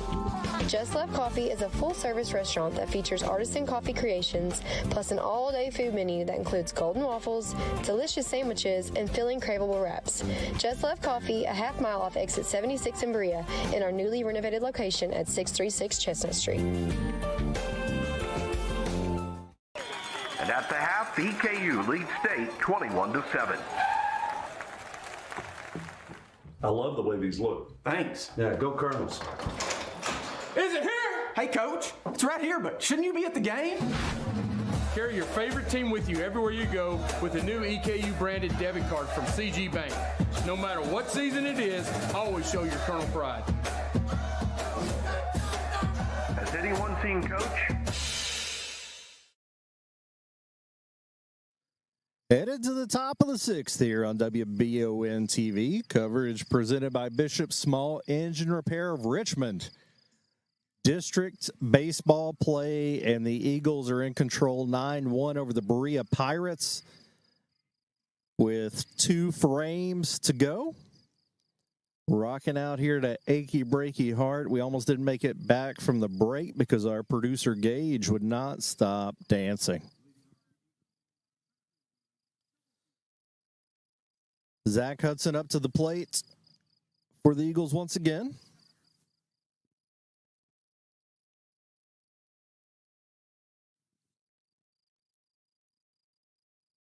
Ball 1 to start the 6th.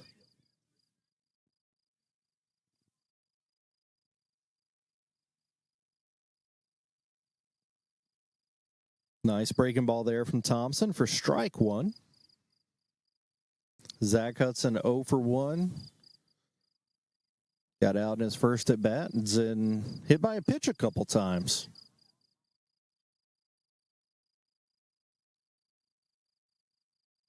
Ball 2.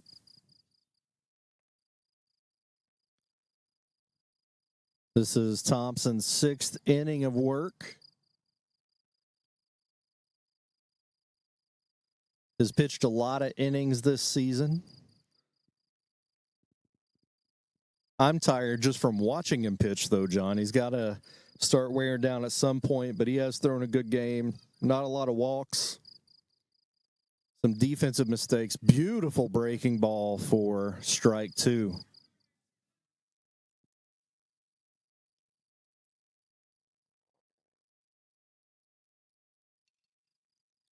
And Zach Hudson pulls the next one down the third base line. He had seen that curveball enough times to time it up, and that's his first hit of the day. Walker Markham, who checked in earlier for Aiden Lilly, up to the plate.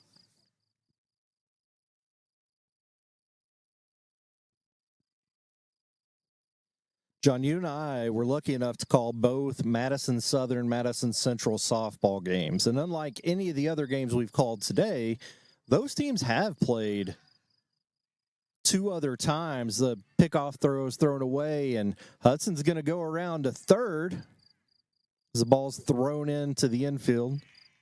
Another self-inflicted wound from Berea. But those teams have seen each other. They're familiar with each other. The last game went into extras. We talk often in every sport we call. It's hard to beat a good team 3 times. This Southern softball team's a good team. Yeah, they had a great night tonight with an 18-0 victory over Berea.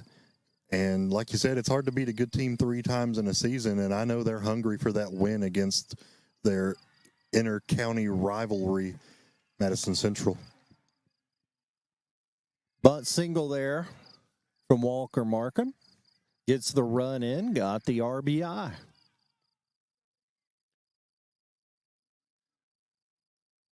Ten to 1. Griffin back now up to the plate. I think Berea's coach has some questions about whether or not the bat interfered after the bunt. It did not. The play stands.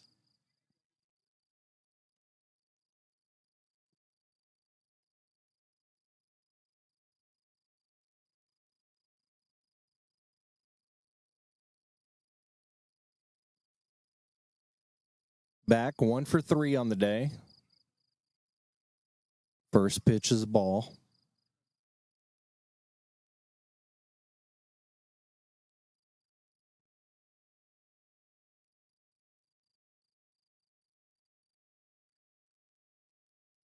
Ball 2. They throw behind the runner and throw it away.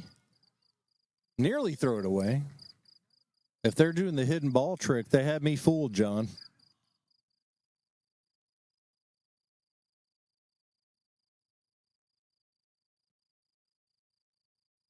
Two-0 count to back.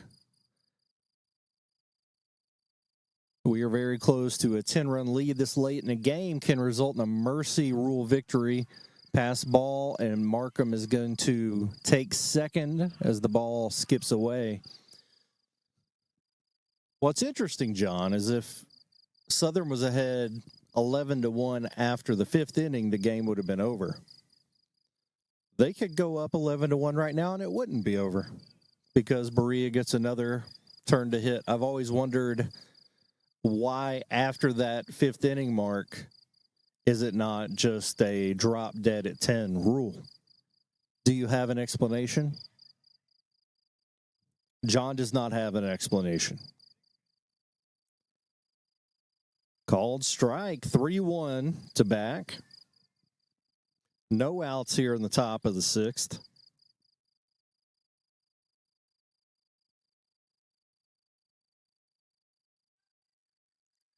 Another pass ball on ball 4. Markham takes third. Back's going to stay at first.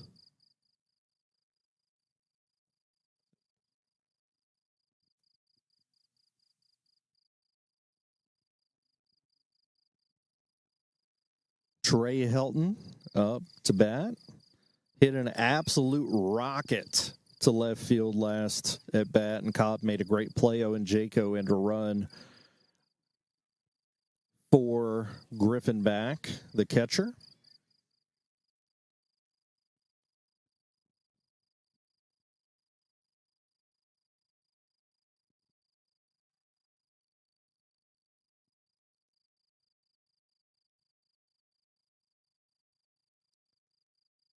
Umpire coming in to wipe off the hill for Thompson.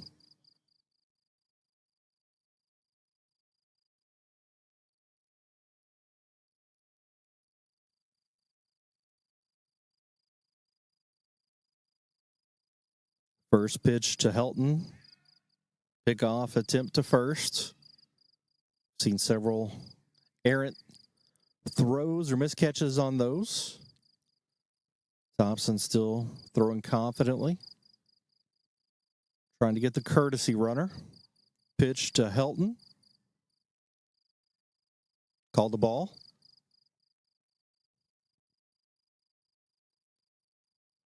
Not quite sure where that one missed.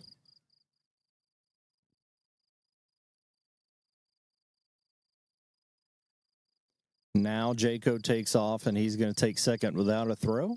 Defensive indifference. 2 runners in scoring position. No outs in the 6th, and you trail by 9. Really dangerous position here from Berea. Really kind of on their last opportunities here as Helton takes a strike.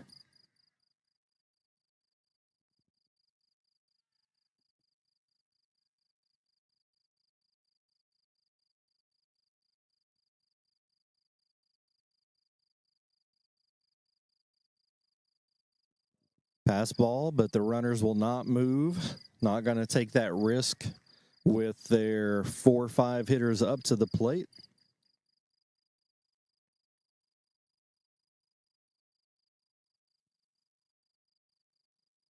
Again, Helton technically hitless, but has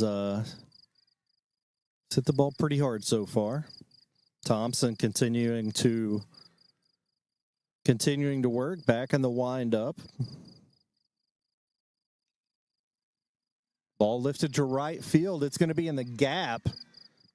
Extra bases for Helton. Both runs are going to score. Algren gets it in, and Helton's going to go for 3. Gets in there with a slide. Triple in the gap for Trey Helton. And the lead is now 11 for the Eagles.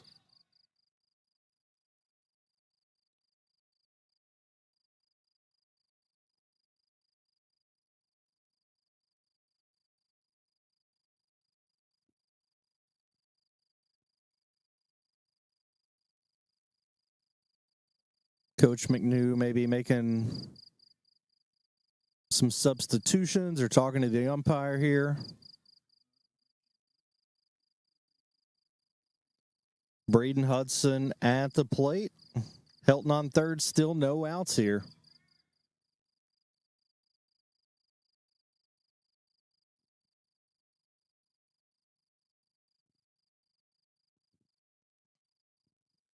Thompson still working from the windup. Still throwing strikes.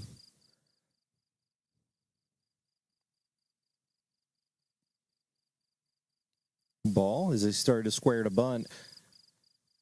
John, just like anything in life, the more reps you get, the easier it is to do something. I think it's often the same with seeing a pitcher. A lot of times a pitcher can be really effective the first time through the lineup, but after a batter sees them a couple times, they start to, for lack of a better phrase, figure them out. And I think that's what we're seeing here. I think it is, and I think it also, I mean, he's thrown over 120 pitches so far in this game, and you got to wonder why they haven't pulled the trigger yet on that change. I mean, he's throwing a great ball game, don't get me wrong, but I think, like you said, they've kind of figured out his pitches. I saw Braden Hudson just absolutely rip a curveball after he got a strike on a curveball. He figured out where that ball was going to be and just tore it up. 3-1 count here to Hudson, and it is Thompson's senior year. If they lose this game, this is his last game with the Berea. As you see him going all out there to try to make a play on that foul pop-up. So I get him not wanting to come out here. Just think he has to be getting tired. Full count. He's pitched a really good game. Some missed opportunities behind him, as well as on the base paths for the Pirates. And credit to Southern for taking advantage of those errors. That's going to be strike 3 for Hudson. Called looking.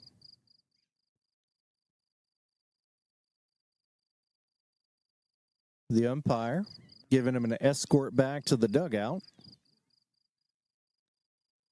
Zach Morgeson up in the lineup. 1 out for the Eagles. It looks like they are finally going to make a pitching change. Kudos to Cameron Thompson for throwing a good game against the good hitting Southern team.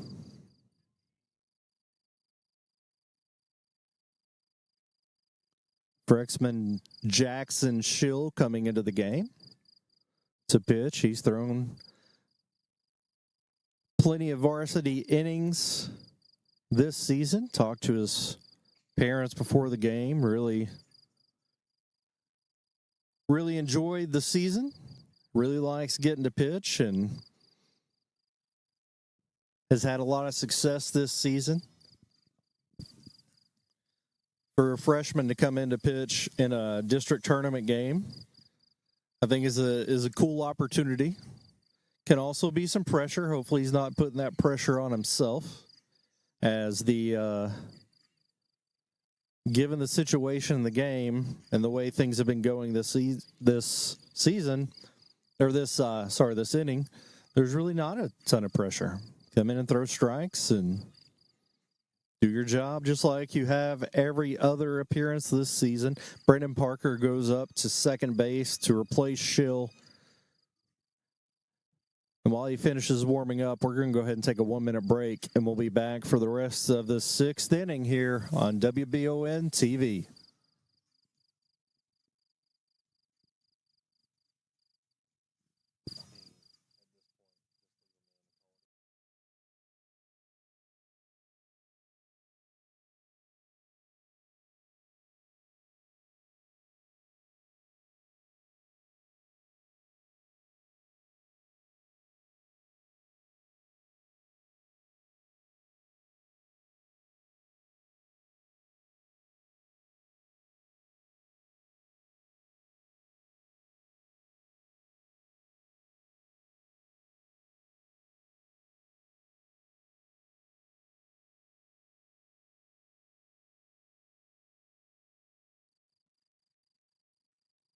Looks like he's about wrapped up warming up.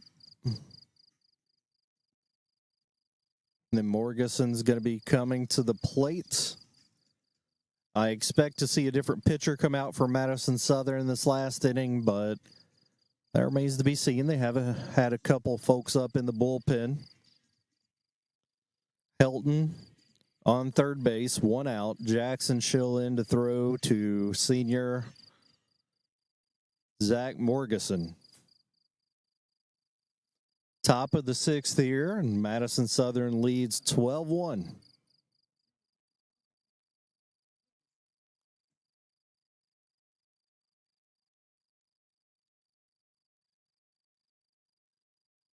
Schill comes set. First pitch to Morgeson is a swing and a miss. Strike 1. As we were just talking about with that last at bat, John, they saw Cam Thompson, who's now out here in center field with us, several times, started to come around to him there. And really the last couple innings, haven't seen Schill. So maybe this will allow Berea to kind of reset a little bit, get these last 2 outs, and then go back in the dugout and try to make something happen. 1-1 count to Morgeson.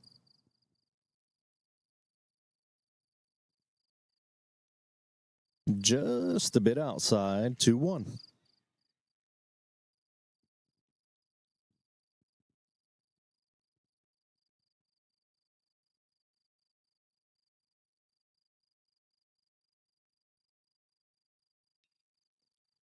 Fly ball hits the left center. Thompson making a play. What a hustle play.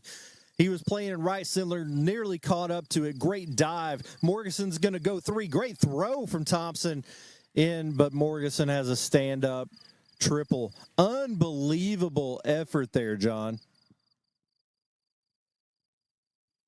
John is going to stand up and tell him himself. He said that hurts, but walking it off. Tough kid. Heck of an effort there.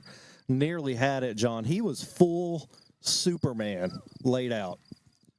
Nothing but respect for that kid. He hustled to get there, threw his body out, and then made a heck of a throw. Just not in time, but, love to see that hustle. Big cut and miss there from Caleb Cobb. And again, Thompson was playing over in right center there, so he came all the way across the field to nearly make that catch. Playing straight up, I think he makes that pretty easily. The exact scenario the other direction, and he's making way. Lands 2 feet from him. Good throw into second. Cobb's got his third double of the game.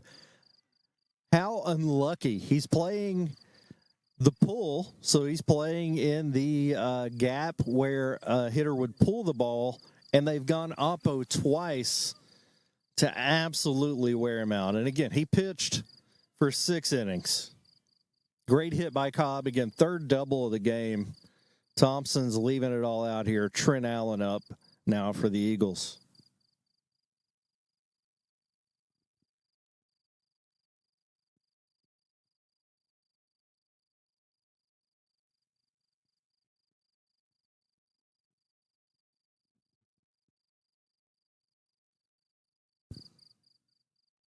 Trent Allen 0 for 2 on the game so far. 1-0 count.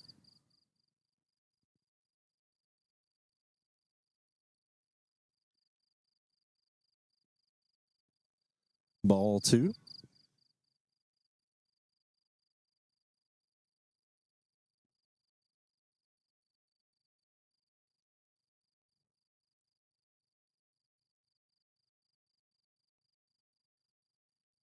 Three-0 count to Allen.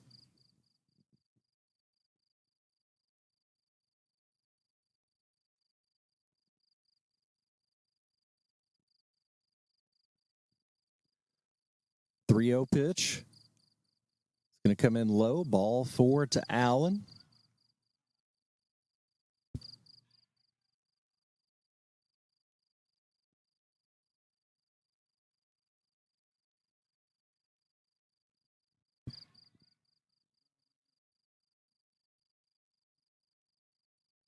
Dalton Maynard, the freshman, coming in to get an at-bat.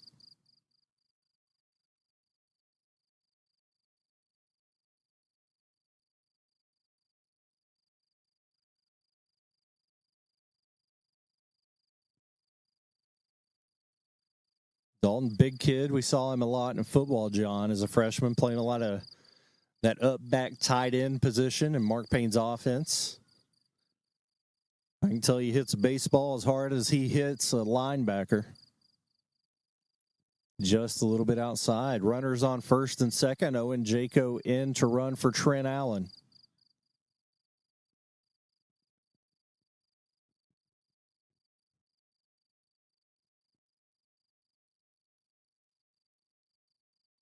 Profit comes out to have a word with Schill, have him settle him down just a little bit.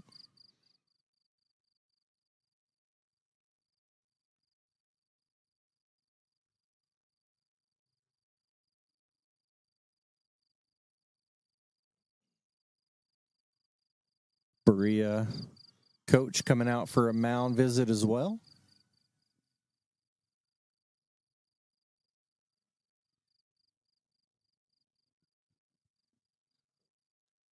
Sitting here in the outfield, we got a great view of the game.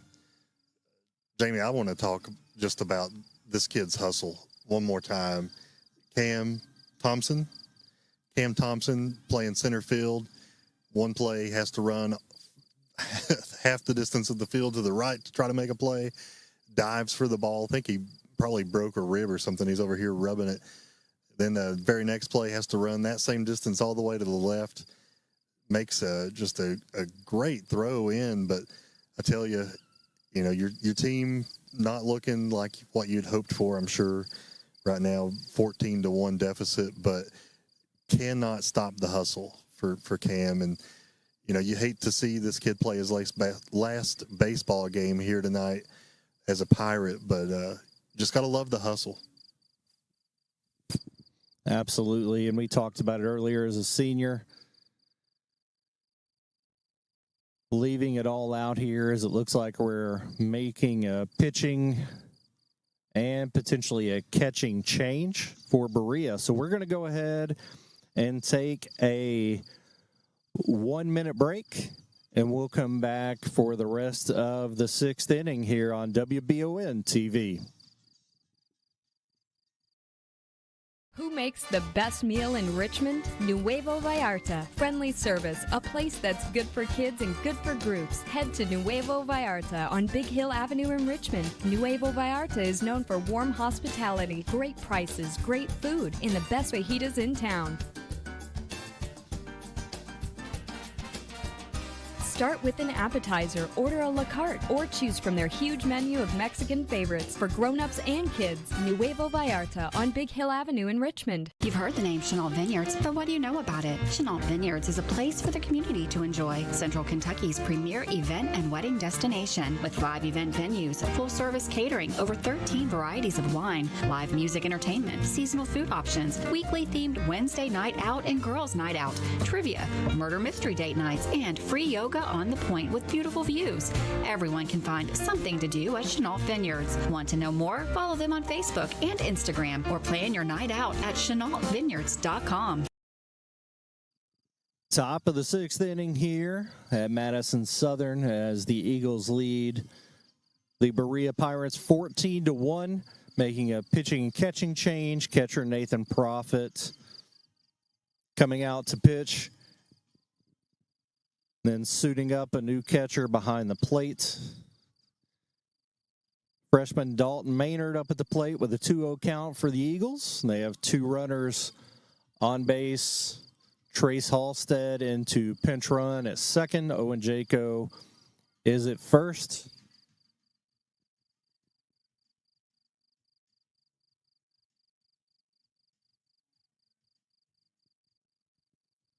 This Profit is warming up.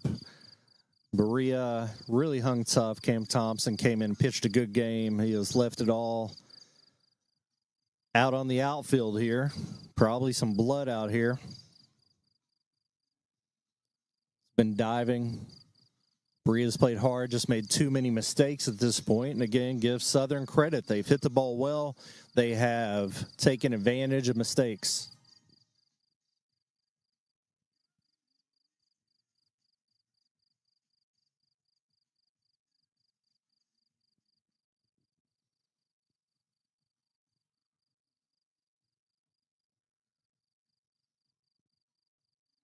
Think we're about ready to get going here once again.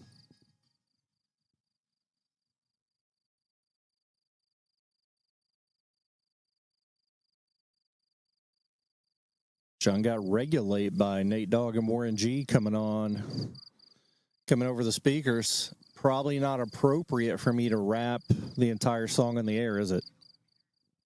Yeah, I don't think I would do it. But if you want to, go do your thing, man. I mean, we're here. No, that is a song from the past. Glad it is in the rotation here.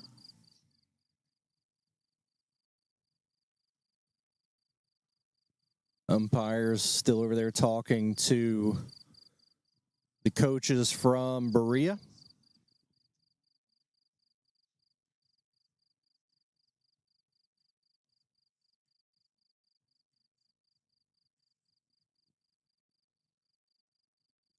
Looks like they move Blake King back to catcher, Banderman to shortstop, Perry to third.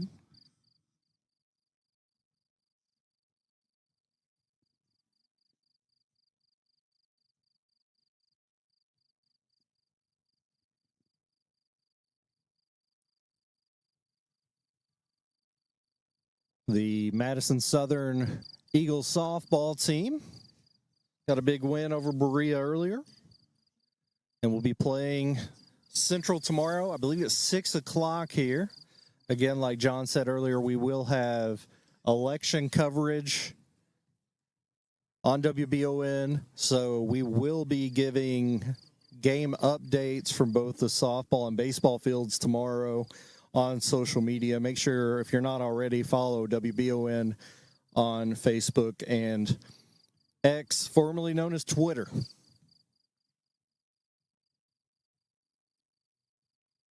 Think we've got all the substitutions worked out. Profit's ready to go. The umpire's getting in position.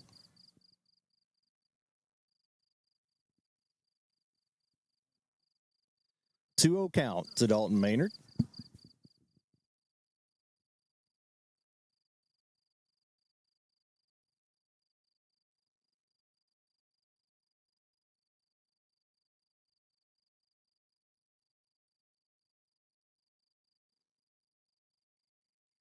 Profit comes set.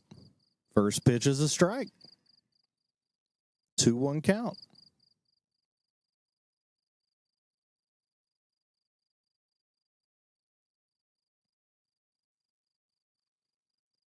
Maynard fouls off the second pitch. 2-2 now. With a violent swing, as he often does.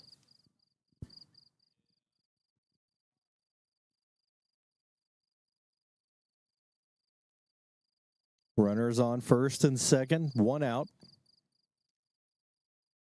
Ball 3. Got a full count here to Maynard.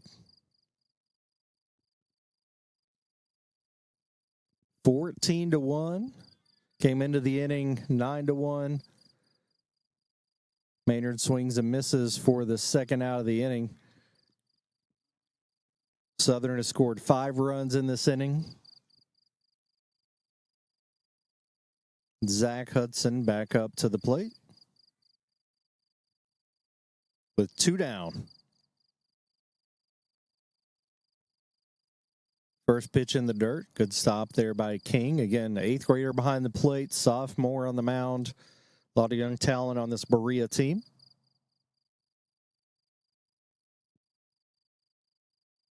Profit comes set. Pretty sure Zach Hudson's been hit twice, John. I don't know that I would throw inside to him at all from now on. Especially that one was high and inside, too. It's a little too late to be hitting people. Whoa. Very close. 3-0 count. He is the leadoff hitter, so now if he gets on base, we will see. And he does with ball 4. Walker Markham in for his second at bat.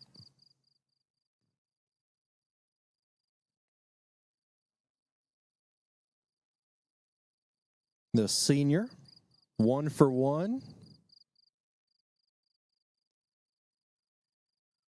Pickoff attempt at third base. Owen Jaco at second, Trace Halstead on third, Zach Hudson over at first. 2 outs, top of the 6th. Nathan Profit comes set. Good pitch. Called for strike 1.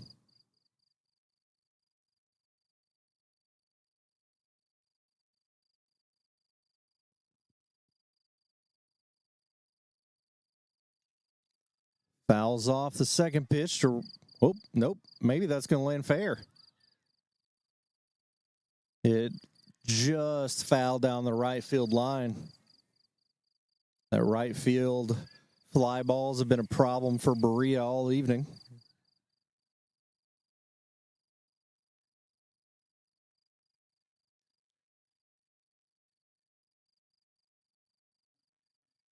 Oh, sorry, that was fair, John.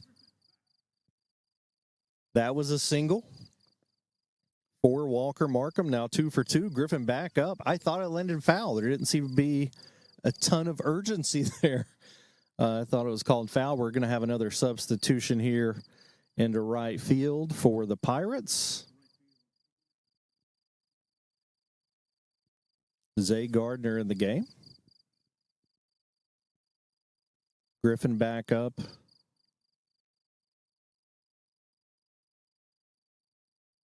Cam Thompson from center field sneaking up to second base. I think they're going to try a trick pickoff attempt if he can get up there.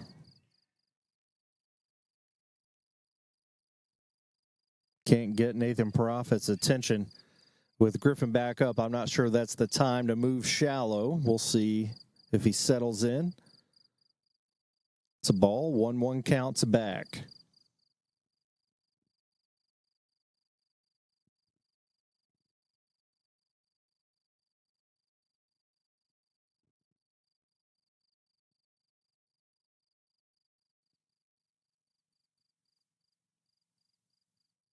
Two 2-1 count.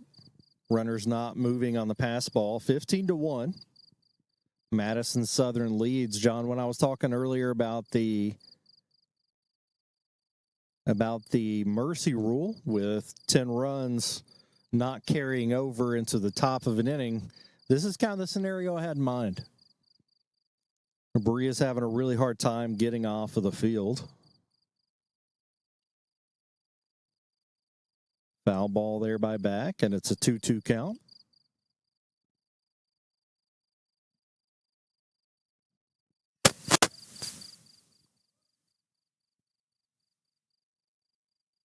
Here's the payoff pitch.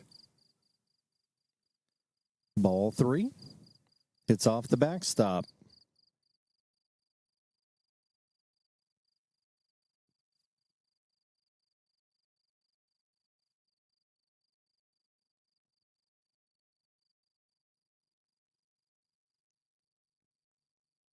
Full count, 2 outs, ball 4, and a run's going to score. 16-1 Eagles. As Trey Helton walks to the plate. Owen Jaco scores there.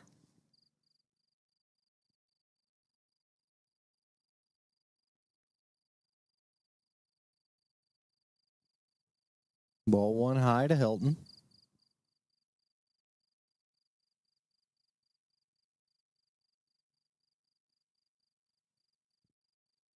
Called strike 1. Back, staying at first and running. First time I've seen him stay on base all season. As the catcher, they often courtesy run for him.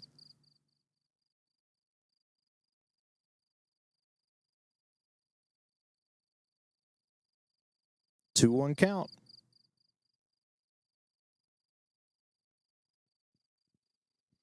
Again, Helton, really strong hitter. I think he leads the team in average. Big swing and miss. 2-2 count.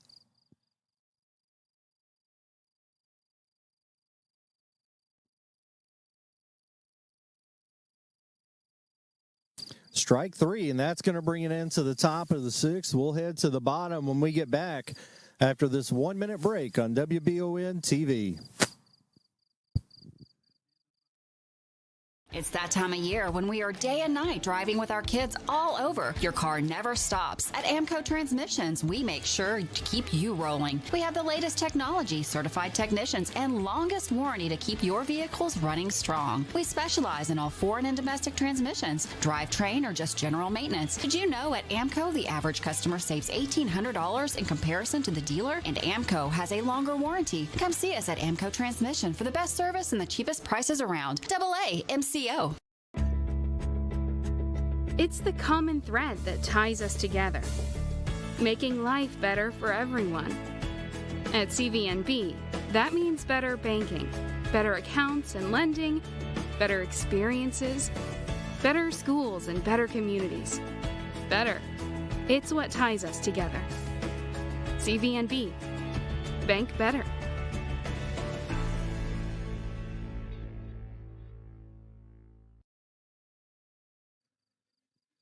Bottom of the sixth inning here on WBON TV. The first round of the district tournament, the 44th district tournament that is. Madison Southern currently leads 16-1 over the Berea Pirates. Zach Morgeson in to pitch the sixth inning here. Several substitutions in here for Southern. Owen Jaco in left. It's like Walker Markham still in right. Trace Halstead, I believe, is at second base.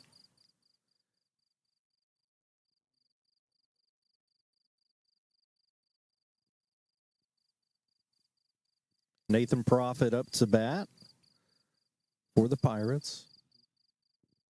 Lucas Ingram in at third base for the Eagles.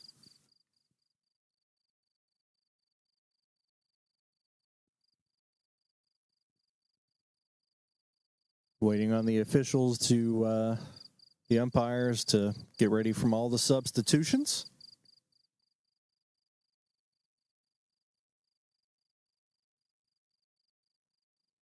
Morgeson to the windup. Hit by Profit. Line drive over the shortstop's head. Berea trying to make something happen here.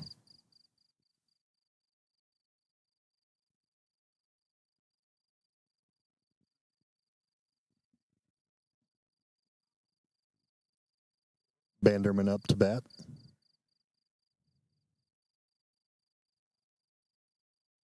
First pitch is a strike. Banderman looking at that curveball.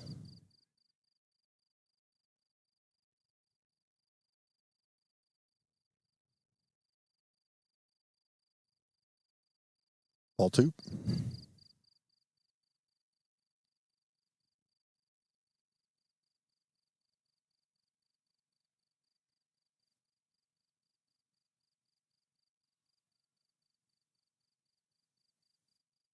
Sorry, 1-1 count.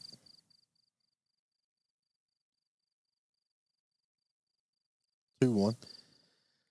Jamie, feels like we've been calling baseball for about 3 days, especially that last inning. But Banderman up here at the plate trying to do something. He gets a hold of that one, it's going to be foul. Banderman, like you said earlier, I remember him playing basketball for Berea last year. Just the big presence down low and making his presence known at the plate. That was a great hit. He's going to ground one to third. And so he gets a single. We have runners on first and second.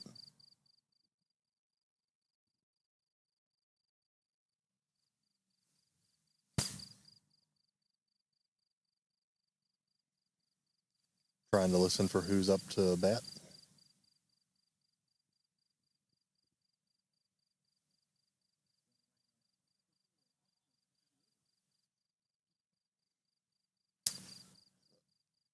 Jamie, what did he say there?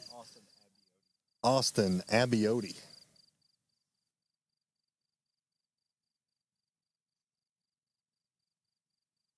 Swing and a miss on pitch number 1 to Abiotti. Southern looking for their first out here in this inning.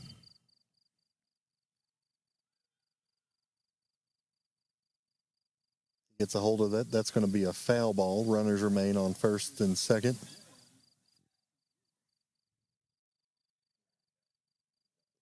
Oh.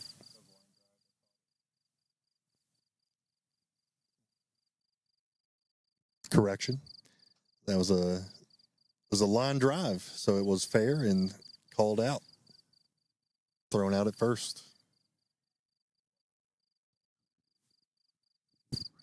Yeah, line drive there to first base, but Jackson Lewis made the catch and tag first to double up Banderman. That's a very quick double play, 2 outs. Berea down to the last out. Freshman Brandon Parker up to the plate. Coach Parker back when he, I think, was 6 years old, John. It's so awesome to see these kids grow up still playing baseball. Good kid, good family. Good ball player. Glad to see him getting some experience here. Has played varsity all season for this team, and kind of a no-lose situation here. An opportunity to do something cool. No pressure to do anything crazy. The count's 3-1.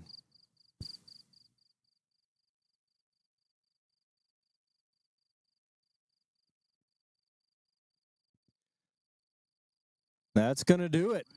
The Madison Southern Eagles win 16-1 over the Berea Pirates and advance to the championship of the 44th District tomorrow at 6 p.m. here at Madison Southern against Madison Central. So it's going to be Madison Southern versus Madison Central on both fields with district titles on the line. Both teams will move on to the region, but you want to get that higher seed and host the game. End of the road for Berea tonight. Like I said, really young team. Their seniors played their hearts out, as did everybody. Southern was just a better team tonight. So big thanks to the whole crew. Michael Watkins, who showed up really late. Dawson Rule, Gage Hill, Copeland Peterson, and for John Bailey, I'm Jamie Boggs, and this has been 44th District Baseball on WBON TV.